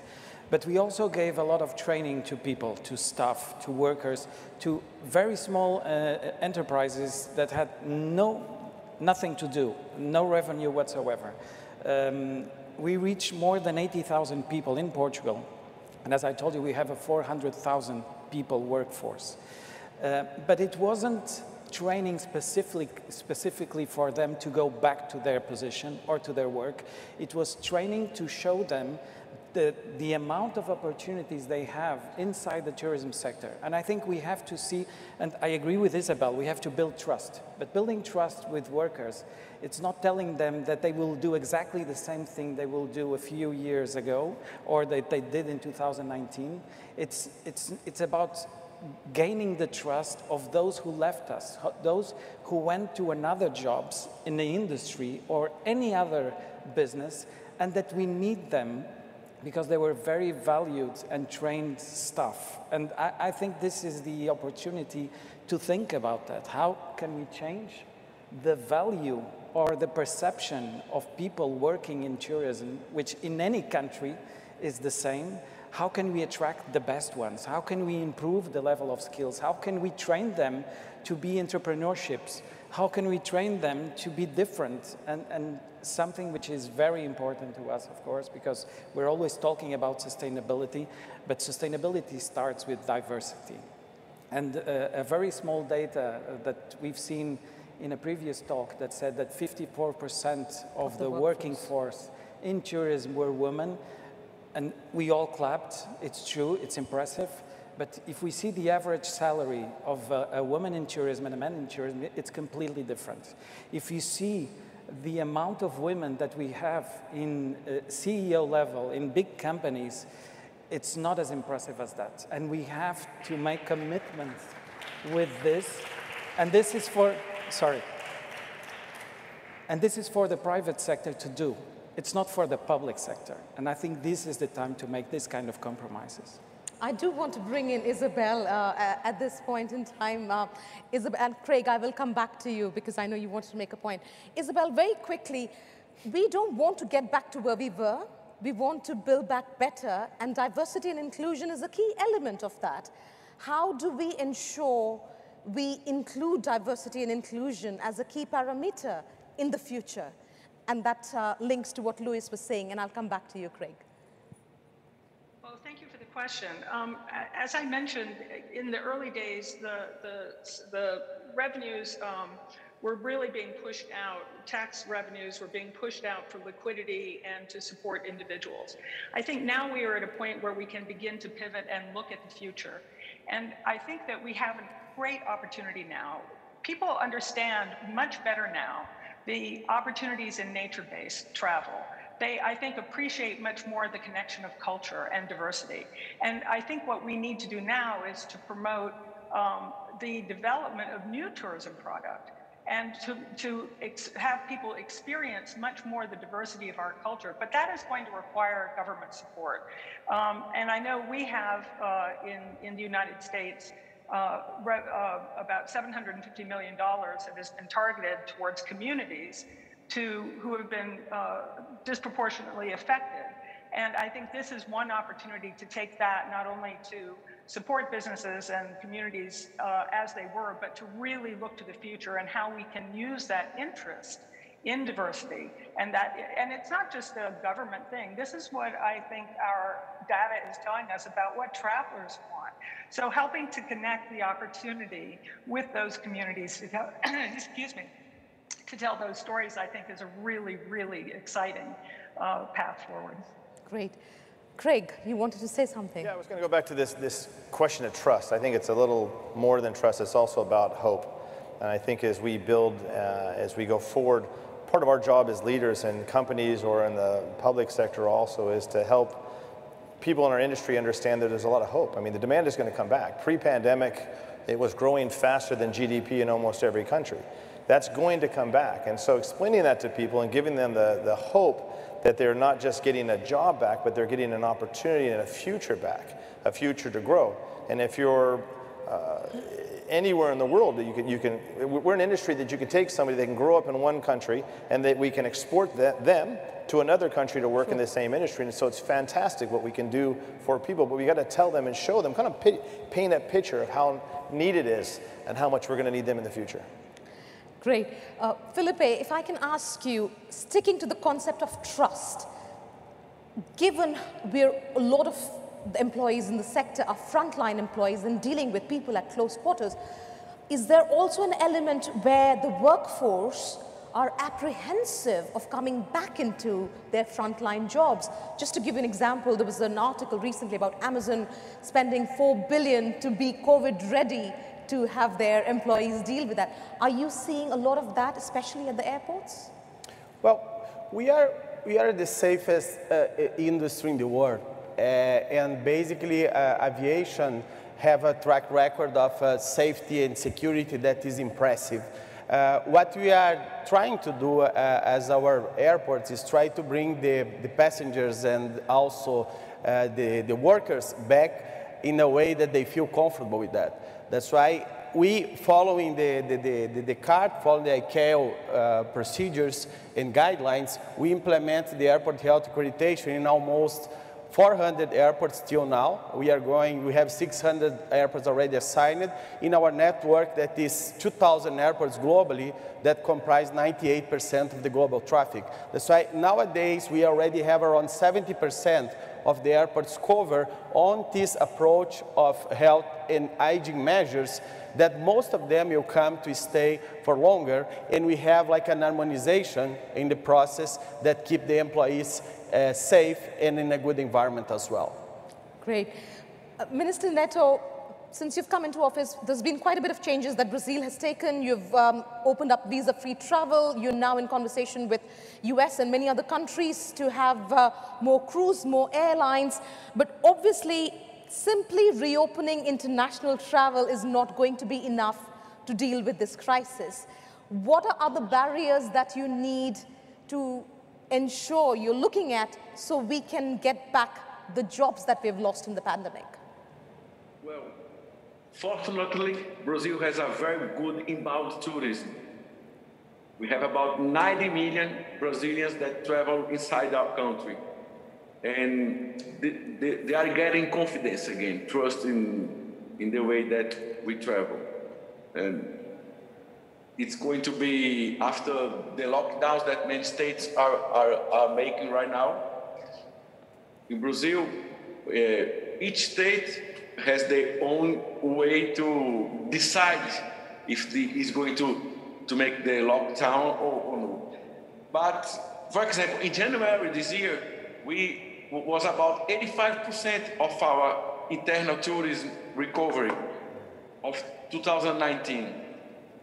All the numbers, because as I told you, Brazil exports 11 million people to all the world each year. And this year, the last year, all these 11 million people stayed here in Brazil and make a very huge difference, especially in the northeast of Brazil, as we could see it, and with the jobs, we are really getting very concerned about that, and that's why we are working so much in many ways to the government help the private sector. For example, we put it in the economy, especially for the tourism sector, $1 billion to keep the jobs in Brazil. And we have been working very, very, very close with the tourism companies all during this time. And we are expecting to go through it with the vaccination. Brazil right now is the number 4 in the world in the number of vaccines that was acquired already. If I can stay with you and ask a follow-up question, Minister, and you mentioned this, that Brazil gets 6 million visitors, and in one of your interviews you had rightly said that's the number of people who take the elevator to go see Eiffel Tower, and hence you want to increase tourism in Brazil. My question is, what would good look like to you? What are your targets? Internacional. Eu acho que melhorar o turismo interno para depois o internacional. We are working right now in the internal tourism, but we have a target. We have to build together a new rules for borders in all around the world. Not just Brazil make his own rule, not just Europe make their own rule, US, Argentina. We have to work together so it makes easier for all the airlines company and for all the operators in the world to restart the tourism. Our target will be about, for external tourism, would be about 15 million external tourists in Brazil. Plus, we have 90 million Brazilians that work together because Brazil is a continental country. Right. When you see Ceará, for example, one state of Brazil, is about the same size of Spain. And Ceará receives about 30 million tourists from Brazil already. Right. So that's We have a very strong internal tourism that help us. But we have a very big potential. Brazil receives less tourists than the Eiffel Tower. Brazil receives just 6 million tourists a year. That's too low number. So that's why we are working on that. Thank you. Luis, if I can ask you, speaking of vaccination, it's being rolled out. We have multiple approved candidates, but it comes with its own challenges, as we have seen in Europe and rest of the world. What would be good targets for you from a jobs perspective? What would be a blue sky scenario? That's a wonderful question. As I told you, we want to go back to the numbers we had, all of us. A business, a country, a destination, whatever. We want to go back to 2019. Portugal grew, increased 65% their revenues in 4 years. We reached a record of 27 million guests in 2019. But we need to take lessons from this pandemic, and we can't do the things the same way we were doing. And in terms of workforce, we need to prepare people. We will have this again and again, especially because now we have 7 billion experts in virology, all of us. So we need to prepare people for the future needs of the tourism, and we need to prepare them through training, giving them the right conditions in terms of even creating new models of contracting people that conciliates work with family, with studies. This is crucial. And if we don't think about this, and we don't, once again, make commitments in our own place, in our own business, in our own country to do this for the future, then we will go back to what we have, and it's not good. So we have to change this. This is a really great opportunity to change, and especially when we talk about the workforce. Because they're the basic, and we all say that this is an activity from people to people, so this is the time to focus on people and forget about the rest. This is the time to do things right. Great. Felipe, would you agree? We need to have new jobs, but the idea is not to get back to where we were. We probably need different kinds of jobs in both the public and private sector. We do, but we also need to work and see what we can do to also in the future export jobs. And that may not necessarily mean that somebody's working in the country. You could have marketing done in Mumbai, India for a hotel in New York City. And I think there's a lot of opportunities there. I think one of the things that is kind of unfair in life and that we need to concentrate on is the fact that we're going to recover the countries that are large and have large populations will have a lot of domestic travel, as the minister said. That is going to buoy them up and it's going to give them an advantage. Regional travel will be second, and probably long-haul travel is third. The problem is most of those long-haul destinations are the ones that need it the most. They need the jobs, and they don't have governments in many of the cases that can support their people when they don't have jobs for a long period of time. And so the onus is on us as the public and the private sector. What can we do to retrain them to either export them physically or virtually to another part of the world until the demand is up in where they are? This is an interesting point, Isabel, also about the future of work and how it might be different compared to what we've had. But it also brings in, I think, an interesting point that people are now working in a hybrid environment, half remote, half in the office. But interestingly enough, that has put considerable pressure on mental well-being. And you're seeing a lot more anxiety and depression at work, and we heard that in the morning. How would you then support the workforce whilst creating new jobs in that new environment? I think the question of mental health is a very real issue, and one that both the public and private sectors need to take very seriously, and to put in infrastructures in place to support not only the workers themselves but their families, because they are no longer coming to the workplace; they are at home, so their mental health also affects their families.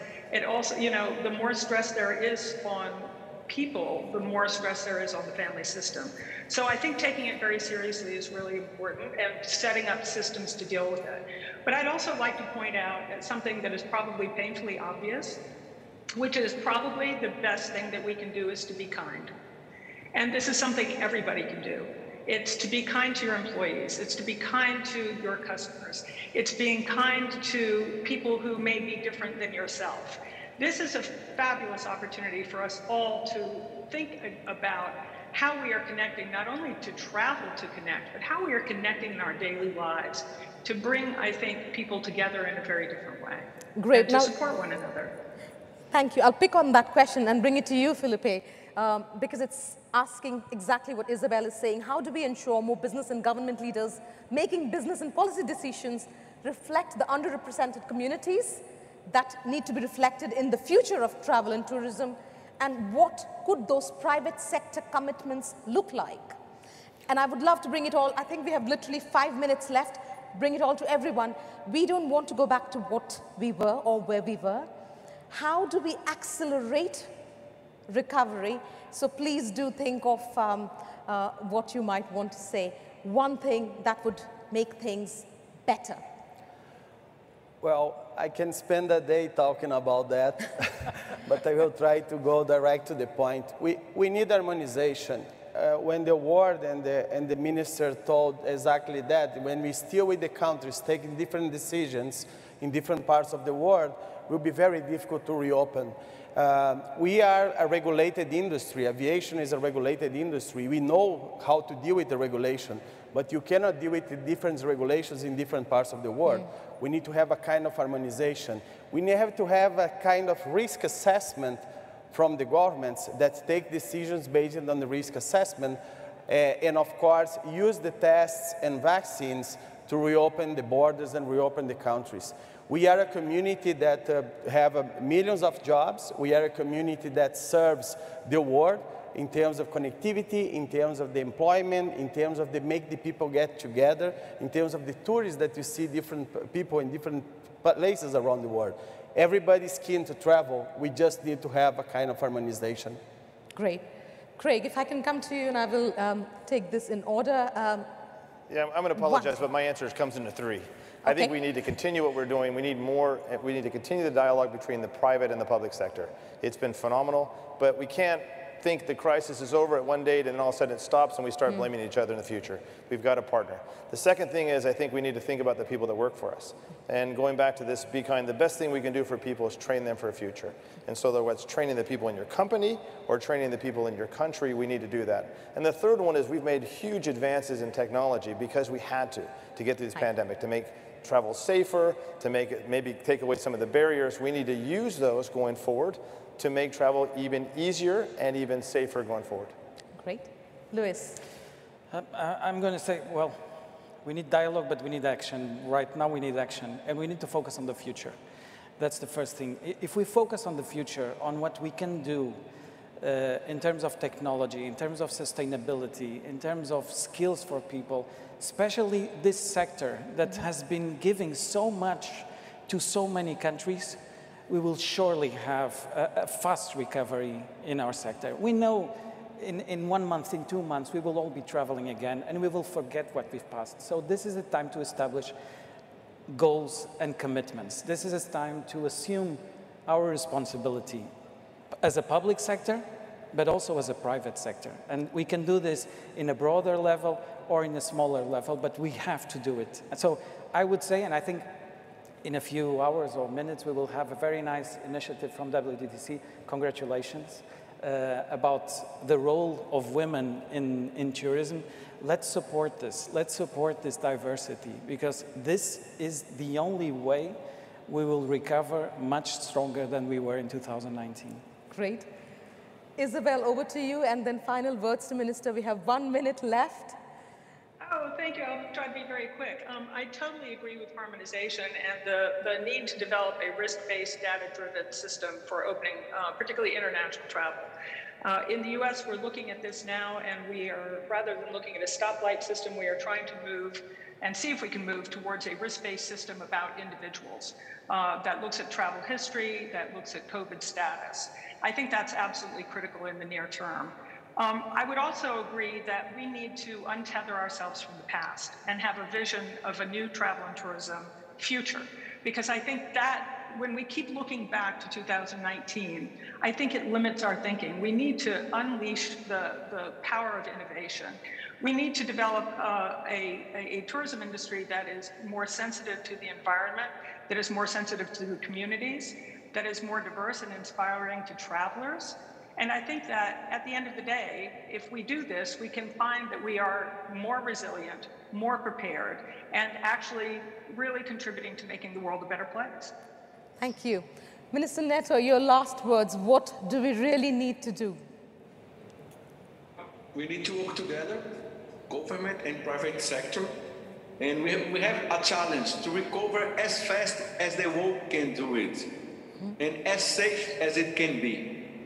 And so that's the only thing that we have to work and we get through it is if all the world works together. Brazil cannot work alone, Portugal cannot work alone. We all have to work together and make the new facilities to all the people travel around the world again. So that's one of the most important things that we have to build together. Thank you very, very much. We're out of time, but not before I thank you all, ladies and gentlemen. Thank you not just for being here, thank you for being the voice of the 272 million people who still work in this sector. Thank you for testifying on behalf of those ordinary, extraordinary men and women because they expect all of us to rise to the challenge and we should do nothing less. This is not a battle we can afford to lose. Thank you all very, very much. Thank you. Thank you. Thank you. And thank you to Aradhana for a really stimulating panel, to all the panelists. Thank you very, very much. You know, we've been hearing today from industry leaders who are envisioning what the future looks like, leaning into even new ways of doing business that will not only recover the jobs that we've lost, but also create new jobs and learn from this pandemic. As we look at that kind of resilient leadership, who better to give us ideas, strategies, than a transformative global political leader? And our final session of the day will be a one-on-one interview with WTTC's Gloria Guevara and the former president of Colombia and the 2016 Nobel Peace Prize winner, Juan Manuel Santos. You're going to hear about President Santos's resolute effort. The developed countries and the environment, because those two elements were lacking in the Millennium Goals. I told them, you know that I only received proposals that were maximum 3 pages long, and they took out a memorandum of 3 pages and gave it to me. I read that. And I said to my Minister of Foreign Affairs, another remarkable lady, this is a very important initiative. Why don't you try to see if you can rally enough support? And I will present that in the summit in Brazil, the Rio +20 summit. And in the year 2012, I did that. The idea started to get a lot of support from the UK, from President Obama, from the Chinese that were chairing that meeting, and it finally became the world agenda in the year 2015 by unanimous vote in the United Nations. So that's how the SDGs came about, and they are now a guideline for every country. They are flexible, 17 goals that you can prioritize according to each country's needs. And that's a good part of this SDGs, is that every country can prioritize the SDGs that they want. And I think with this industry, the tourism industry, if you embrace the SDGs, you will be much better off because you can have a tremendous influence. For example, the gender that we have been discussing, this is the SDG number 5. Well, as has been said, the majority of the people employed in this industry are women. 54%. So by promoting tourism, by promoting this industry, you are also helping to fulfill the SDG number 5. Or another, number 1 is fighting poverty. The effect of tourism in fighting poverty has been underestimated in the world. Many people don't know the effect. There is a study in the Inter-American Development Bank that proves that 1% of extra foreign exchange income in a country has 0.5% effect in the creation of employment. That's a tremendous leverage. And today, what we need is more employment, and therefore, by supporting the tourism industry, you're also helping the SDG number 1. Excellent, excellent. Thank you, by the way, because that has been amazing, and the entire world is referring now, and that is the global agenda. In other words, that's what's uniting all the countries, the SDGs. Thank you for that story. Mr. Santos, what are the challenges, perhaps the most difficult challenge last year was at the beginning, especially the international collaboration. You had this vision with other leaders within the region to create what is called Alianza del Pacífico, right? It was very successful. Can you share why do you think that it was important and how effective that was? I do remember, and I benefited from that, but can you share with the audience what was that about? Well, Latin America has been trying to integrate since our independence, and almost every effort has really failed. The Andean Pact, the Mercosur, they don't work very well. And I was in Davos, in a meeting in Davos, and a friend of mine from the UK said, there are 4 countries that have a lot in common in Latin America, which are the countries that have a coast in the Pacific: Mexico, Colombia, Peru, and Chile. That would be ideal to integrate because the importance of the Asia-Pacific region was very evident. And so I took that idea and I shared it with the then president of Peru. And he was much more effective than I was. He said, what a great idea. And he immediately wrote a letter to President Calderón, to President Piñera in Chile, saying, this is a great idea. And that's how the Pacific Alliance was created. But why did it become the most successful integration process in Latin American history? Because we decided that it would be led by the private sector. We would have a business council that would tell the presidents what is it that we need to do in order to make integration possible and more effective, without any bureaucratic international council. It was simply a very pragmatic approach. Because of the positive effects.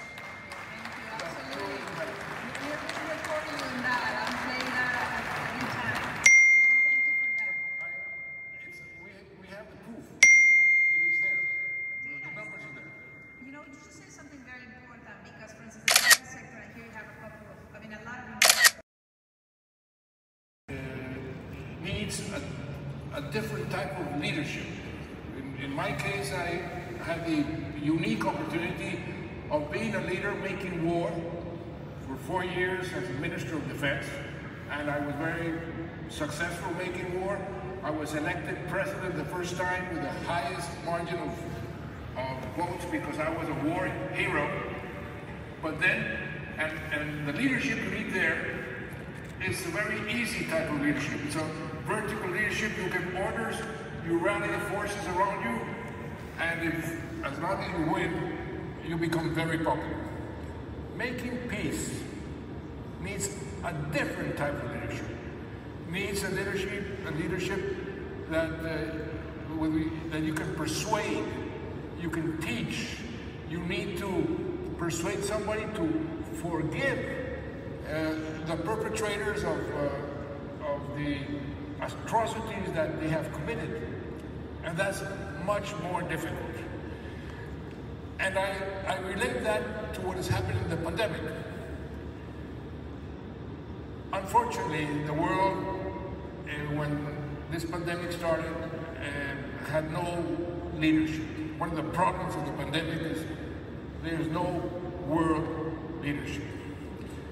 And that's a problem for the world and for many countries. But you're starting to see a new type of leadership emerging from the pandemic. The old authoritarian type of leadership, they haven't done very well in the pandemic. But the new type of leadership, and I will give you examples, New Zealand, and Norway, Taiwan, Finland, that type of leadership that is built on trust, on recuperating the trust of the people. That, by the way, all of the leaders are women.